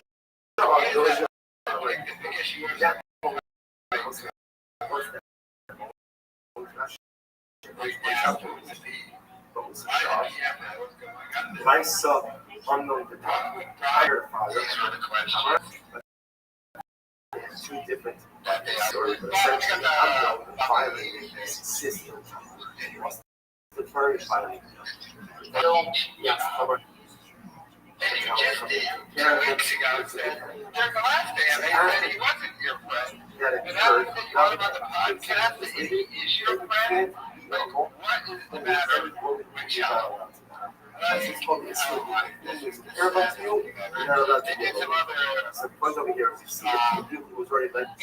they were like, then Shana, I was very late today, like, I'm really hustling, nothing Hamala is these related to Yichud with my woman. And Yichud that I was flooded, but ultimately, again, Yichud with the non-Jewish women, they did not legislate.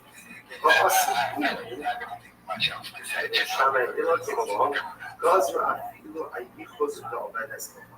so Shammai Hillel came along, and ultimately, again, they were going there on Yichud, even with non-Jewish.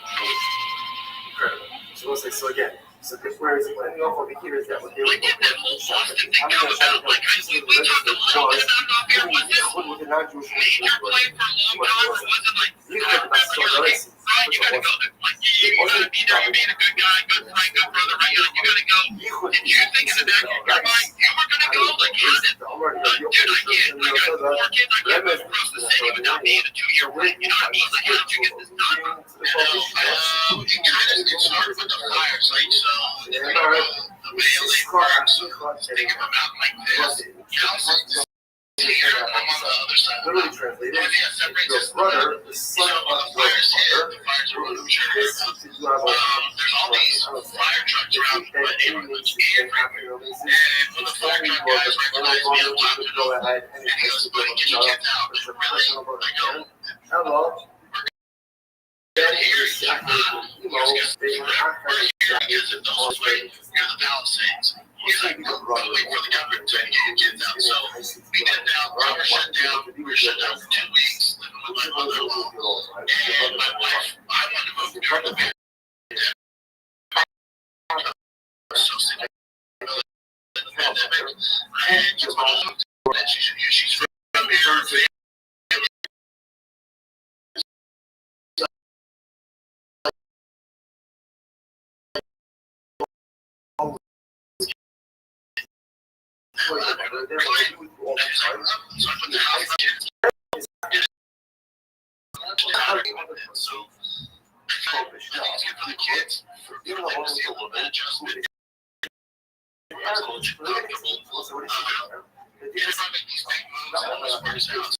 So I think it's good.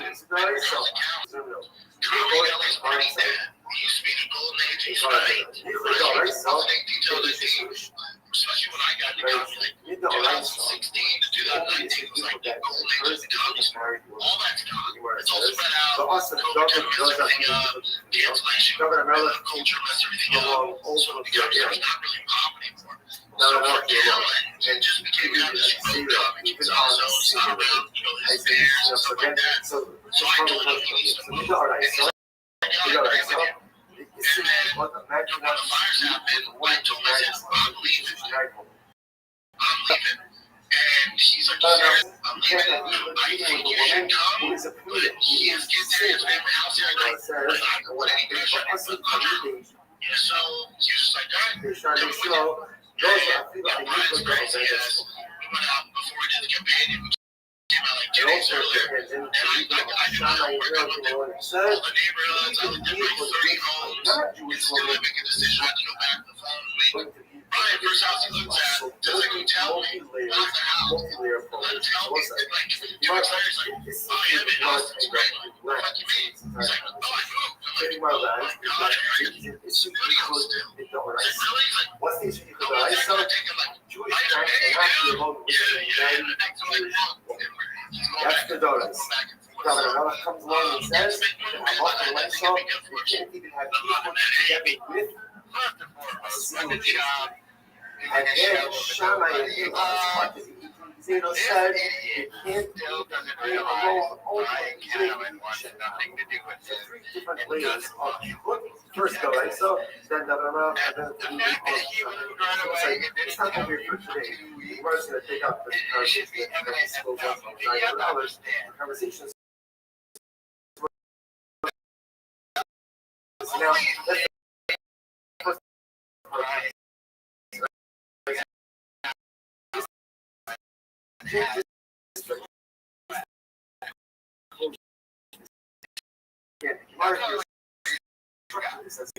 Now, because of something else. That's why they Explain the control orders. The last one is orders because of something else because of something else. The same thing about Achar was repeated as a Shem. Tomorrow's path, myself, Shvei, everyone. residency of such at the comedy mothership, Joe Rogan's Comedy Club. So that's why Brian Callen is going down to Texas and moved down there so we could do that every week. I was like, Brendan if you Schaub weren't is to be wanting following to him discuss down about there. Hashem to go to continue to He's today, following it. that Brendan is Schaub about isn't doing 36. We're any picking up on the stand-up Bible at the comedy mothership. And he knows he has to go down there because Callen moves down there. Schaub might come back for a show. Callen's just not going to do that. And he knows that. And he knows that. He's like, I'm not going to let that happen. Amongst them, Theo Vaughn, Red, from Big, Tennessee, happen again. So I'm following him down there. Haas, But go there's with sugar conceivably base. no reason for him to. Haas was not And spread, like, cooked by an that was big a hard thing pineapple. he said. It's not subsequently created by another base. Versus the fact that with the Getting a little too comfortable. well, Like, what? think about the show. That there's going to be someone We else know who that feels his wife that is completely bread against this. was permitted. And I the victim down. If you must She be don't want to. again, indeed, there is something that bread was permitted. This one time, that's a regular song. See, I was on the thought that maybe he does Not know, a song. So that one and time he's just you going anyway. take the I hear him apple, explain what that now. it He seems to sometimes when you figure have out. red Hey, meat, Calvin doesn't want you down there. measure of He salt. just doesn't There have are a to large, tell you. nice, softy loaf of bread. Over there, he said. Kind of messed up on Calvin's part that he's going to allow him Shop to make this move when, 6 months to a year from now, Calvin's just going to eventually have to tell him that he can't. There's no point in doing it. You should tell him now.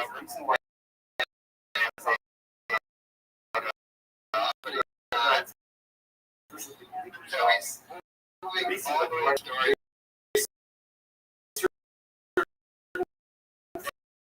Joe Rogan in the green room at the comedy. So I wonder if there's going to be an exit. Will there be an exit? Hopefully not before the guy in the green room because he's going to end up following Calvin. Every time Calvin is not going to go do stand-up challenge to show up to support him.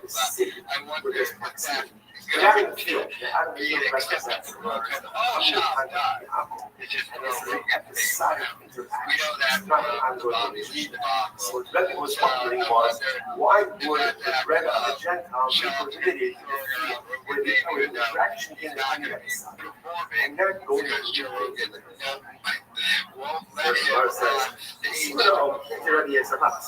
So people thought that purchasing the Rebbe, they thought that Rebbe Quit stand up. was in fact committing big crimes against people has happened. That's not true. That's not happening there. Regular Hitler's not. In fact, it was not the case. Rebbe was not permitting it. Rebbe was simply questioning, kind of going through the intellectual process, but Rebbe was not actually coming to permit bread baked by a Gentile. Yosef, Rabbi Shmuel ben Domer, what can't I myself?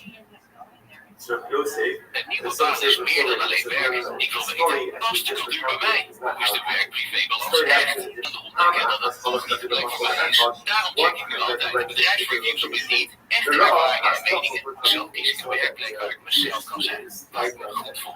Vindt werk zoals het zou moeten werken? Werk dat bij jou past? Download de Indeed I'm already of ga naar in Indeed.nl. since twice no Werk zoals het zou moeten werken. On Walmart, how the people thought there was easy, and they're used to Gentile baker. Therefore, you know, what Rebbe was essentially saying is that bread is baked by a Gentile baker.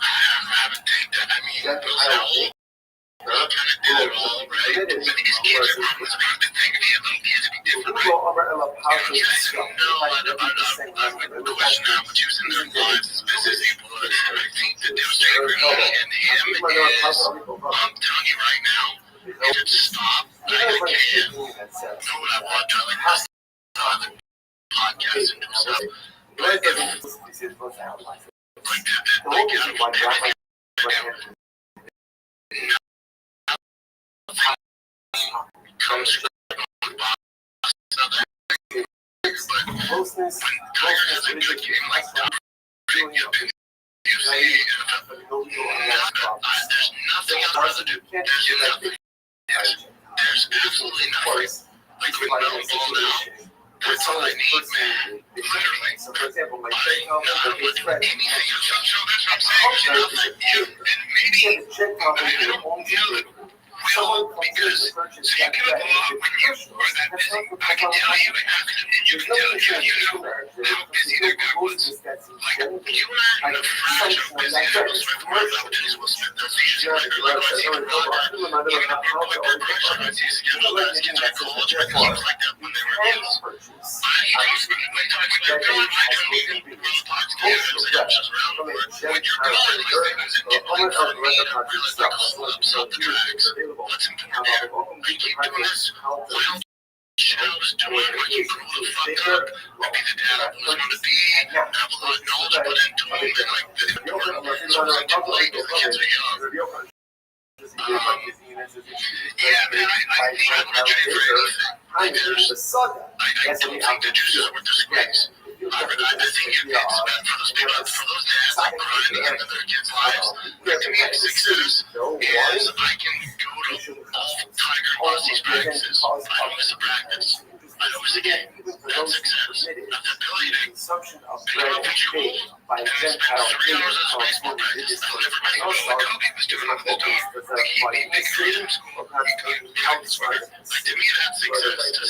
Success is to me. I realized honestly about maybe a year and a half, maybe 2 years ago. Like success is a kind of special and sell out arenas. Because then the amount of work it requires, and you gotta be selfish, you know, in order to be a great comic, a great actor, a great athlete, you gotta be super selfish. You're trying all the time. Yeah, unfortunately, it doesn't make you the best dad. And there's some great dads who will love, but it's just different, man. It's just different. It's just different.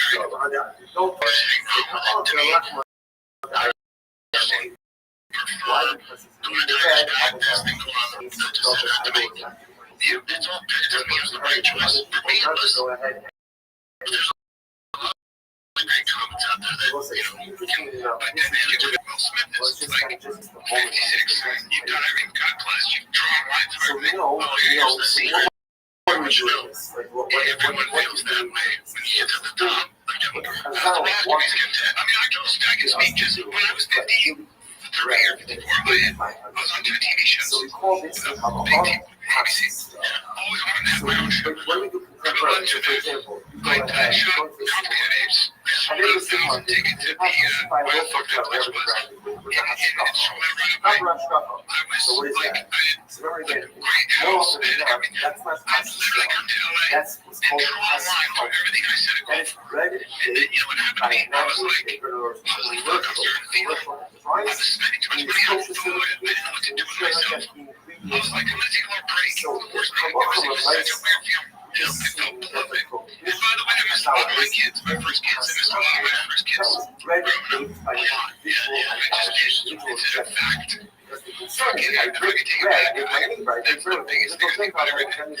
Yeah, I would have been. Now, I'm in my But essentially, what it says, someone never goes on. just an idea of myself. Like a baker, what we call a baker, he's not baking it. I think you're going to grow up. I need to grow up. Like I was wild on the road. I made a silly mistake. I mean, on the road, I was just like, I can never know. That was wild. You know, that was wild. You have to go all the whiskey. You know, you keep forgetting whiskey. I'm just doing things I shouldn't have been doing. Definitely have those Let's discuss that. It's just I'm coming down a bad road. Not being the dad I want to be. I wasn't happy. I was making more money than I've ever made. I just weren't present in any way. Nothing. One of the podcasts, shows, I could see nothing. I just look at where we're going. And that's the one show. Doing that shit like I need to show stress. Everything went down. Everything. That's not passive spell. That's Just called that's what I know passive to do. culture. Yeah. Red, I was probably miserable. Gentile Making baker, more money than I've ever kosher made. certification said that all functional ingredients are kosher, and halal products, so there is no concern of the Just growing up, just like you feel like with that, you say, I have to admit, like, Sure, so let's look.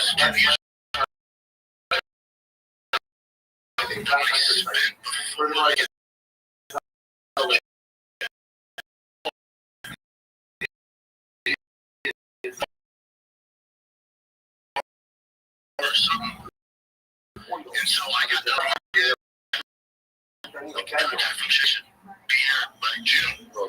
Man, like shit. I just gotta get cool, man. 36A. How much my check? That's not very smart. That's not smart. No, that's not smart. And when I do it, yeah, I'm like, that's not. The smart thing to do is what is for your kid's future. So you invest it and you put it in the accounts for the kid. You know, so that's what I did. I don't need to twist it. Daddy still has problems. So I take a very small chunk of the money. I gotta get some to it. Maybe a fiber or a 997 turbo. But something honest. I don't want to see our one. But the majority of it, 85% of it, I'm saying for the kids, 2 years ago, that's spent before it even hit the account. I have to stop it. I don't care what it's going to take. The saddest thing about this in the U.S. is Karen and everyone around him having defeated into this narcissistic bullshit. So one month my focus around so Rav says the Xera on shedding of oil and apple comes from the double chain. Shmuel says it's a practical issue because the Gentile would actually destroy the oil in one of his non-kosher utensils. The oil will absorb the non-kosher. Only Shmuel Rav. What was that thing he was even saying right there? I'm not going to buy the car for money I don't have, but I still am. And shows us like this. Shows us okay. According to the oil of an apple, shedding apple. the amount of delusion, And it says, I know he admitted if he to asked cheating he on stuck his by Shmuel wife. by Martha Omar, I Garish said I Shabbos talked to Joanne about it.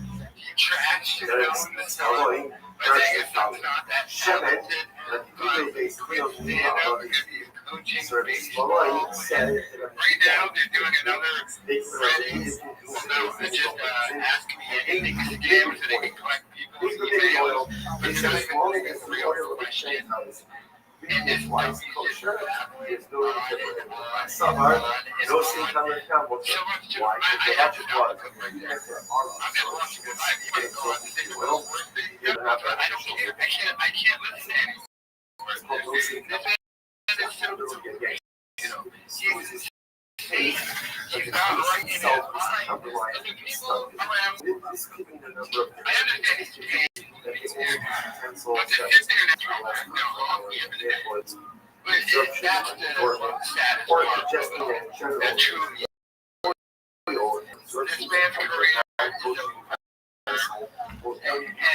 whatever could be now, like a broken moment again, so that makes sense. That makes sense. According you're not even money to it. stuff, but according to you, the Amar Daniel that the prophet Daniel was the one who made this enactment against the oil of an apple.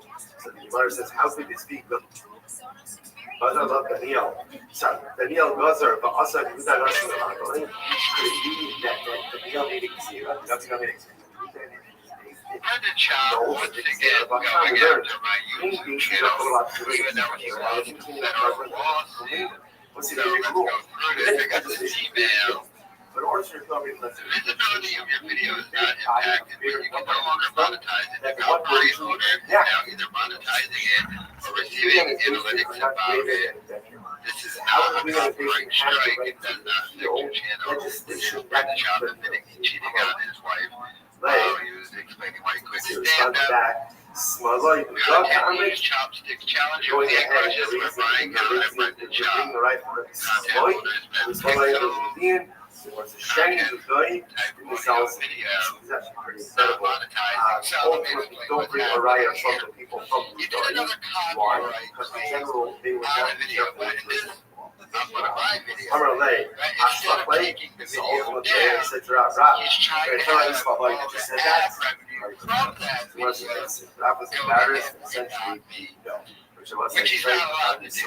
The federal lawsuit covers this. Now, he tried doing this a couple of weeks ago with that Chris D'Elia video. I've said this is very true about it. Shmuel said, "Look, can I tell you?" He said that. Dropped it. He's using their pixels, and he did the last time too. Just because he's not using his own company, which he's not allowed to do. Doesn't mean that He owns what's the he's Brenda Chow. If he wants to claim copyright, he has to use that company. Because of the federal lawsuit, he's trying to circumvent that. If I know what would happen, YouTube would delete his channel on the copyright stuff.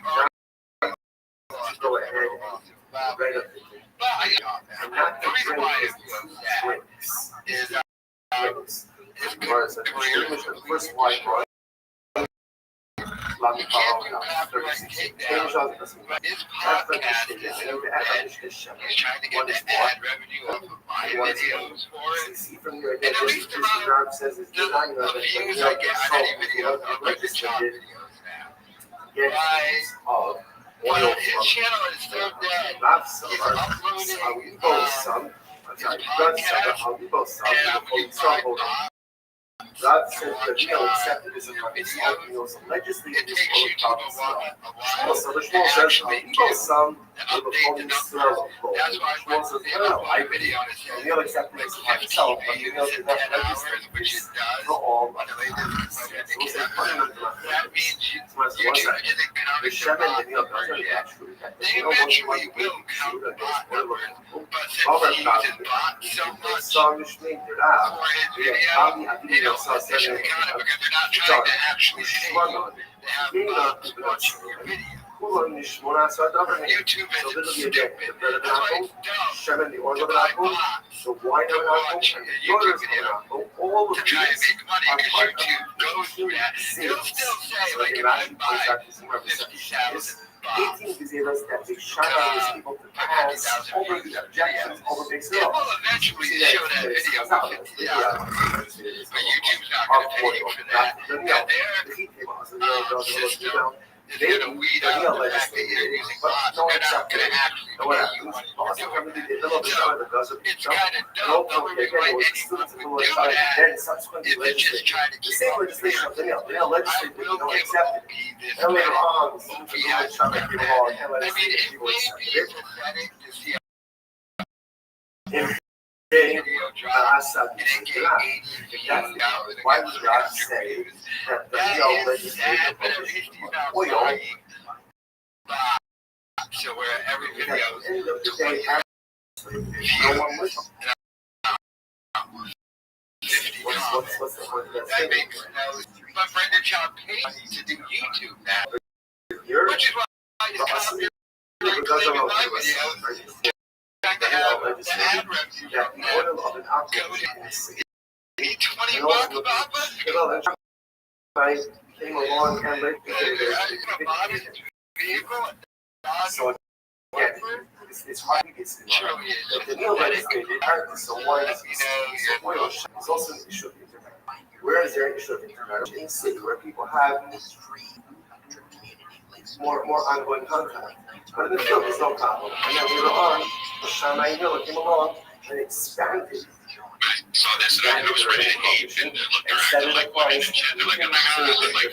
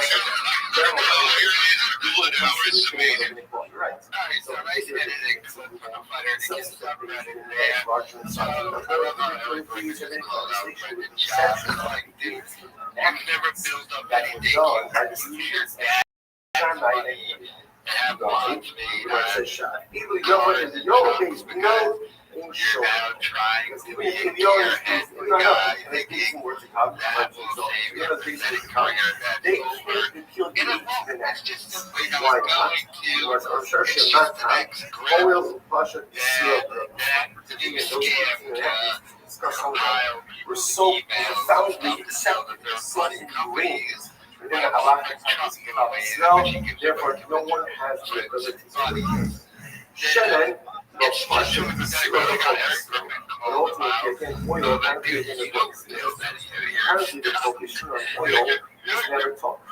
It's very interesting. Just never taught. So whether it was Wednesday, the first time, and the other people didn't accept it. Then subsequent Wednesday, Hashanah Hill, and it sounds like even then it wasn't being accepted because it was really accepted. Therefore, he didn't speak to have to go to formally the Rabbi Shua Abba, Amr Bill, לא שבורה, אבל זה רובם עכשיו שלו, עכשיו בסילבר, the rabbis, they saw, they did like a solution, they saw that the project policy was not observing this condition. So for us, as a result, they very ready, Allah subhanahu wa ta'ala. Therefore, the rabbis based themselves on the word of the children of Allah subhanahu wa ta'ala. And those who say are Sibor, and the Christian girls, Sibor, that's what they did drop it. Rabbis only have the legislature for the law, so it is clear that the majority of the population has the ability to you and your monster lawyers. abide. The majority of the population is going to put a non-compliance because some do not have the right to.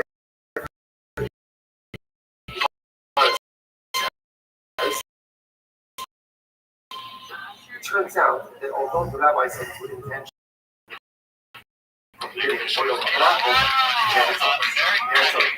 the word doesn't tell us why. Because it never took hold, therefore by definition, just exterior never vested. Therefore again, it was able to be revealed formally subsequently by the new demonstration. The Ratzal God went down. It's the Torah of my general. You want to give me my own credit? I need the audience, you know. Okay, great. Something years. Okay. No, chances are. No, probably not. I never assumed It's the anybody Torah of and therefore, again, it's rabbinic law. That is the right way. The system ensures that people just can't do it. Are doing it. And by definition, the law what's the possibility? This is the big skill, right? This big rabbis like this law, the majority of people the law essentially sounds like it's doing something formal. That was a big thing. Essentially, the law falls off the rest of it. We didn't know that. My thought was something another buck on the base crazy. Over it goes to the house of to obviously clarifying that Tiger Belly is his podcast. Rashi says, And not gonna lie. so you accept it by yourself. The responsibilities of the Torah. It will be again the penalty of the curse. The Africa goes in shot and then shouldn't have been. So the other things in Kali so you accept it upon yourself, prohibitions, and yet then you yourself transgress those very prohibitions. The word says in the way the person phrases it is like he's doing this, the nation as a whole. So another is for accepting upon themselves certain things and then violating the very things they accepted upon themselves. And the first says you accepted it as like the entire nation. Eating the right below in, he low fast. Like says, it's right below.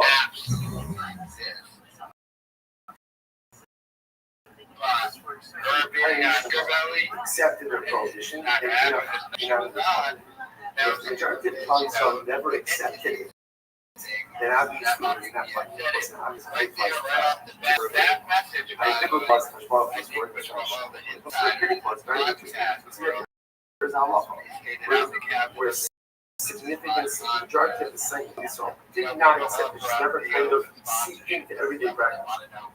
And ultimately, it is fine. So it's interesting what say is that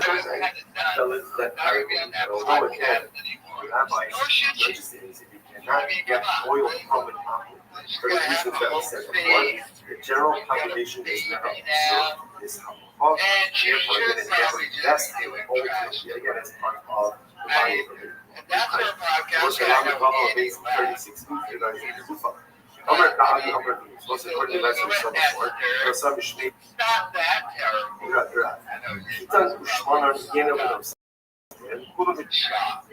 Ushman has said that. Right? So remember again, the bread of an apple, the oil of an apple, the wine of an apple, the daughters of an apple, all of these are part of the 18 enactments that were made by the students of Shabbat. Seeing like, when you say molestation against the daughters of an apple, the right non-Jewish living, what is that? Goes to Abinov saying, he goes in on some. As I legislated that an apple will not Jewish girl, established already from the crib. There was an obvious Rabbis legislated that a non-Jewish woman has the status of a dove from the time that she's in the crib. Why do we do this? That was the crazy thing. Since the non-Jewish woman will ultimately again, she's a baby. I think he's done. All of those barriers ultimately to prevent. Because having a baby is truly moving on her. So the Gemara says,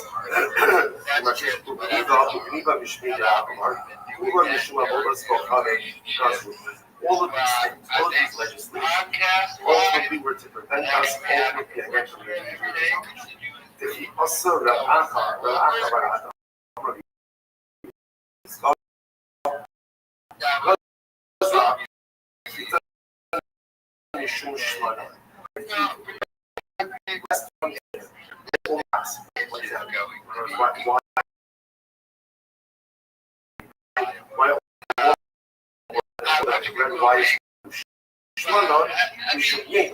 I don't know. Rabbis can't eat bread or the oil less wine.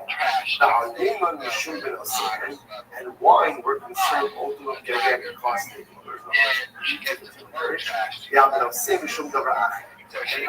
worried about if you marry the daughter, something else will happen. And something else will lead to something else. So we're going to define that critical statement. It's going to find out how fascinating this is. Because up until now, we've always been focused on the idea that the wine and apple was an issue about all this stuff. He says like this, all of these zeros, that they're not just listed, but essentially the trust of these zeros is in too much. So you can't eat the bread or the oil of the apple lest you come to drink his wine. And we're concerned that if you come to drink his wine, you're going to marry his daughter. Because again, wine, bread, oil, ultimately wine creates a sense of business, and that business has to result in Gemara says, okay, let's have a now the Gemara says, and then again, the script is saying that if you can't marry the daughter of a Gentile, you shouldn't go because it's something else, and also the Acher will be to the Acher. We'll get to that. Saying the rice, not allowed to marry Jewish woman, not Jewish woman, Midaris. That's the separate thing. Midaris, you can't marry to a non-Jewish woman. Sid, both this hunting, plus it says, cannot marry them. So he's supposed to talk about donations. Which the Gemara says, Midaris, Zayin was.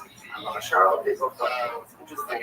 Midaris, the prohibition of intermarriage only applies to 7 nations of Israel, which is and ultimately, again, not everyone else. The rabbis, when it said the prohibition of intermarriage applied to non-Jews. Fascinating. So the Gemara says, Shemai Rav Omar, Yosef bin Chomeh Harai. The rabbis call it Yosef. Here's a comment. Shemai Rav says, not true. Not true. The pasuk says, you're not allowed to marry non-Jewish. Ultimately, again, because it caused your son to veer over. Marry non-Jewish. It's a cause of child.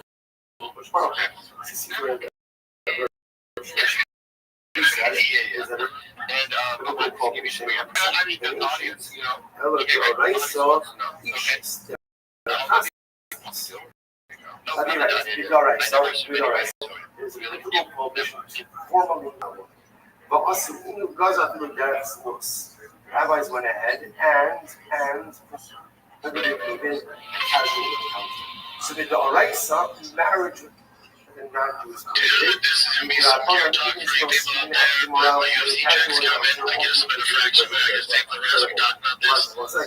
just like there's nothing more American than a Gen 5 version. They want a Gen 2 or Gen 5, release the shit.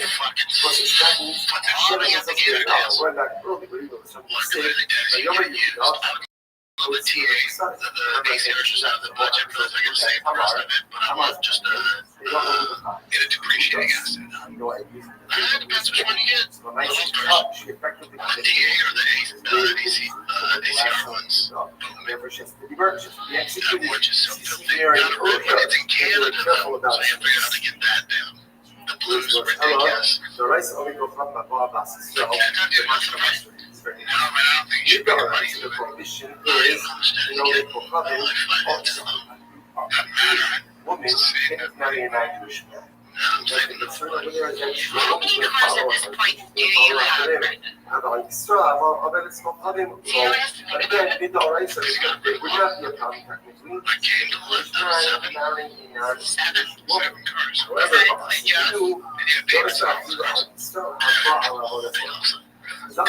Says no, not only is it prohibited for a Jewish woman to marry a non-Jewish man, marry a non-Jewish woman.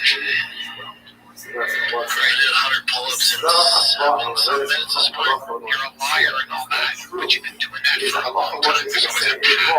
the Jewish man is not allowed to have a non-Jewish woman. Where you look, it wasn't just read that 2 weeks ago. Where it says, you can't keep buying cars.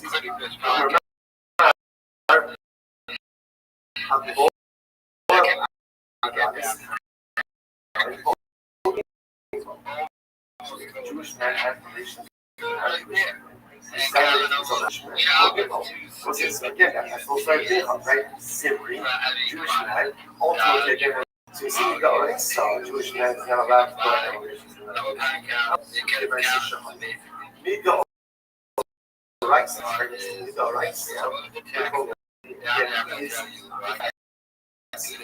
the Jewish man a lot of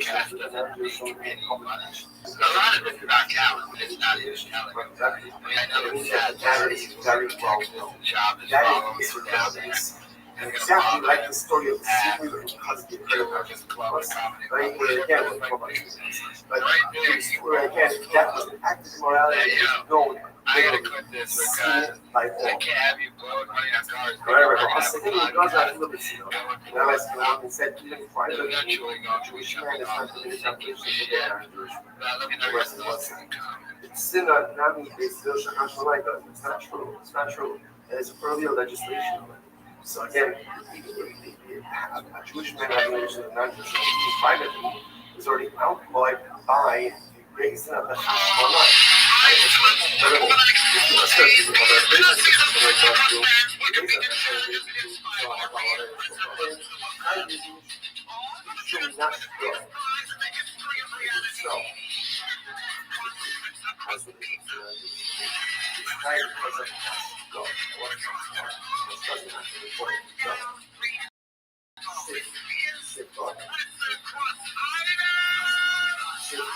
Rashi points out over here, Goya, and all the so again, Jewish man is violence. Rashi says here, Shko, Gaza in Yeshua, Jewish man has relationships with actors. It's a safe relationship, right? Yafagat, the Oedes will come in, Rabbi Rothschild, Sure, come goes around that, some shit, right? So in other words, it's as if he had relations with the It's as if he had relations with the shit, and ultimately, again, sure. I'd rather go so if a Jewish man has relations with an non-Jewish man, it's for prohibitions. We don't.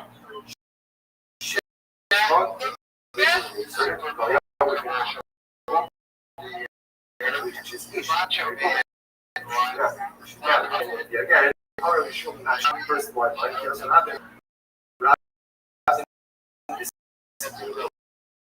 said,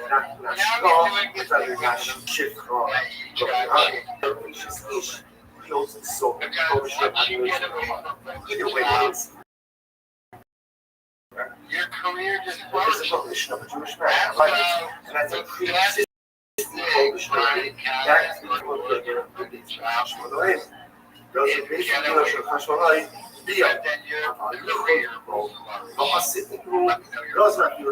you're right.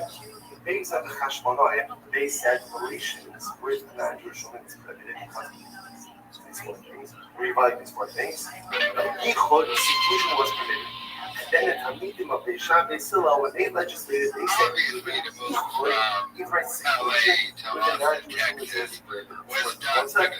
Yichud, not in the shall getting a little wrong with the fight. Especially when his wife he sounds something I brought up. Any woman who is committed the honor of Yehuda, but also Shah goes with a ride or die. That woman was the points out that also Shah getting murdered. My son, unknown for Tamar. Unknown and Tamar were two children of Tamar. They both shared a father, Tamar, but they gave an update too. It's a much longer story, but essentially, I'm known violated. We are alive and well after the offer of pickup. I know y'all were dying to have to sell stuff on offer.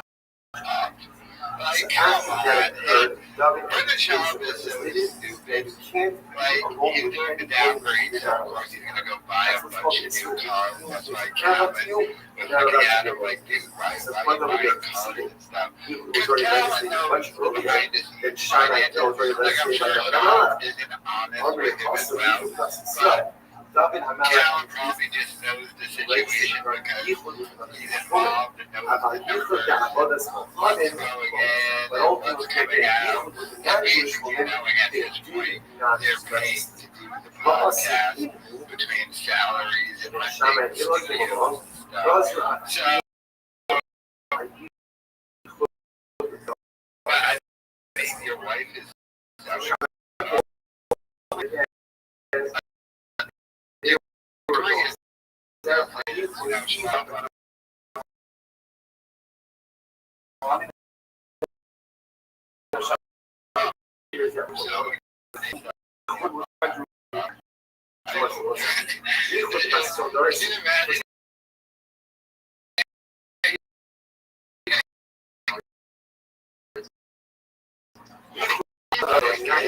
So where do you find spiritual illusion? already interested by now. Never. Probably This all is the what thing it was these a people with cowboy hats. literally translated. If your brother is son of your mother, will entice you to do our own business. Words, I understand.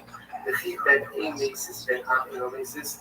It's only your maternal brother who could go ahead and entice you to do a Zara, but your paternal brother can. Hello. Then it's not going to be chemo. It's not going to be chemo. I told him he has me to the 225. And the most I've ever done is so many times. It's so many times. I was like, believe it. Oh yeah. I actually saw you do, not to interrupt you, but I did see with my own eyes you do. I think you did 32. Oh yeah. And you're a big guy. And you're never kidding me now. Yeah. So then I did 225. So 34. So 6 off one table. How many times? 36. But I guess as soon as I get this bicep back, one hundo. One hundo, I can afford it. I can drink up. That's a lot of see, did 34. 36 cents. 36 cents. Did 36 cents. We did 36, 36. That is a lot.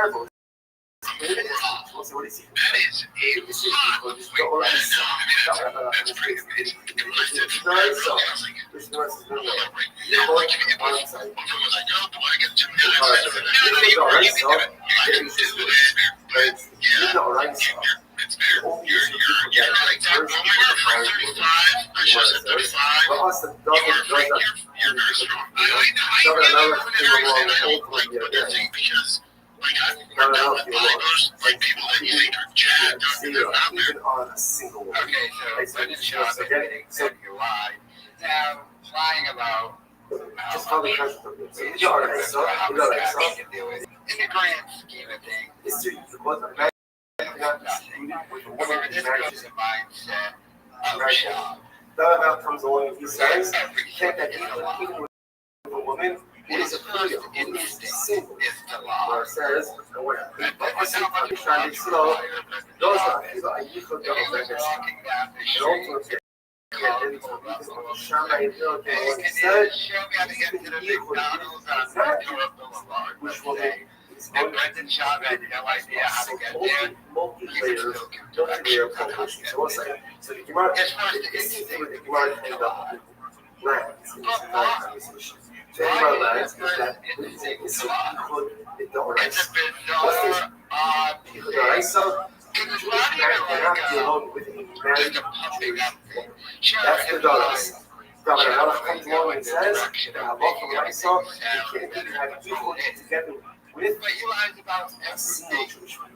all And the then time. Shammai and Like, you don't need to lie about. Zeno said, Like you even this can't shit, like, be you don't need to alone tell me why. ultimately with each other. Why lie about it? So 3 different layers of And then why foot. admit that? First the right, so then the Rama, and Right, then he the is Shammai. So it's like, it's not going to be for today. The Gemara is going to pick up just the conversation that kind of spills off from time for Aleph.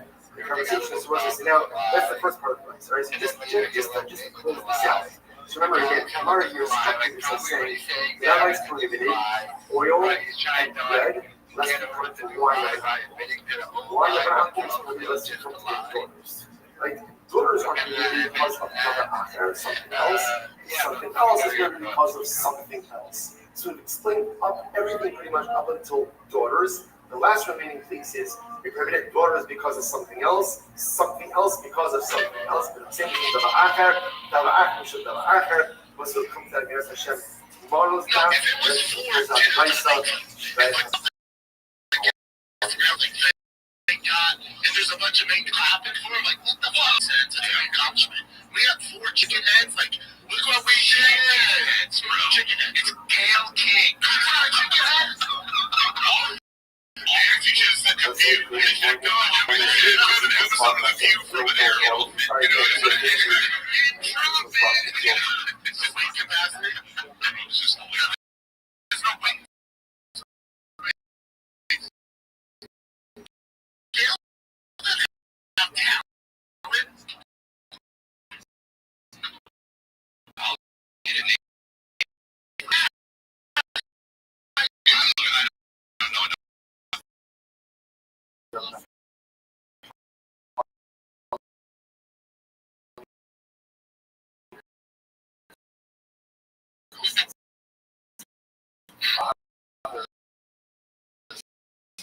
Almost go now. Now. Then we go to space. Would you realize